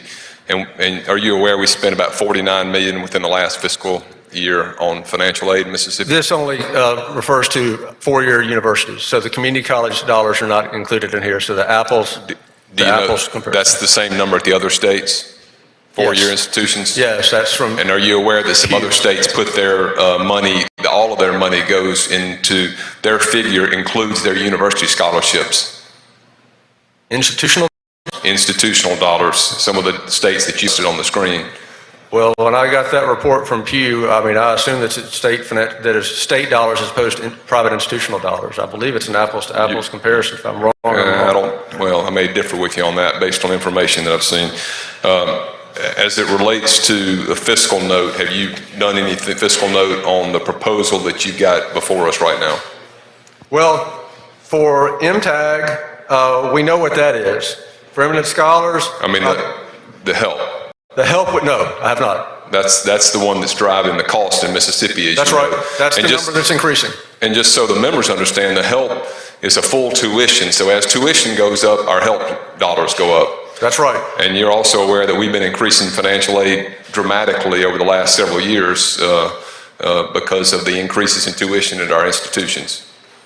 For help, that's correct, because it is tied to tuition. What I would say is, and I know you would agree with this, I mean, these three programs are entitlement programs. In other words, you meet the criteria in the law, you want your money. And you and this legislature have always fulfilled that commitment. So I know the LBR recommendation for student financial aid for 22 is level funding, I think 42 million. The request is 56 million. That's a difference of 14 million. The reason is, I know, and you deal with this every year. I know we dealt with it in the deficit this year is, what do you do when people meet the statutory qualifications to get this money and we haven't appropriated the money? So I think that needs to be part of the conversation as well, as if you've got to prorate, how do we prorate? And then otherwise you're going to be faced with deficits because you have two people who are similarly situated and one gets grant and one doesn't. Thank you, Senator Blunt. Mr. President, I think what I'll do is just speak. I've got a couple other points and questions, so let me just speak at the appropriate time. On the amendment, thank you, Senator. Senator Parker, for what purpose do you seek recognition? Question, Mr. President. Will you yield for question, Senator? Yes. Please proceed, Senator Parker. Senator Blunt, I may be in the same situation Senator Hobson was. I'm going to try my best to phrase some of my comments into questions and follow that, wouldn't you agree, or something to that effect. But you do raise some interesting points, and you and I have had talks about this, I believe, in the past before. There's some things, too, to consider in this that I don't know that we've really put a whole lot of attention on. You are aware we have a bill on the calendar this year to start looking at the age of majority in the state of Mississippi, to move that down to 18 in most instances. I am aware that bill's on the calendar. And my concern there is we have a number of times where we want to recognize, a child as being a child, and then we want to figure out, okay, at what point they move to an adult on this. But one of the things I'm finding, at least in people that I represent or in my constituent base, is that some of the financial aid applications have been solely based on just the annual income of the parents. But are you aware of people who have a fairly high annual salary, for example, and do not have very many assets? And what I mean by that is, I think recent statistics are that maybe 2/3 of Americans, and this is irrespective of what their annual income, are living paycheck to paycheck, and that's even gotten a little bit higher during COVID. Are you aware of that? I'm sure that's true, yes. And so what I'm trying to get at here is that as we look at this, in hearing your explanation on this, I think most of the explanation has been geared at looking at what that family income is. But there are also families I know of where when the child does reach what the family considers to be the age of majority, some families, even though they have some income, choose to have the child go on into life on their own, and other families choose to, try to help them with college and other things like that. And so my question to you would be, do you think there are some other metrics other than just the family income that should be considered in some of these financial aid decisions that are made in Mississippi and in the country as a whole? Well, assuming that we're talking about students who are between the ages of 18 and 21, I think every single college in the country requires family income to be reported on the federal application for student aid. So assuming, for students who are over 21, I think we should talk about that. But one of the great weaknesses of our program is that if you're not a full-time student, you're not even eligible. And so a lot of those adults, when I talk about adults, I'm talking about people over 21, are balancing work, family, and going to school for less than 15 hours a semester at a community college or a four-year university, and we've completely written them out of all this. And so I think that does need to be part of the conversation, because how can we have adults who are over 21, who are not full-time students, who are balancing work and school, and we got nothing for those people. So I think that needs to be part of the conversation too, yes. But, to that point, that's why I mentioned the age of majority. And when you reference to 21, for years and years, we have set 21 as kind of being the age of majority here. But again, we're looking at lowering that. And, I've had other concerns about this, from the sense that other matters in our state, we stop or we allow obligations to continue to certain ages, but if we are going to look at changing the age of majority in the state, I think we should also be looking at perhaps the resources of the family in a more unique way, because there are, in my opinion, to just set the bar based on what the family income was last year without other parameters in there is unfair. And I'm going to take that one step forward, because as someone who I'm going to call myself somewhat of an expert on this, because I've put my children through college. I have one who's a senior in law school now, and we've been able to do that without incurring any financial debt. But it does concern me sometimes when I have people approach me with discussions that are happening elsewhere in the country about forgiveness of student loan debt. And there are families, I feel, that are going to be quite upset if student loan debt is forgiven, and they have spent some of their retirement funds over the last few years putting their children through college. Would you agree that that's a conversation that we need to add to the discussion? I agree with you that that's an issue. I'm not proposing that. I think that's a federal issue. And I don't think that's what the federal government may or may not do on student loan debt. I agree with you. If I worked hard to pay off my loans and somebody else didn't, I'd be upset about that. But that's not what we're talking about. We're talking about spending what's to do with $42 million here in the state of Mississippi. But I disagree with you a little bit. Whether that age of majority bill passes or not, people are still 18, 19, 20 years old trying to go to college.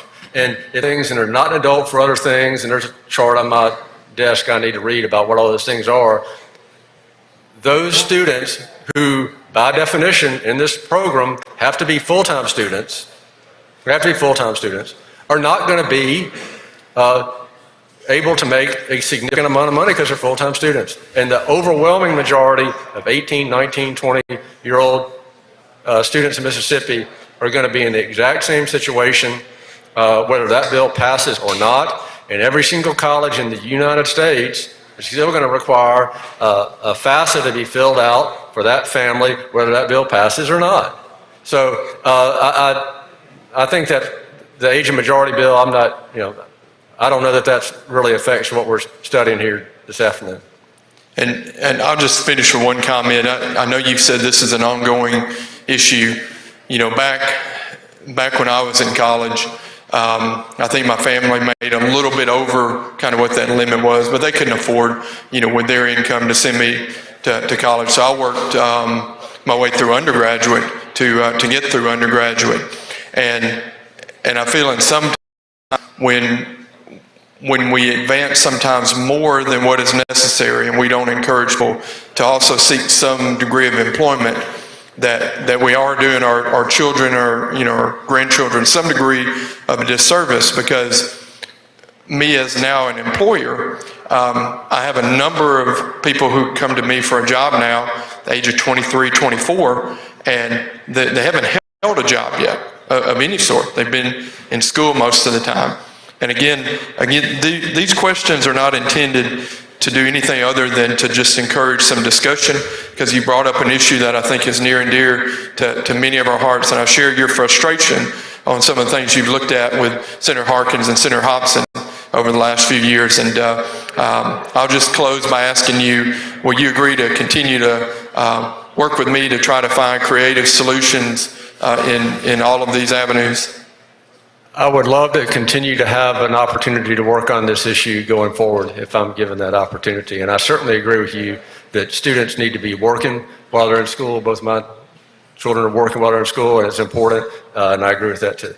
Thank you, Senator Blunt. Senator Boyd, for what purpose you seek recognition? Question. We yield for a question, Senator. Yes. Please proceed. Senator Blunt, I think I'll kind of share the comments of Senator Parker as that we all are frustrated and want to do a better job at this. But you brought this amendment up in committee, and there's one aspect that really kind of has struck me as I've gone and thought about this. Going back to that Eminent Scholars Program, I believe if you'll put up the graphic again on that program, those are children that have obtained a 29 and a 3.5, if that's correct. Did I read that right? That's current law, yes. We're looking, the bill would raise that, but that's current law, that's right. I'm sorry. The bill would raise the 29 to 30, as I understand it, but current law is, yes, that's correct. Senator, there is a lot of discussion in my community about the brain drain and trying to make sure that our highest performing Mississippi students actually stay within the state. This is pointed to by a lot of universities and colleges as helping make sure that we're competitive with those students at our colleges and universities. And I know this doesn't seem like $2,500 would change a family's decision on whether or not they would send their child to an in-state institution or an out-of-state institution. But for families that I know of in my own community, those dollars actually did make the difference, and those children decided to stay here.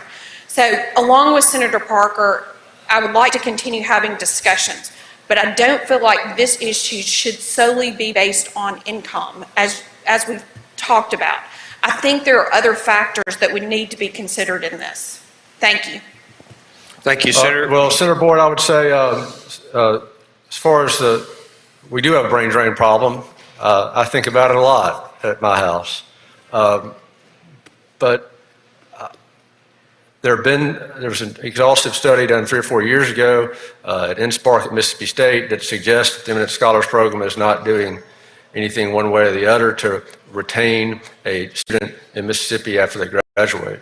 So, but I'm all for data, and I'm all for making decisions based on good data.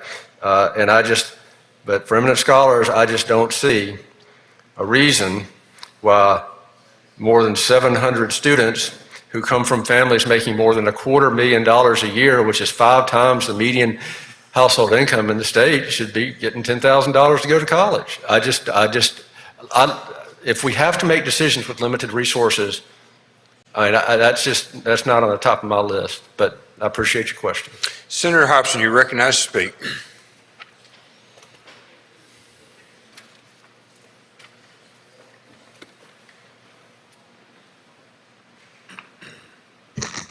Thank you, Mr. President. Look, Senator Blunt and I have discussed this for a number of years, and this is an important issue, and I really applaud him for his passion, and he makes some good points about a lot of things. But what you need to understand with our 3 basic scholarships, one, as Senator Boyd just mentioned, the MESG, the Eminent Scholars Program, that's the best tool we've got statewide to keep our brightest and best students in the state. I don't care if your family makes $10 million or you make $10,000.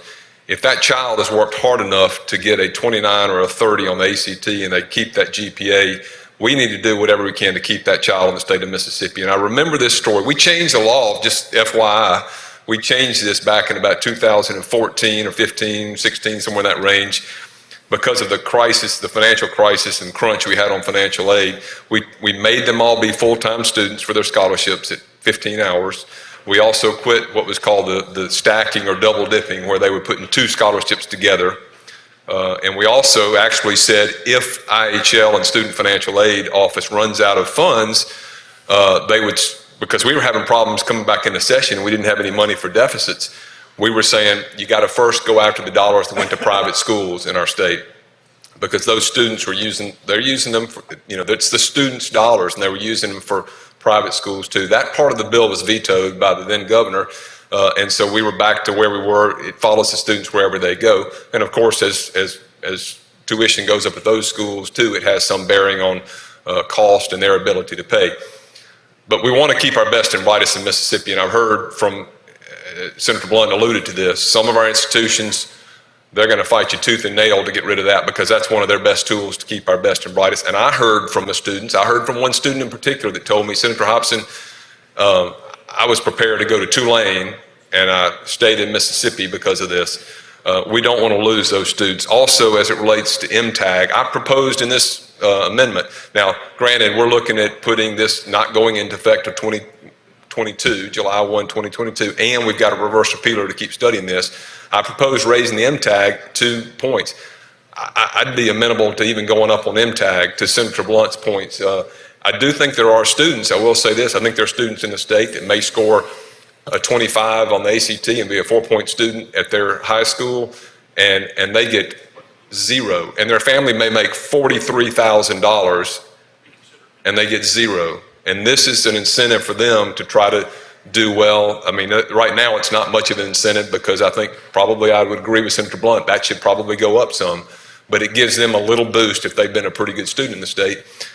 So I think that's a factor too. As it relates to changes in the help, he and I have kicked this around for years. What is it? Where can we find the sweet spot? Maybe it's an accelerated program where if you reach a certain income, your percentage of help goes down. Help is the one that goes to the poorer students, typically have to keep a 20. My proposal doesn't change help at all. It changes MTAG and MESG to go up in 2022. But I am open for discussions. We do have a reverse repealer in here, but at this point, I just don't think it'd be a great idea to make this amendment and start down a path where we don't know where we're going. I am open to continue the dialogue, but I would urge you right now to vote against the amendment for those reasons and probably time on this. Thank you, Mr. President. Sir, you're recognized.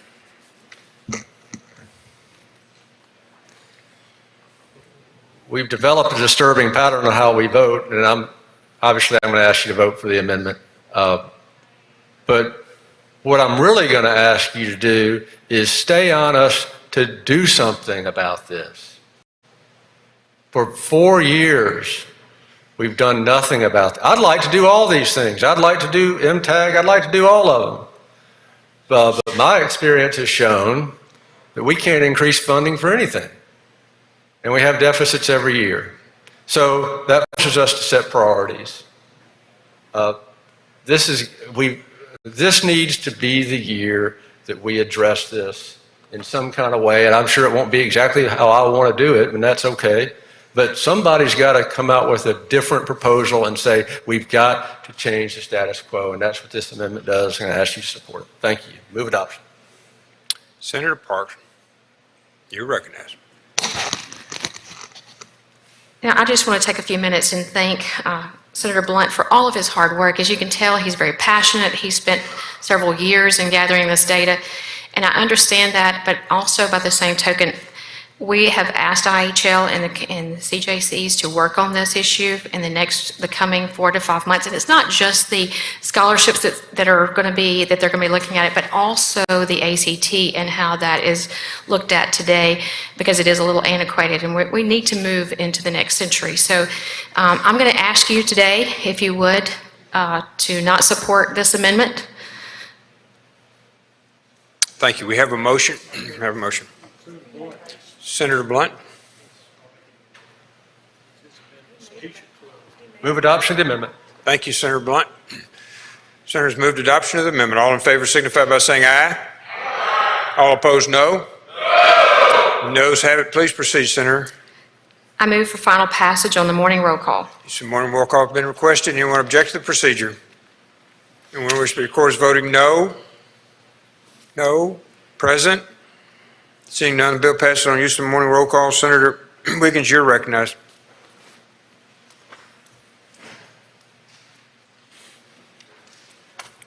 Thank you, Mr. President. I go to item number 64, call that up, ask the title be read. Mr. Clerk, please read the title. Senate Bill number 2355, age of majority revised. Make the usual motion. Senator makes the usual motion. All those in favor signify by saying aye. Aye. All opposed, no. The ayes have it. Please proceed. I call up the committee substitute in lieu of the original bill and be asked to explain. You're recognized to explain the committee substitute. Thank you, Mr. President. And foreshadowing or alluding to what Senator Parker was bringing up about the age of majority, this is actually a simple bill, and let me mention 2 things, and then I'll explain it. First of all, it has a reverse repealer, and the bill itself does not become effective until 2 years from the time it passes. And then much of the bill is simply bringing the code sections forward to address this. And you have on your desk, or you should, the pages have it if you don't have it, a summary. And here's the bottom line, is that in Mississippi, the age of minority is 21, or to put it another way, you are an infant until you're 21. We are the only state, or one of only two states, to still have that. And so what this bill does, and a number of your lawyer senators have worked on this in the past, is it changes the age of majority in Mississippi to 18. And if you look at your summary, that's the optimum code section, which is 1321, and it says an infant in any statute, and it currently is 21 years of old, that's changing it to 18. Okay, and then what you have in the summary is all the code sections where that carries through. And so what we've done in the bill is to address that would change that to 18. Then on the last page of your summary, that in those areas, it does not change the age of majority to 18 on there. So that's really the simple part of the bill. And the part of this behind it is, one, we're the only state to continue to do this. Number two, as we all know, you can vote, you can be in the military, you can do things like that when you're 18. So this is really just bringing our laws into line with where things are. So, Mr. President, with that, I'd be happy to answer any questions. Questions on the bill? Questions on the bill? Senator Jordan, you're recognized for a question.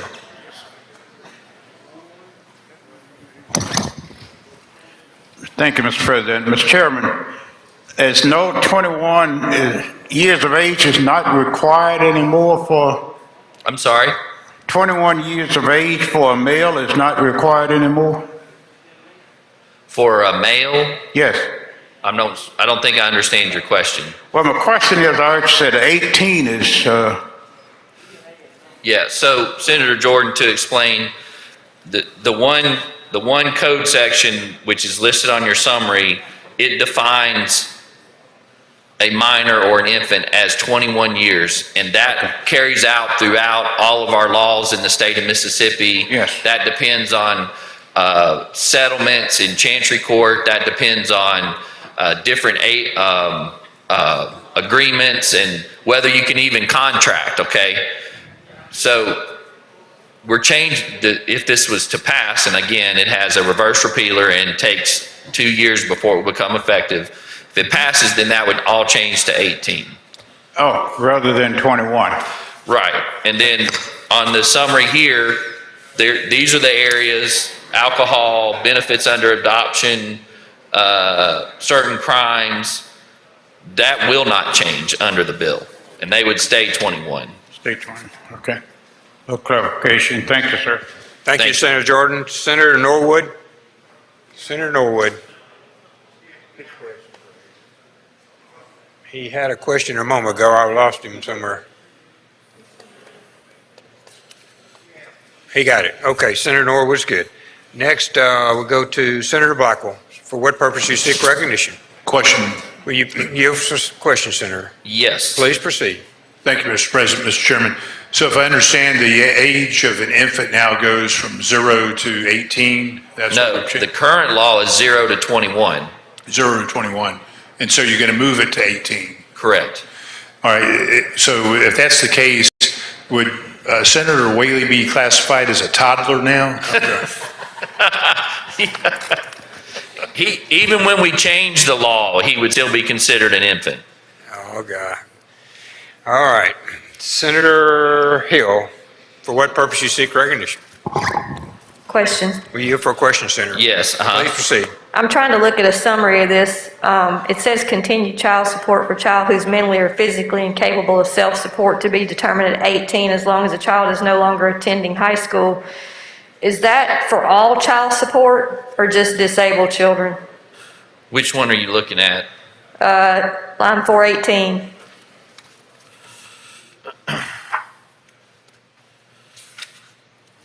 So while I'm pulling that up, I should note that that's one of the bills that Senator Parker had addressing, that when we pass the task force bill, that would be something that would be looked at line 418. And some of these crimes, like controlled substance to a minor, that's going down from 20 to 18. Gambling with a known minor is going down from 21 to 18. Am I correct? I mean, that's what I'm reading on this thing.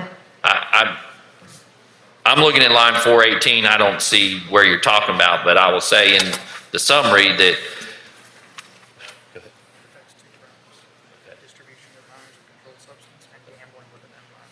it does change. And jury service is going to go down to 18 as well? You were I'm gonna sorry. put jury. I'm sorry. Is jury service going down to 18 as well? Where is what? Jury, serving on a jury, lines 173, 228. Yes. And to be quite honest, I think if you're 18, you should be able to serve on a jury. If you can die for our country, I'm you should just be trying able to figure out what this bill does. Okay, and there's only, I don't disagree with that. according to council, there's only two crimes that this would affect, and that is the gambling, right? Gambling with a minor. Yeah, distribution of a controlled substance. Those are the only two crimes that would change on that. Okay. Okay. Mr. President, if no other questions, would We move have- passage on the morning roll call. We have two, Senator. Senator Parker, for what purpose you seek recognition? A predictable question. I yield, Senator. yes. Go ahead. Thank you, Mr. President. I know we talked about this in committee. I appreciate your work on this. And for the benefit of those who are not on Judd A, my concern continues to be kind of the window of time between 18 and 21 with the 2-year implementation of this. That does help. But, and I do appreciate you with the work on the task force, and I think we're going to look at this. But would you agree that we do have a group of potential citizens in Mississippi who might have a disability right now, whose parent has made arrangements and plans, knowing the law, to take care of the child through the age of 21? And if they achieve an age greater than 18 and this law changes, they may be at home expecting to have some child support to help their needs and their plans going ahead, and they might find themselves in a new situation by the passage of this. Would you agree? Yes, and that's a good question, and I've had discussions with different members as well as council. And so a couple things. One, that's why we've allowed for the 2-year period. So once it passes, then people can have 2 years to do that. Also, in the situation that you're describing in what would be your divorce settlements, your property settlement agreements, by the law of the state of Mississippi from the Supreme Court, those are contracts, okay, and they're agreements. And the Constitution, both Mississippi and the U.S. Constitution, prohibit, or when you do a law like that, you can't do a retroactive ex post facto. You can't do that.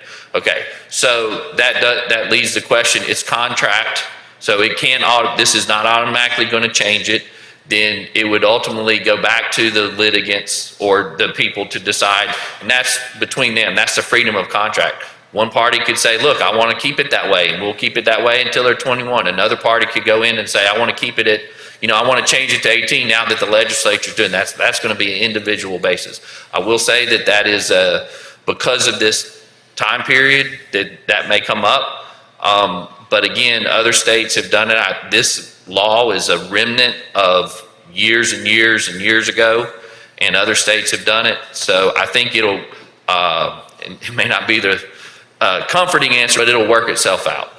Right, and in listening to your explanation, what I'm hearing from you is that the situation and the uniqueness of each situation, particularly in situations where there's disability, would perhaps be better served if someone who's looking at the situation could make a judgment on that. And are you aware, according to right now, that in most situations like that, once a child has reached the age of majority, there's not a provision in our law to allow a decision to be made on such a disability? Yes, aware of that. We talked about it. And also, let me say this, that in any of the cases like that, there's nothing that prevents the parties from agreeing that you take care of that child until they die. Okay. Right. And we can allow that, or they can end at 35. That's a Right. contract and agreement. This is not going to change that. And I should say that if this becomes law, then the parties, again, can agree, hey, let's keep it till they're 21. If your if your decree said until the age of majority, which in Mississippi, that means 21 at this time, then the parties could say, well, look, we're fine with that. That'll automatically change because the law has changed it. Or we can agree to do an agreed order and take it to the judge and say, we're going to leave it till 21. Yeah, and my only, I guess, comment question on that would be that in most of those situations that I see where there is a divorce or something going on, it's sometimes quite difficult to get that contract in position where all parties agree. I don't disagree with that. And, us lawyers got to make a living somehow, Senator Parker. And the judges, we're people too, so we need a job. Right, and there are a lot of you in this chamber, so I think a few of you have found a way to do that. But I appreciate your work on this, and I look forward to getting some answers to those as this moves along. Thanks, Senator Wiggins. Senator Simmons, for what purpose you seek recognition? Question, Mr. President. Are you for a question, Senator? Yes. Please proceed, Senator Simmons. Thank you, Mr. President. Thank you, Chairman Wiggins, for yielding. I just want to raise the same question I raised in committee, that by the age currently now, Chairman Wiggins being 21, my concern was just as this bill goes through the process and we work on it for the next year or so, is to deal with our youth court judges on youth and youth court, because right now, if a child is adjudicated in youth court, the reason why youth court can still have jurisdiction until they turn 20 is because the age of majority is 21. So I just want to make sure we can. I think that what I actually think is the statute says that youth court has jurisdiction when they're 17. If it's a felony, would be considered a felony. And yes, it goes up. If they have acquired jurisdiction, it's till they're 20. Yeah. But it says the 20, it doesn't use the word infant or. It doesn't. Well, it doesn't use the word infant or minor. It says 20. That's correct. And yeah. So I just want to make sure we get our youth court judges involved, because I wouldn't want, I guess. So if this change, let me say, I guess where you're going, if this changes, that wouldn't change that, because the statute says up to 20, and that's not, it's not affecting that. And can we just make sure we just get them involved? Right. Thank you. Yeah. Thank you, Senator. Senator McCon, are you good? You're good. Senator Jordan, you're recognized for a question. Yes. Thank you, Mr. President. For clarification, females seem to mature more than males, faster than males. So they are at 18, they have all the pretty, but a male, are we not doing them any harm by changing this from 21 back to 18? Senator Jordan, no. You mentioned jury duty. I would be wondering if you had an 18-year-old there that may not be mature.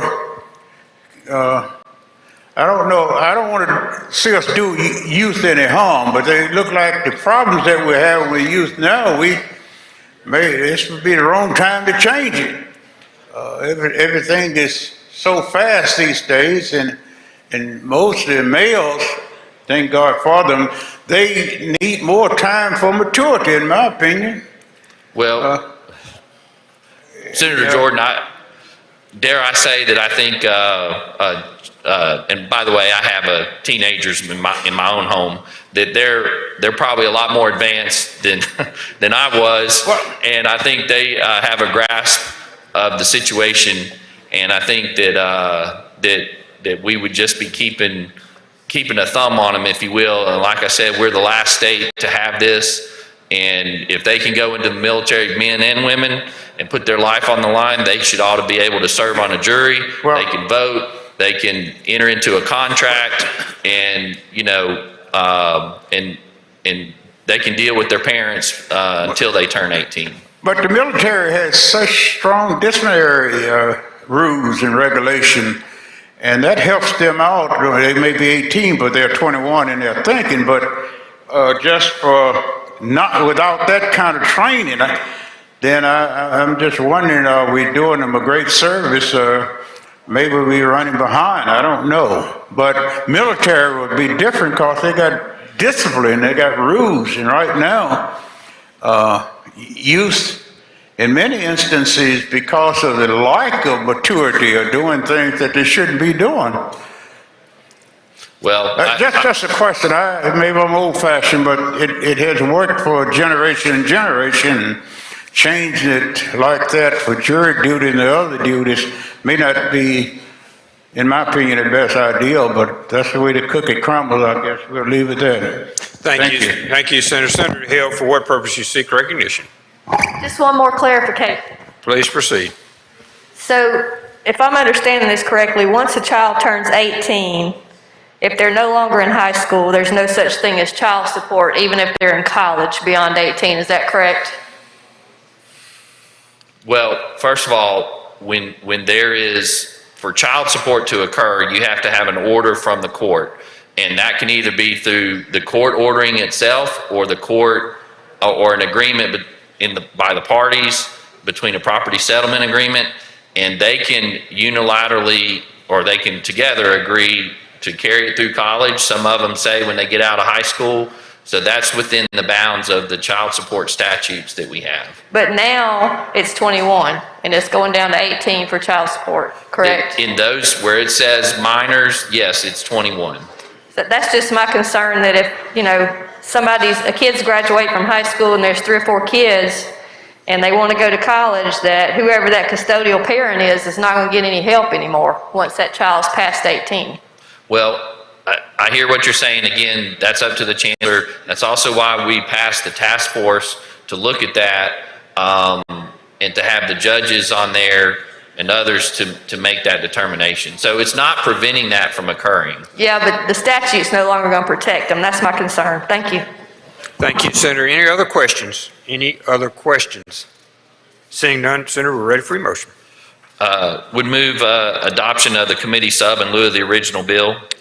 All in favor signify by saying aye. Aye. All opposed, no. The ayes have it. Senator, ready for your motion. Move passage on the morning roll call, Mr. President. Senators move for passage upon the morning roll call. Anyone object to procedure? Anyone wish to be recorded as voting no? Jordan, Hill, Thomas, Jackson, R. Anyone else? Suber, present. Anyone else? Simmons, present or no? Present. Simmons, present. McCon, present. Turner Ford, present. Anyone else? Anyone else? Okay.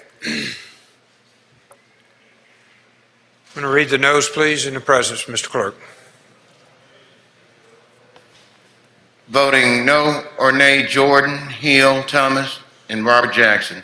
Voting present, Dare Simmons, Suber, McCon, and Turner Ford. Bill passes by use of the morning roll call. On 65, Chairman Bryan. Chairman Bryan. 66, Chairman Bryan. Chairman Bryan. 65 and 66 will retain their place on the calendar. Chairman Blackman. 67. We're on 67. Chairman Blackman, please.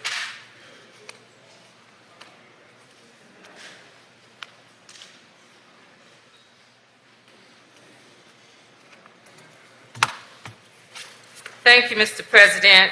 I'd like to go to item 67, have the title read. Mr. Clerk, please read the title. Senate Bill number 2411, Services to Individuals Who Are Homeless or at Risk of Experiencing Homelessness, DHS Pilot Project. I make the usual motion. Senator makes the usual motion. All in favor signify by saying aye. All opposed, no. The ayes have it. Please proceed, Senator. Thank you, Mr. President.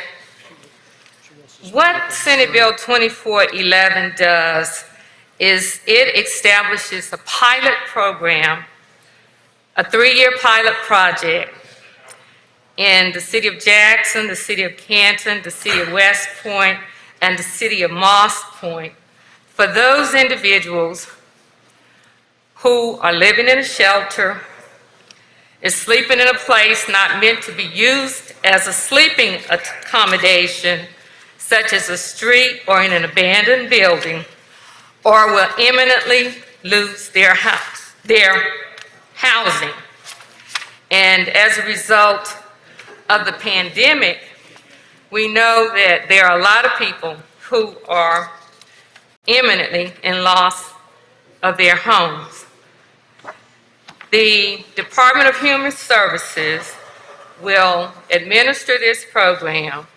They will look at federal agency programs, and they will report back to the legislature the status of any recommendations related to this. That's what the bill does. Are there any questions? Any questions on the bill?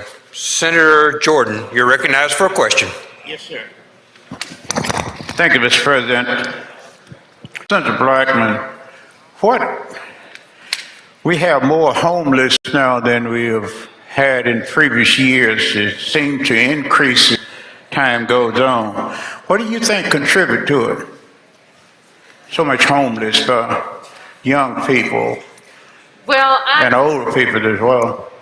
I do have a slide presentation, I forgot about that will show the state of homelessness in the state of Mississippi. And Mississippi, well, does he have, let's go through the slide presentation. I think I can answer some of your questions, Senator Jordan, if that's okay with you.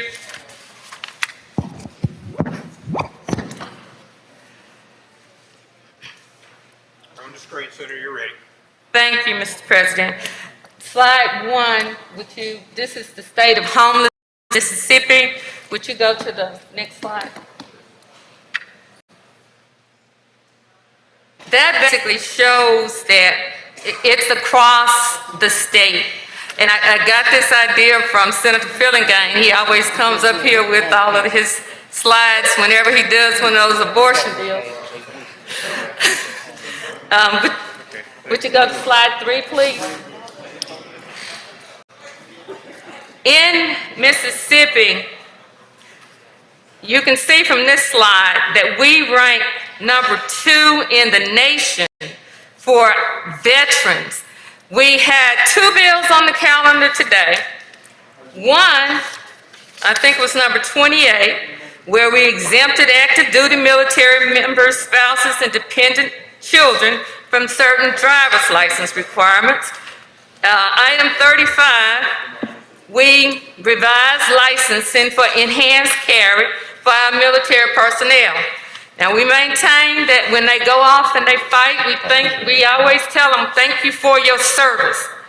And then when they come home, they have post-traumatic stress syndrome.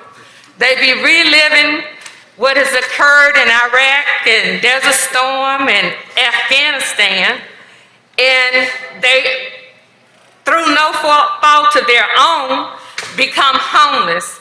So this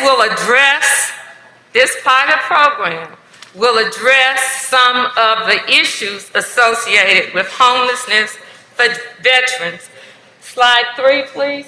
One question on that slide, please. Yes, sir. When you compare the state of California and Mississippi, California have 40 million people and Mississippi has 3 million and running second to a state that has 40 millions? Yes, sir. Now, why a state with just 3 million would be running second to a state out of the 50 states that has 40 million people, 30 to 40 million? Well, the source of this is the 2018 Annual Homeless Assessment Report from the U.S. Department of Housing and Urban Development, and that's something that can be looked at.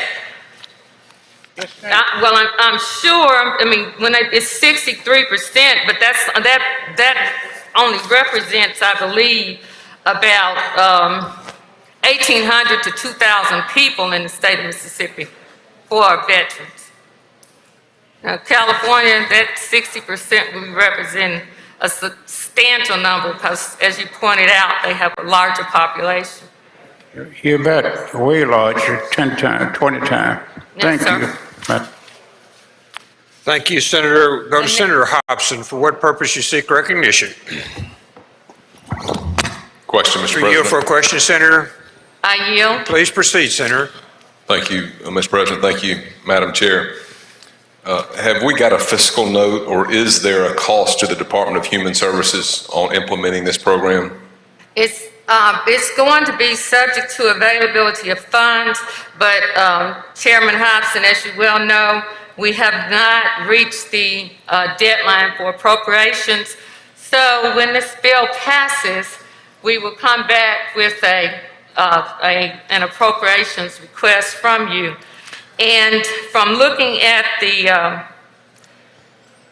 joint legislative budget, we presently have, you all have in reserve that you indicated that it was unallocated at the end of FY22, the following sources of funds: working cash stabilization, $538 million, 2% general fund set aside, $115 million, capital expense funds, $81 million, Gulf Coast restoration funds, $52 million, general funds available not allocated, $35 million, idle special fund cash balances, $15 million, education enhancement funds, $15 million, BP settlement funds, $13 million, healthcare expendable funds, $9 million, for a total reserve of $877 million. And I believe the latest revenue report shows that as of end of January, we were about $440 million above the sine die estimate. Of course, you know that includes funds that we push forward into 2021, right? Yes, I do. And you know that also includes based on a reduced budget of about 5% across the board for most agencies, don't you? I do. Okay. And I believe I saw that we have about, I think it was 5.6 billion that you all allocated. Sorry, That you all allocated, I didn't hear the number, but that you allocated, sorry. that's okay. Well, the simple question is, what's it going to cost DHS, and have you discussed this with DHS? I have had communication with DHS, yes, I have. And it would be a pilot program, so it would be as to what we deem that can go into a pilot program. And when this bill passes, then I will come with a request for you for approximately $5 million. All right, and you're aware that DHS has requested tens of millions of dollars in extra funds already for this year for the programs that it's currently utilizing? No, I have not, because I'm not on appropriations and you haven't brought the appropriations budget Sure. to this floor as yet. I'm going to use the former appropriations chair's the statement that happens to be in the chamber with us today that as appropriations, that when they come to elbow, the good news is that it's the same amount of money they requested the year before. The bad news, it's about $1 billion over what we have in revenue. So we have a lot of needs out there. And the last question I have for you, Senator Blackman, is how do we end up with Jackson, Canton, West Point, and Moss Point as the four pilot programs? Is there statistical data that shows those are the 4 communities that have the most homeless people? What we did was we had hearings across the summer, well, across the fall and winter. And based upon communications with the different entities that presented, that's how we came up with those. And, Okay, and I want, Go ahead. okay, and back to where is the money coming from? If I recall, Chairman Michelle came up here and asked for us to, the first responder program that we instituted last year. And he indicated to us within the last, it was over a few days, that we didn't fund it last year. And so, as you know, through this process, everything is a baby step. And we're trying to advance this. And if we don't get funding this year, it's on the books, then perhaps we'll get funding next year. I said last question, let me follow up with actually 2 other. One, do you know that DHS is already doing work with people, homeless people and people that are in need of supplies? Do I know and what? support? I couldn't hear you. Are you aware that DHS is already doing work with homeless people and other people that are in need and need support in some ways? Well, this, DHS presently does not provide. This service? That's correct. Because what we're talking about is in lots of cities, you have dilapidated homes that are off the tax rolls. And I think what the program really came about as a result of, in West Jackson, they were discussing how they have been able to get properties that have not been on the tax rolls. They are rehabilitating those properties. They're getting people into homes. They're selling these homes. They're getting properties back on the tax rolls. And so as a result of listening to that, I thought about, well, why, if they're able to do that, then this would benefit our cities around the state. But it would be better to get some kind of empirical data by having pilots to see what the outcome would be. Well, you keep bringing up, you keep making me want to ask another question. I know, for instance, my community comes here every year and we do a local and private to assist them. One of their things that they do is to put a little money to the homeless shelter, our local. So are we going to steer, quit doing that, allow them to do that? And it looks like you're just creating some kind of modular housing. If they've already got a housing program or they already have homeless shelters, are we scrapping those for this new program, or how does that work? No, it's only a pilot. So therefore, those other entities will continue to do whatever they're doing. And they're in our hearings, we also discovered that there are some homeless people who all they want to do is go to a shelter and get some food to stay overnight. They don't want any permanent housing. So what this pilot will do with DHS is bring all of the entities together, because DHS, you got the temporary assistance for needy families, that's money. They could bring in mental health providers.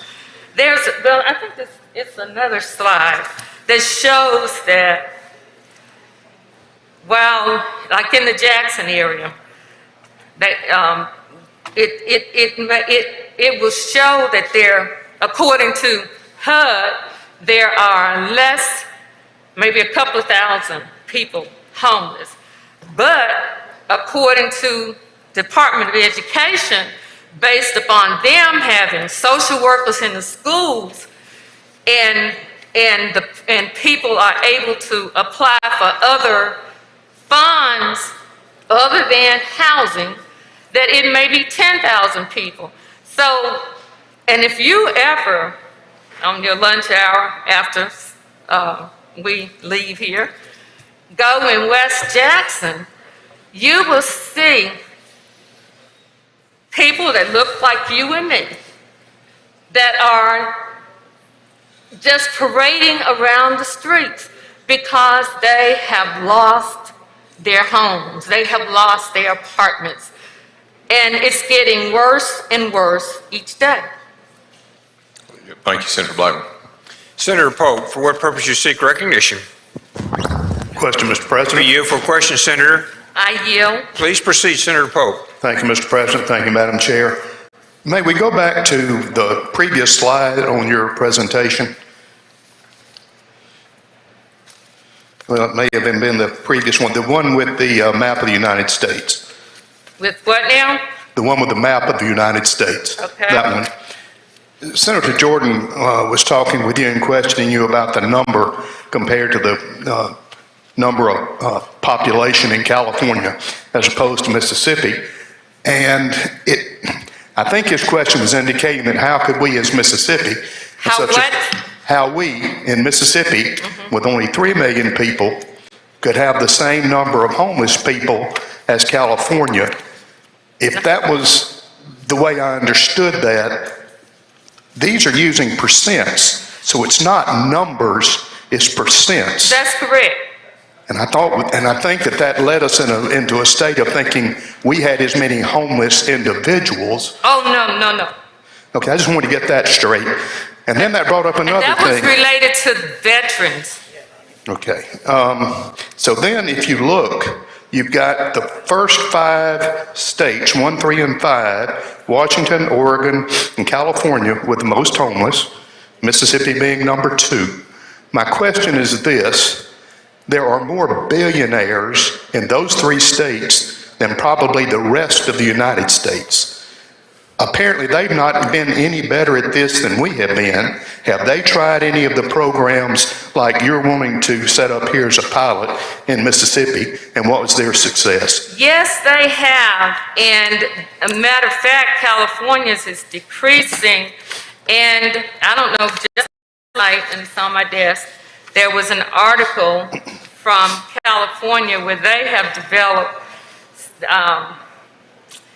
like 8 by 8 feet modular homes, and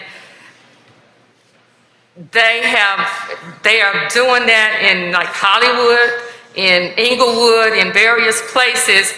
And what is happening is that what they're finding from what I've read is that when you have a holistic approach to the homeless situation, when you're having a social worker, when you're dealing with their mental needs, when you're dealing with their health needs, when you're dealing with their social needs, that health outcomes improve, that Medicaid usage drops, that they stop going to the emergency room for their primary care, and they start going to family physicians. In these modular areas that California has developed, it's not a restroom there. It's only for a single people, and then if it's a married couple, a family can stay in one. But all of the other areas for taking a bath, a shower, for eating, for recreational, is communal. And they're developing communities. And how long have those programs in California been in effect? Now, I do not know that, but I will just a second. So we don't have any... Just 1 second, I think I do. Well, let me see if it's California or I know the National Conference of State Legislators. I'm sorry, I didn't understand you. National Conference of State Legislators, legislation. Now this, California's whole person program, they received a 1115 waiver, and the program has allowed counties to establish homeless care support services that offer housing services as well as access to sobering centers as an alternative to emergency room visits or jail. So these are new state, but it doesn't say in this article how long it has been in existence. So I'm sorry, I can't understand. So you don't know how long they've been No, in it this? doesn't say. So we don't really have any good data as at the success of the program or not? For the article I read yesterday, last night, said that it was successful. And again, what we're trying to do is create pilots to get some empirical data. It's a Well, I was just hoping there might be somebody that's already invented the wheel and we wouldn't have to reinvent it. Thank you, Chair. Thank you, Senator. We'll go to Senator Seymour. For what purpose you seek recognition? Question, Mr. President. Senator. I yield. Please proceed, Senator Seymour. Senator, what input have you gotten as far as in regard to the homeless veterans from either the Veterans Affairs Board or the Director of Veterans Affairs? What input? Yes, ma'am. I haven't sought any input from the Veterans Affairs Board. Did any of these numbers come from them? No, sir. As I pointed out, I told you where the data came from on the, when we were going through the slide. It came from a 2018 study with the United States HUD. And as you well know, everybody has to report to HUD because all of the various programs throughout the country for housing comes through HUD. Thank you. Senator Blackwell, for what purpose you seek recognition? Question, Mr. President. You yield for question, Senator. I yield. Please proceed. Thank you, Mr. President, Madam Chairman. I think I asked you in one of our committee meetings that how many of these structures are you anticipating in this pilot project? That would depend upon the amount of funding, and I'm not really trying to do the modular. What I'm trying to do is get monies for the cities to rehabilitate existing structures. This was a reintroduction, this bill, and so I did not strike the modular. Right. And so I think you've already clarified you don't know the dollar amount. You don't have a budget figure for this. So are these structures, when they're renovated, they're going to be furnished? They could be, if Department of Human Services, through this pilot, get funds to cover everything, yes. Now, I know that you know that this last monies that the former president signed between Christmas and New Year's, we're going to get the state of Mississippi is going to get $200 million in HUD monies. The previous CARES Act money, it was the previous CARES Act money. The Department of Human Services received $38 million for rental assistance, and the Mississippi Home Corps is going to administer, I think, $28 million of that. So there are funds out there, and I believe if Home Corps is 2 years, now I don't know how, and I think this $200 million is longer than the 2 years. And we also know we're getting ready to do another stimulus with American Rescue Plan. And as you were up here yesterday, you stated the reason we were only doing Medicaid for 1 year is because you want to see what this new administration is going to do to bring in more monies or whatever it's going to do for Medicaid. And so all we're trying to do is advance legislation to be in place to try to address a situation where these veterans who served our country, these our church members, our neighbors, our friends, who through no fault of their own have gotten into situations where they can't make ends meet and they have been displaced, that we're trying to help, are trying to show that we're trying to help.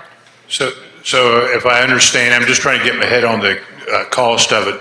So we're going to refurbish facilities, most likely finish them out, furnish them. We're going to pay for utilities, electricity, water, I imagine 5G. Is there going to be any work requirement for any of these individuals? There are training programs that the Department of Human Services has.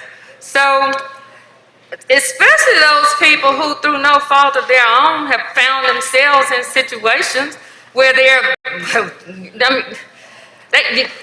you have tent cities in Meridian that I would presume that they would rather work. And this could be an opportunity where when the DHS develops this program, that they make that as a requirement. But that's DHS. I would believe that they are the ones who are on the ground, best know how to approach this. Yes, ma'am. Thank you. Appreciate your answer. Senator Jordan, you're recognized for a question. Yes. Thank you, Mr. President. Madam Chairman, does mental illness play a part in this homeless? Does what, Senator Jordan? Does mental illness plays a part in homeless? Yes, sir, it does. That's why I was, yes, sir. What is causing the mental illness? Now, I'm not a... I can't help you there. Well, there's something, it's been said that drugs from the black market is causing it, that they're taking different things into the system and it causing mental illness, and people would rather be on the streets, many of them, than in homes. Now we got to find a way, what's the cause before we can solve the problem. Well, that's why, Senator Jordan, I'm proposing putting this in the Department of Human Services, because they are the ones who can bring all of this together to make all of those determinations. I can't make them. I understand what you are doing, we appreciate it. But it's got to be an end. Something is feeding this mental illness. It's feeding homeless, where people would rather be out in the community homeless than to be in a shelter someplace. Now we have to find out what that is, the Department of Human Services. And if there are drugs or whatever is causing this homeless, they need to be dealt with. Yes, sir. Because we can't keep up with so many people monthly on the roads and everywhere else. I'd rather be homeless than to have a shelter. Well, like I told you, when we conducted the hearing, that's what some of the shelter providers told us, that some people, all they want to do is come in and get a hot meal, but they prefer to be out on the street.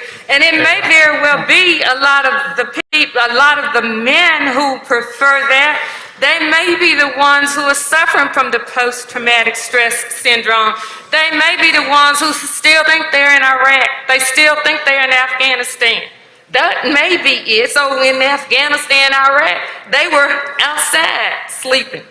Just like when you saw the assault on the U.S. Capitol, you saw all those National Guard sleeping in the Capitol on that hard marble floor. Yeah. They were comfortable because they were soldiers. I understand that. But does DHS have an idea what causing mental illness? Are they getting resources to treat it? Our facilities open for that? Because we'll keep getting more and more people on the streets. Yes, sir. And it's got to be a reason to curtail that before you can get something done. I don't like the idea of Mississippi up there with California. I know proportionate it deals with the population, but according to our population, we rate just as high as California with 40 million folks. And that's bad for this state. Now, I'd like to know what the causes are so we can try to correct the causes before we can solve the problem. Will you agree with that? So DHS need to tell us what is driving this. I will agree with you. Thank you, ma'am. Thank you, Senators. No further questions. Any further questions? I really, I was ready for Senator Chris McDaniel, but he chose not to ask the question. We're ready for your motion, Senator. I move adoption. I'm sorry, I did not see you. Senator Barnett would like to speak on the bill. Senator Barnett, you're recognized. Senator Black, will you recognize to close? Thank you, Mr. President. Thank you, Madam Chairman. As we have went through many bills in this chamber today, some very touching bill, some we like, some we don't like. But I'm asking this body today to vote for this bill. And my reason for it is to not vote based on political parties, but vote for those individuals that you see on commercials every day. When we talk about our wounded warriors, when we talk about all of these people, ladies and gentlemen that's in this body today, take it from a veteran who has been there, who has had to deal with some of the same issues that Senator Blackman is talking about today. If you would look at my license plate on my vehicle, it would show you that I am a disabled veteran.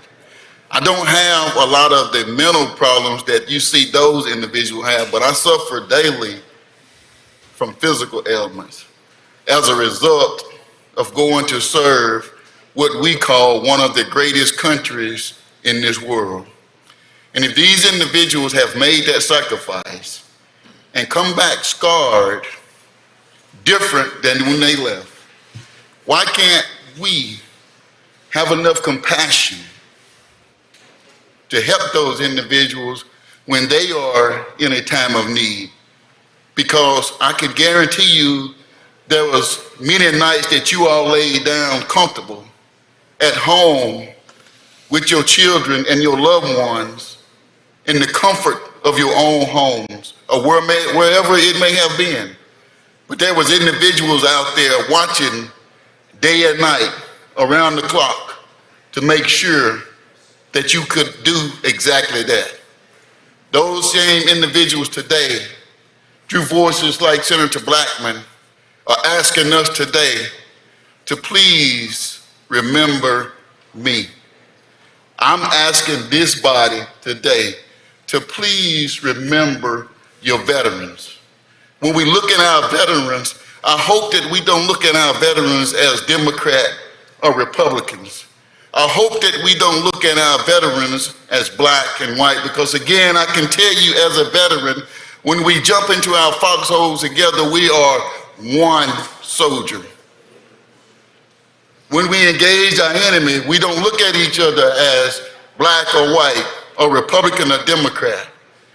We are those individuals who signed up to serve and protect this country at any cost. And surely those who went to war and lost their lives gave a lot. But there are a lot of individuals who come back home scarred for the rest of their lives, and they are continually to give. So I ask you all in this body today to please, let's support these measures and let our veterans, especially those here in Mississippi, know that we're proud of what you did, and we are proud to say that we can support our veterans. Thank you, Mr. President. Thank you, Senator. You're recognized to close. Senator Blackman. I move adoption by use of the morning roll call. Senators move adoption by use of the morning roll call. Does anyone object to the procedure? Anyone wish to be recorded as voting no? Help me, Senator. McDaniel, McMahon, Sojourner, Sparks, Suber, Chisholm, Barrett, Hobson, Branning, Boyd. Who else we got? Whaley, yeah.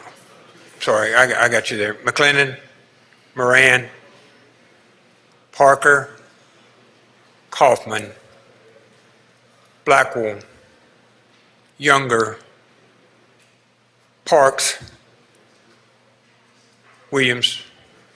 I got your Parks. I'm sorry, Lydia. Chasnall, I'm sorry. Chasnall, Thompson, England. I see Delano, Seymour, Wiggins, Parks. We got you, Senator Parks. Tate, Hill, Khan, Carter, Johnson. Anyone else? Please read the names, Mr. Clerk.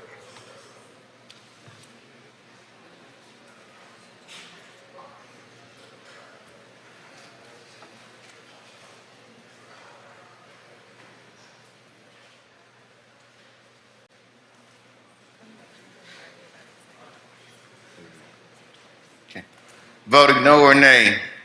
Seymour, Wiggins, Parks, Tate, Hill, McCon, Carter, Johnson, Blackwell, McDaniel, Sojourner, McMahon, Sparks, Suber, Chisholm, Barrett, Hobson, Parker,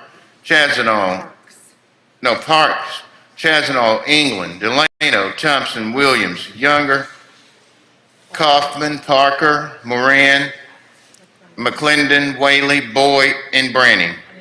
Senator DeBar, for what purpose you seek recognition? To the vote, Mr. President. Yes, sir. I'd like to be recorded as voting present on that bill. Senator DeBar, present. Anyone else? Anyone else? Okay.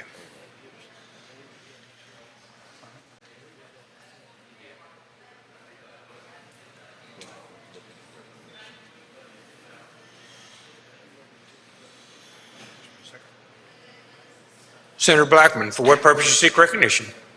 After you call the vote. Pardon me.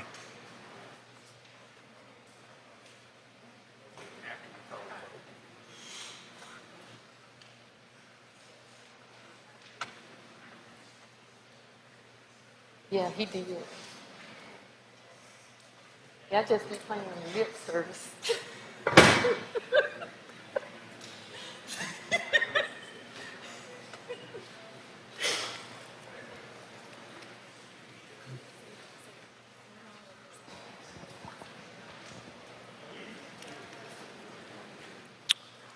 With 31 noes, the bill is defeated. Please record all the others on the morning roll calls voting aye. Senator Blackman, you recommend. Hold it on a motion to reconsider. To the chairman. All right, we go to 68.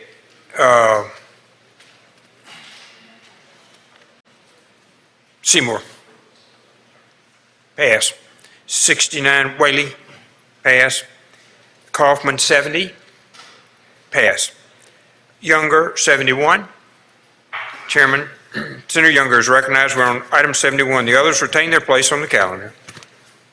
Thank you, Mr. President. I'd like to call up item number 71, have the title read. Mr. Clerk, please read title. Senate Bill number 2076, Mississippi Fair Commission, remove, repeal, or providing for the abolishment of. Make the usual motion. Senator makes the usual motion. All in favor signify by saying aye.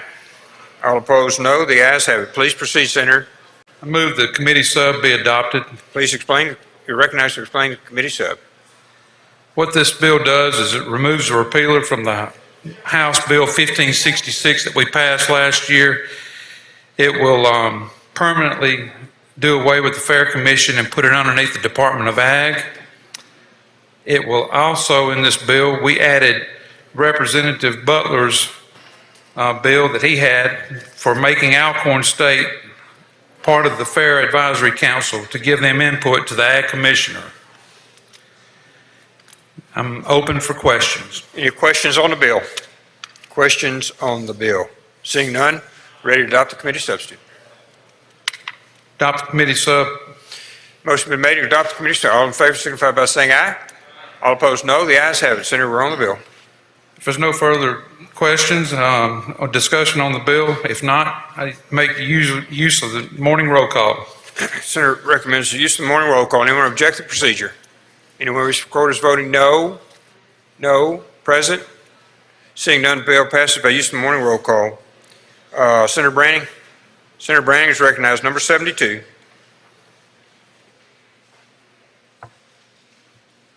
I'd like to skip item 72 and have it retain its place on the calendar. 72. Change its place on the calendar. Senator Branning is recognized. I'd like to call up item 73, Senate Bill 2478. Have the title read, please. Please read, Mr. Clerk, please read title. Senate Bill number 2478, Motor Carrier Safety Improvements, prohibit consideration of use and evaluation of employment status. Make the usual motion. Senator makes the usual motion. All those in favor signify by saying aye. All opposed, no. The ayes have it. Please proceed, Senator. Senate Bill 2478 is a very simple bill. It actually is designed to remove an impediment that trucking companies face in providing safety equipment to its contractors. So what the bill does is says that anytime a trucking company, a motor carrier, provides safety equipment or training to an independent contractor, that cannot be used against the motor carrier for classification as an employee under state law. That is the explanation of the bill, and I'm happy to yield for any questions. Questions on the bill? Questions on the bill? Seeing none, Senator. Move final passage on the morning roll call. Senators move final passage on the morning roll call. Anyone object to the procedure? One wish recorded as voting no. Present? One no. Senator Turner? Present? No. Senator Turnford is no. Anyone else? Anyone else? Seeing none, the bill passes by use of the morning roll call. Properly noted. We go to 74. Senator Branning? Passed. 75, Senator Seymour. Recognized on 75.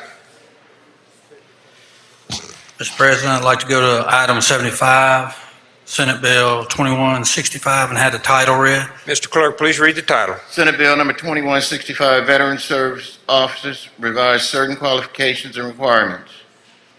Senator makes the usual motion. Senator makes the usual motion. All those in favor signify by saying aye. All opposed, no. The ayes have it. Please proceed, Senator. Thank you, Mr. President. This bill is mainly dealing with the qualifications and requirements of veteran service officers. This has been brought forward because of Code of Federal Regulations 38 that has been updated in 2019. So we're trying to become within compliance with the Veterans Affairs Board officers. If you look, the actions to be taken deals with on line 36, the number of training programs to be attended, basically bringing everything forward to be within certification and accreditation of 38 CFR section 2.629. The only other part that really has a requirement is on line 60, where a little above that, the county Board of Supervisors, if they deem to have a officer, they will provide the officer with communications, connectivity, and office space. And that's a summary of the explanation of the bill. Thank you, Senator. Questions? Questions on the bill? Seeing none, we're ready for your motion, Senator. Use the morning roll call for final passage. Senators move for use of the morning roll call. Anyone object to the procedure? Wish to be recorded as voting no. No. Present? None. Passed by use of the morning roll call. Senator Jackson, for what purpose you seek recognition? Thank you, Mr. President. By unanimous consent, I'd like to be listed as co-author. Unanimous, seeing no objection, unanimous consent is granted. Anyone else? Anyone else? Okay, 76 passed, 77. Senator Carter, we're on 77. Senator Carter, you're recognized. 76 Thank you, retains its place on the calendar. Thank you, Mr. President. I'd like to have item number 77 on today's calendar have the title read. Will you please read the title, Mr. Clerk? Senate Bill number 2648, Mississippi Geologic Sequestration of Carbon Dioxide Act, Oil and Gas Board shall have jurisdiction to enforce provisions of. Senator makes the usual motion. Senator makes the usual motion. All those in favor signify by saying aye. All opposed, no. The ayes have it. Please proceed, Senator. This is a carbon dioxide emissions capture bill. This is forward-thinking policy for the new President Biden's administration, his energy policy. And basically what it does is it gives the Oil and Gas Board the ability to start setting the rules. That's what it does, and I'll be happy to entertain any questions. Questions on the bill? Questions on the bill? Seeing none, we're ready for your motion, Senator. Passage on morning roll call. Senators move for passage on the morning roll call. Anyone object to the procedure? My bishop recorder is voting no. No. Present? None. Use of the morning roll call. Bill passes. All right. 78 is Senator Parks. Senator Parks passes. 79 AET. Senator Polk is recognized. 79. Last one on the calendar. Thank you, Mr. President. I'd like to call up item 79, have the title read. Mr. Clerk, please read title. Senate Bill number 2187, Universal Recognition of Occupational Licenses Act, enact. Make the usual motion. Senator makes the usual motion. All in favor, signify by saying aye. All opposed, no. The ayes have it. Please proceed, Senator. Move that we consider the committee substitute in lieu of the original bill. Okay. You're recognized to explain the committee substitute. If you would, Mr. President, I'd like you to recognize Senator Hill to explain the bill. Senator Hill, you're recognized to explain the bill. Thank you, Mr. President. We passed similar legislation for the military and their spouses on licensing reciprocity in this state. And what this bill seeks to do is just extend that courtesy to other people moving to the state of Mississippi. They would be granted an occupational license in Mississippi if they hold a license in another state, and the board would have the jurisdiction to determine if the scope was similar to what is required in Mississippi. So the board would still look at the scope and make sure that the scope was similar. So the person would have to hold a license in another state. They would have to have held the license for at least 1 year. No board in the other state, the board in the other state had to have required them to pass an examination. The board in the other state would hold the person in good standing. The person could not have a disqualifying criminal record as determined by the board under state law. No board in another state could have revoked the person's occupational license or government certification because of any kind of negligence or intentional misconduct related to their work. The person could not have surrendered an occupational license or government certification because of any type of negligence or misconduct. And the person could not have a pending complaint, allegation, or investigation pending before a board in another state. So that's basically what the bill does, and it would just make it easier for someone who holds a license in another state in an occupation that's licensed in Mississippi to be able to get their license without passing another examination if they were required to pass an examination in their previous state. And the scope would have to be similar and would have to be determined by whatever licensing board would be giving the license to the person moving to the state. And that's basically an explanation of what the bill does. Any questions on the bill? Questions on the bill. We start with Senator Wiggins. You're recognized for what purpose? Yes, question, Mr. Do you yield for a question, Senator Hill? Yes. Please proceed, Senator Wiggins. Thank you, and thank you for yielding. I think I understand this. So, are we creating a brand new board in the state? Is that what we're doing? No, we are not. Okay. These boards that grant the license now will still be the same boards that grant the license to a new person coming. This just gives that person the ability to get reciprocity from that board in Mississippi if they hold a license in another state or in good standing and the scope of practice satisfies that board. Okay, so we're not adding to the government, if you will. We're not creating some other board with appointments and all that stuff. I don't see any new board. It says boards as they are now. Okay. All right, thank you. Thank you, Senator Wiggins. Senator Blunt. Senator Blunt, for what purpose do you seek recognition? Question, please. You, Senator. Of course. Please proceed. Thank you, Mr. President. Thank you, Senator Hill. I know there are lots and lots of boards, and I think first the one that I'm licensed with, which is the Real Estate Commission. Most of what people learn when they're licensed, get the real estate license, is transferable to any state. And so if someone comes in from another state, I get that. But there's also part of the process of becoming licensed requires you to learn the law that is specific to this state, which will be different from if you're licensed in Tennessee or North Dakota and you move here.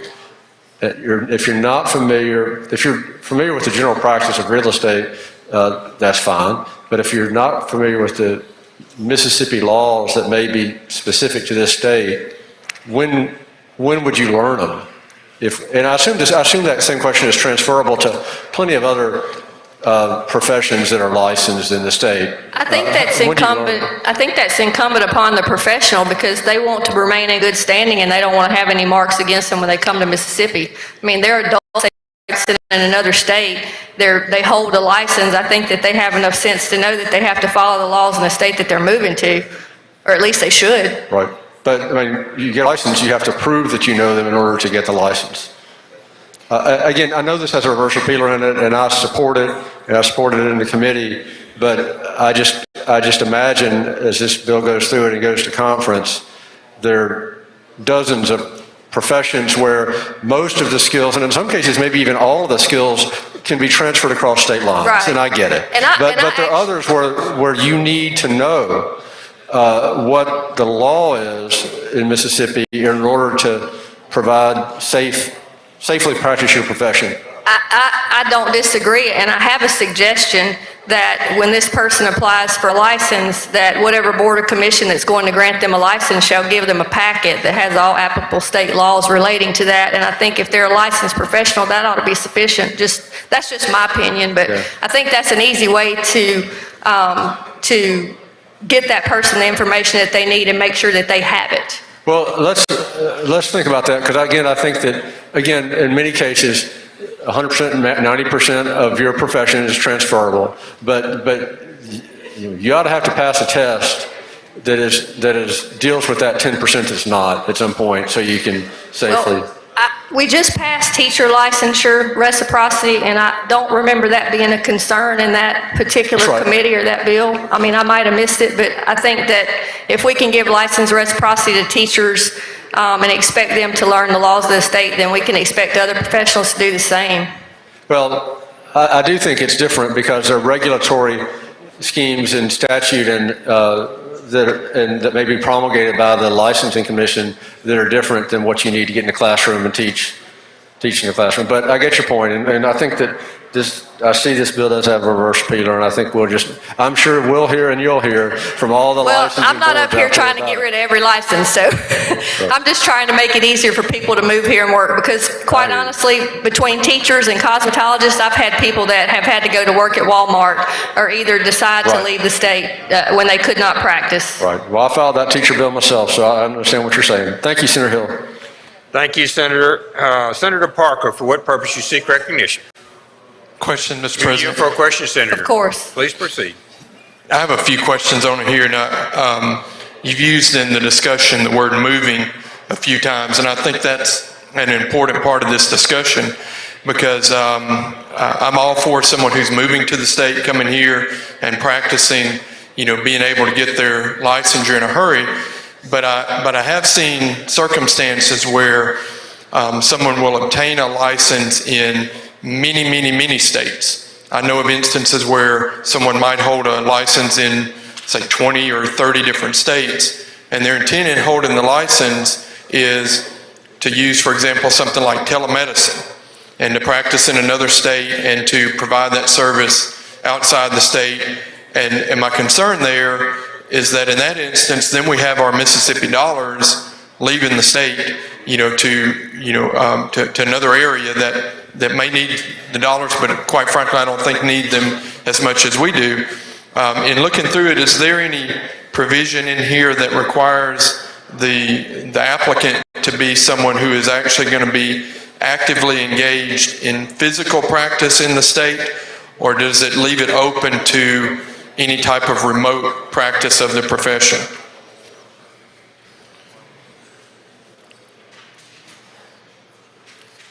It basically says the person who obtains an occupational license or government certification pursuant to this act is subject to the laws regulating the occupation in this state and the jurisdiction of the board in this state. So whatever the state laws are governing that occupation, it would apply.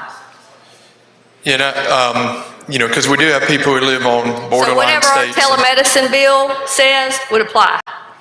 That's section 9 is the way I'm reading that. So they would have to conform to all laws in the state and regulations, basically conforming to that occupation.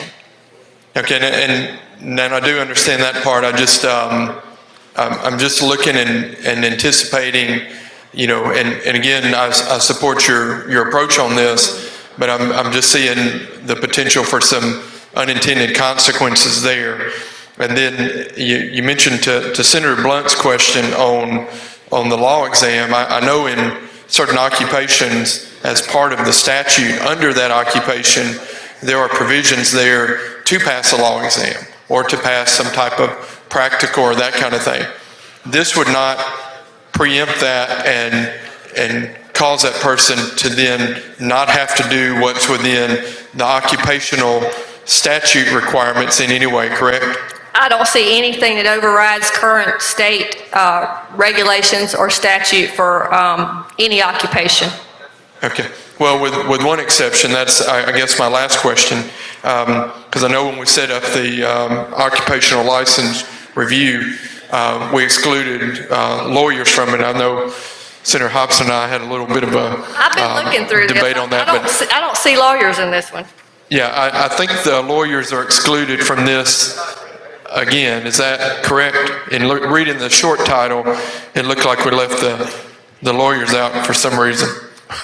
I'm sure that we're open to whatever we need to do to fix that with the reverse repealer. Okay, so I look forward to having discussion about that. We may actually be outnumbered. I'm not sure on that, but I look forward to that discussion. Thank you. Thanks, Senator. Parker. Thank you, Senator. Senator McCon, for what purpose you seek recognition? Question, Mr. President. Will you yield, Senator? Of course. Please proceed, Senator McCon. Thank you, Senator. The question I've got, and I think we've all, many of us have been hit up by municipalities and the mayors of concerns about preemption being Section 13. In this bill, the example I would give that one of my towns requires any project over $10,000 to be performed by a licensed contractor. In this event with Section 13, would this preemption then totally preempt the requirement of that town to have the licensed contractor at that point? I mean, that's the question I've had. And Senator Polk may be able to answer that more clearly to me, but that is the only question I've got at this time. Do you know what that would do, Senator? You're the lawyer, but it looks to me like in Section 13 that it just leaves the regulation of occupational licensing to the state. Now, it doesn't say whether or not the township or whatever could require license. It's just talking about regulating licenses. So it leaves it to the state to regulate licenses, what it looks to me like that does. Okay, thank you, Senator. Thank you for that clarification. There are no other questions I'd ask. Oh, I'm sorry. We have other questions. Senator Simmons, for what purpose you seek recognition? Question, Mr. President. Will you yield, Senator? Yes. Please proceed. Thank you, Mr. President. As a follow-up to Senator McConn's question, Senator Chairman Hill, it specifically states at line 171 that this act preempts.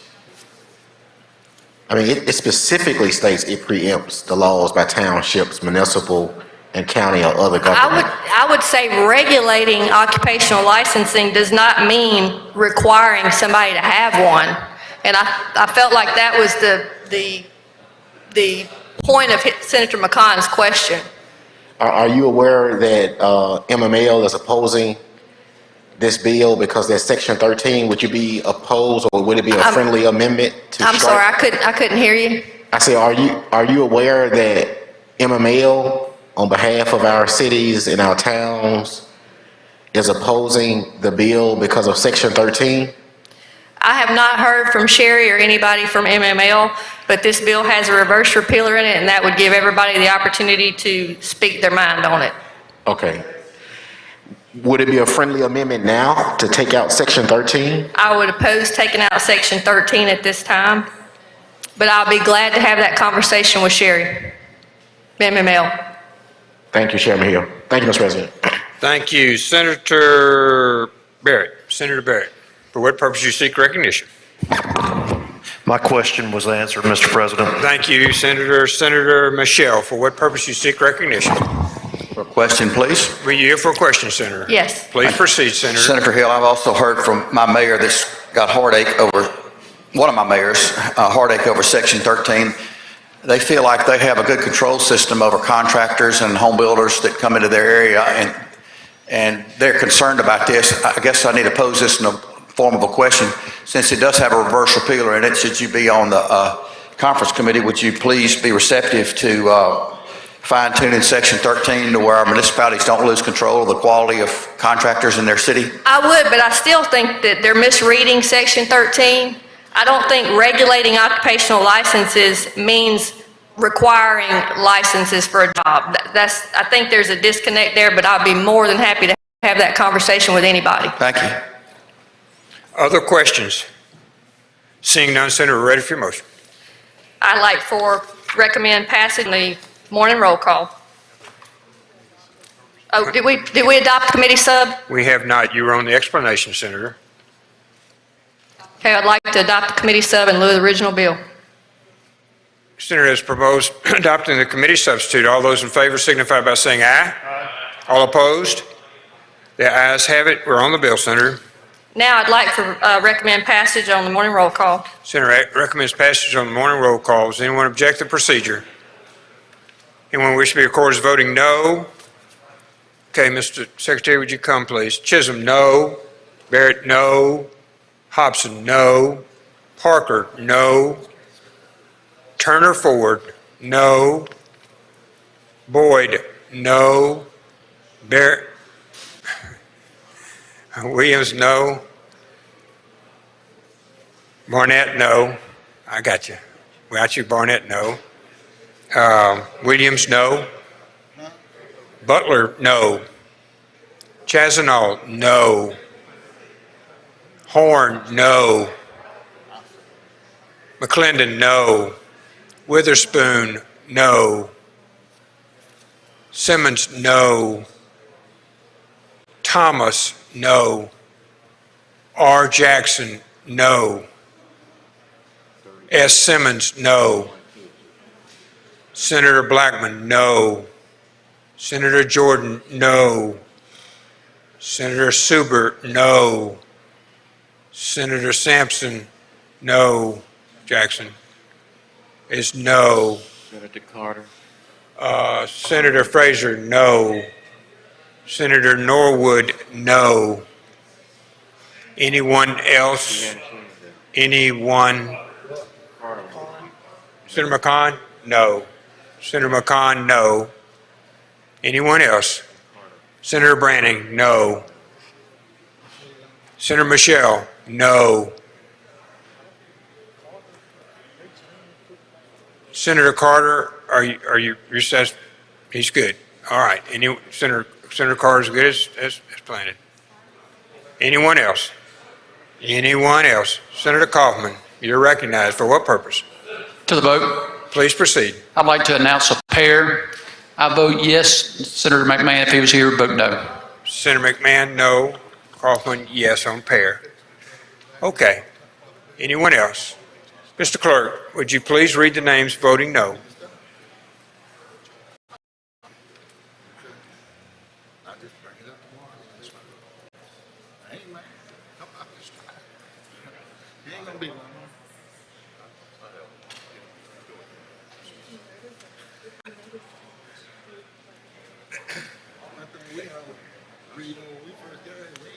Voting no or nay, Michelle, Branning, Robert Jackson, Blackman, Jordan, Suber, Sampson Jackson, Norwood, McCon, Thomas, Boyd, Turner, Ford, Parker, Hobson, Barrett, Chisholm, Simmons of the 12th, Witherspoon, Williams, Barnett, Frazier, Butler, Chazanall, Horn, McClendon, and Simmons of the 13th. Voting in a pair, Kaufman, yes, McMahon, no.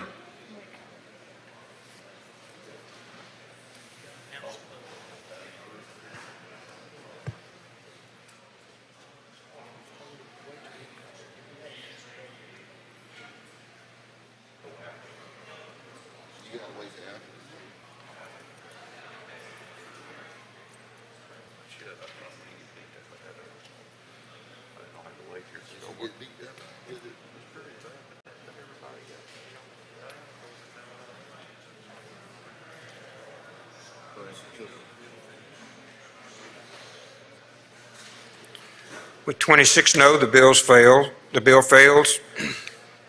Remaining are voted as aye. We'll go to Senator Sparks. You're recognized for what purpose? Hold that last bill to motion, Mr. President. Motion. Form the chair. Okay, we have completed the calendar for the day. We'll go back to the first of the calendar and ask if anyone would like to bring up anything that we passed on the calendar today. Senator, you're recognized. Senator Barnett is recognized. Thank you, Mr. President. I'd like to actually suspend the rules and bring up item number 12 on today's calendar. Suspend the rules. All in favor signify by saying aye. All opposed, no. The ayes have it.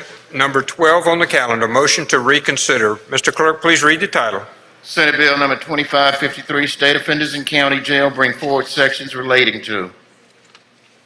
Thank you, Mr. President. I move that we reconsider the vote by which the bill was passed. Chair moves to reconsider the vote which the bill passed. All those in favor signify by saying aye. All opposed, no. The ayes have it. Senator, you're recognized. Thank you, Mr. President. I will ask at this time that we allow Senator Sparks to read the bill. Senator Sparks, you're recognized to speak on the bill. Thank you, Mr. President. This bill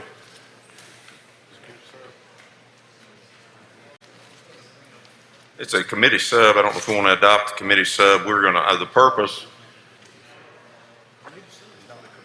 Okay, the purpose is to hold, the purpose is to bring an amendment forward. That's and I correct. believe the amendment is on the board. We're inserting a reverse repealer on this bill. I'd spoken with Chairman of Appropriations, and we'd just simply like to put this reverse repealer in there so we can continue this conversation. Okay. Do you have a motion, Senator? My motion would be to adopt the committee, would be to adopt the amendment. Motion is to adopt the amendment. All in favor signify by saying aye. All opposed, no. The ayes have it. The amendment is adopted. At this point, if there's not any other questions on the actual bill, move passage on the morning roll call. Senators, move for passage on the morning roll call. Anyone object to the procedure? Bishop Carter's voting no. No. Present? Seeing none, the bill as amended is passed. Thank you. Anyone else? Anyone else? Senator Parker. Thank you, Mr. President. I'd like to go to item number 15 on the motion to reconsider calendar and have the title read.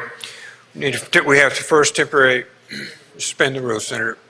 Suspend the rules for immediate consideration of item number 15 on today's calendar. All those in favor signify by saying aye. Aye. Opposed, no. The ayes have it. Please proceed, Senator Parker. Number 15. Please read the title, Mr. Clerk. Senate Bill number 2521, Mississippi Advantage Jobs Act, revised definition of new direct job for incentive applicants from and after July 1st, 2010. Move to table the motion to reconsider and be recognized to explain. You're recognized to explain the motion.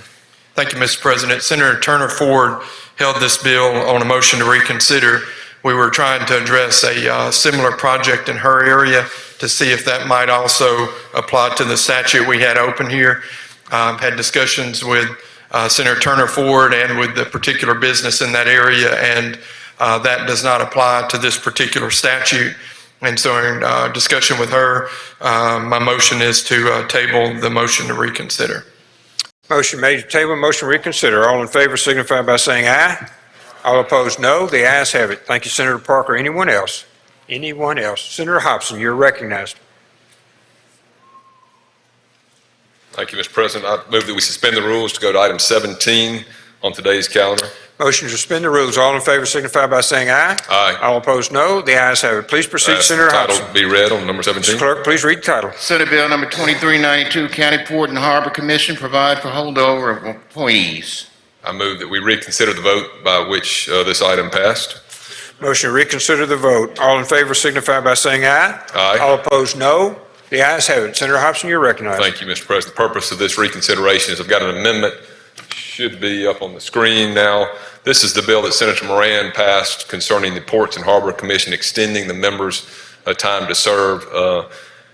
There are two things in this amendment. One is to allow this to concur, allow any board or commission member to continue their service until their replacement is made, and also it does put a reverse repealer in here to keep this bill alive and discuss how we can go through having some holdover appointments when there's no replacement named by the person or authority that would appoint those people. So that's what this is doing. Questions? Any questions? No questions. I move adoption of the amendment. Senators moved adoption of the amendment. All in favor signify by saying aye. Aye. All opposed, no. The ayes have it. The amendment is adopted. Now I move passage by use of the morning roll call. Thank Senator you. Mills, passage and use of the morning roll call. Anyone object to the procedure? Anyone wish to record as voting no?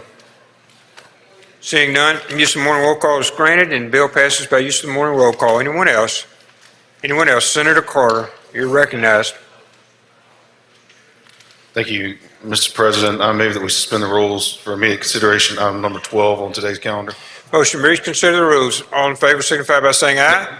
All opposed, no. The ayes have it. Number 13. I'm sorry, it's number 13, right? Mr. Clerk, please read number 13, 2373. Senate Bill number 2373, motor fuel cells provide immunity for damages caused by the use of incompatible fuel upon certain conditions. I move that we table the motion to reconsider and be recognized to explain. You're recognized to explain. Speaking with Senator Simmons, I reminded him about that big hug that we embraced at last year's really tough vote, and he agreed to let me table this motion. Any questions? Any questions? We're ready for your motion, Senator. Move morning, passage of morning roll call. Moves passage. Yeah, it's just table the motion. It'd be all in favor. Yes. All in favor. It's all. I move to adopt the motion. It's all in favor. Yeah. All in favor signify by saying aye. All opposed, no. The motion is taken. Next, anyone else? Anyone else? Anyone else? Want to thank the Senate for your very hard work over 30 bills today. Any announcements? Any announcements? Any announcements? Senator Jordan, you're recognized for an announcement. Yes, sir. Mr. Chairman, I want to be added as co-author to the following bills. And it's item number 47 and item number 49. 47 and 49, Mr. Clerk. Seeing no objection, it's granted. Senator Butler. Oh, is that all, Senator Jordan? Those two? Okay. Senator Butler, you're recognized. Thank you, Mr. President. Mr. President, I would like unanimous consent to be added as co-author to Senate Bill 2785. 2785. Item number is 2875. And 28, please. the bill is number 28 on the calendar, and the item number is 2785. And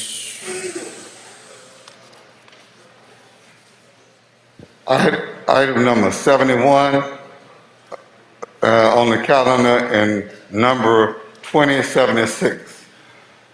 Seeing no objection, It's granted. Senator Norwood.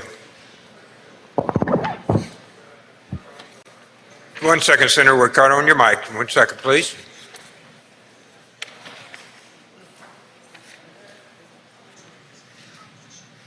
Thank you, Mr. President. I'd like to unanimous consent to be added as a co-author on number 60 on yesterday's calendar. That's Senate Bill number 2188. 2188. Seeing no objection is granted. Thank you, Mr. President.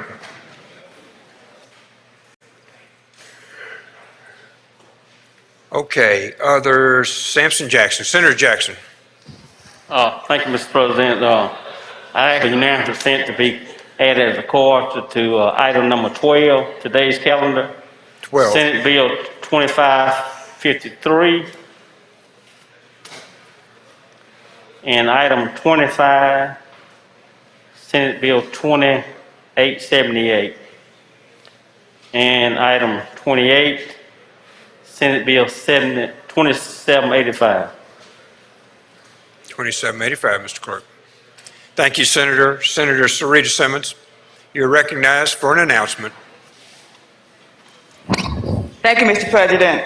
To request unanimous consent to be added as a co-author on item number 25, Senate Bill 2678, item number 47, Senate Bill 2605, and item number 71, Senate Bill 2076. Thank you. Did you get all those, Mr. Clerk? Okay. Thank you. Seeing no objection, it is granted. Senator England, you're recognized for announcement. Thank you, Mr. President. I would like to ask the Senate for unanimous consent to be added as co-author to a few of these bills that we took up today. And if you'll bear with me, I will read through these. Number 12 on today's calendar, which is Senate Bill number 2553. Number 24, which is Senate Bill number 2588. Number 28, which is Senate Bill number 2785.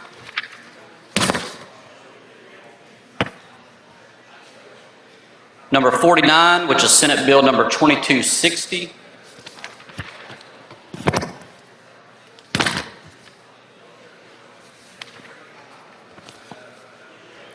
Number 73, which is Senate Bill number 2478. And number 75, which is Senate Bill number 2165. Proud to have worked on those. Thank you. Thank you, Senator England. Seeing no objection is granted. Senator Hobson, you're recognized for an announcement. Thank you, Mr. President. I ask that we hold item 65 on yesterday's calendar on a motion to reconsider. That's Senate Bill number 2824. Thank you. 2824, Mr. Clerk. 2824. To the chairman. Senator Boyd. Senator Boyd, you're recognized for an announcement. Thank you. I ask unanimous consent to be added as a co-sponsor of item number 25 on today's calendar, 2678, and item 28, Senate Bill 2785. 28, Mr. Clerk. Thank you, Senator. Senator Kirby, you're recognized for an announcement. Thank you, Mr. President. I'd like to call a Rules Committee meeting tomorrow morning in the Pro Tem's office at 9:30. 9:30 in the morning. Rules Committee. Thank you, Mr. Thank you, Senator Kirby. Senator R. Jackson. Senator R. Jackson, you're recognized for an announcement. Thank you, Mr. President. By unanimous consent, I'd like to be listed as a co-author for the following bills. On today's calendar, number 25, Senate Bill 2678. Number 27, Senate Bill 2788. And number 28, Senate Bill 2785. Thank you.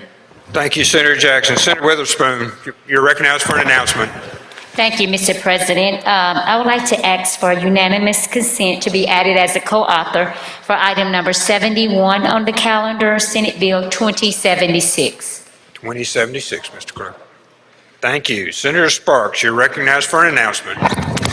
Thank you, Mr. President. With unanimous consent, I'd like to be added as a co-author on number 25, Senate Bill 2678.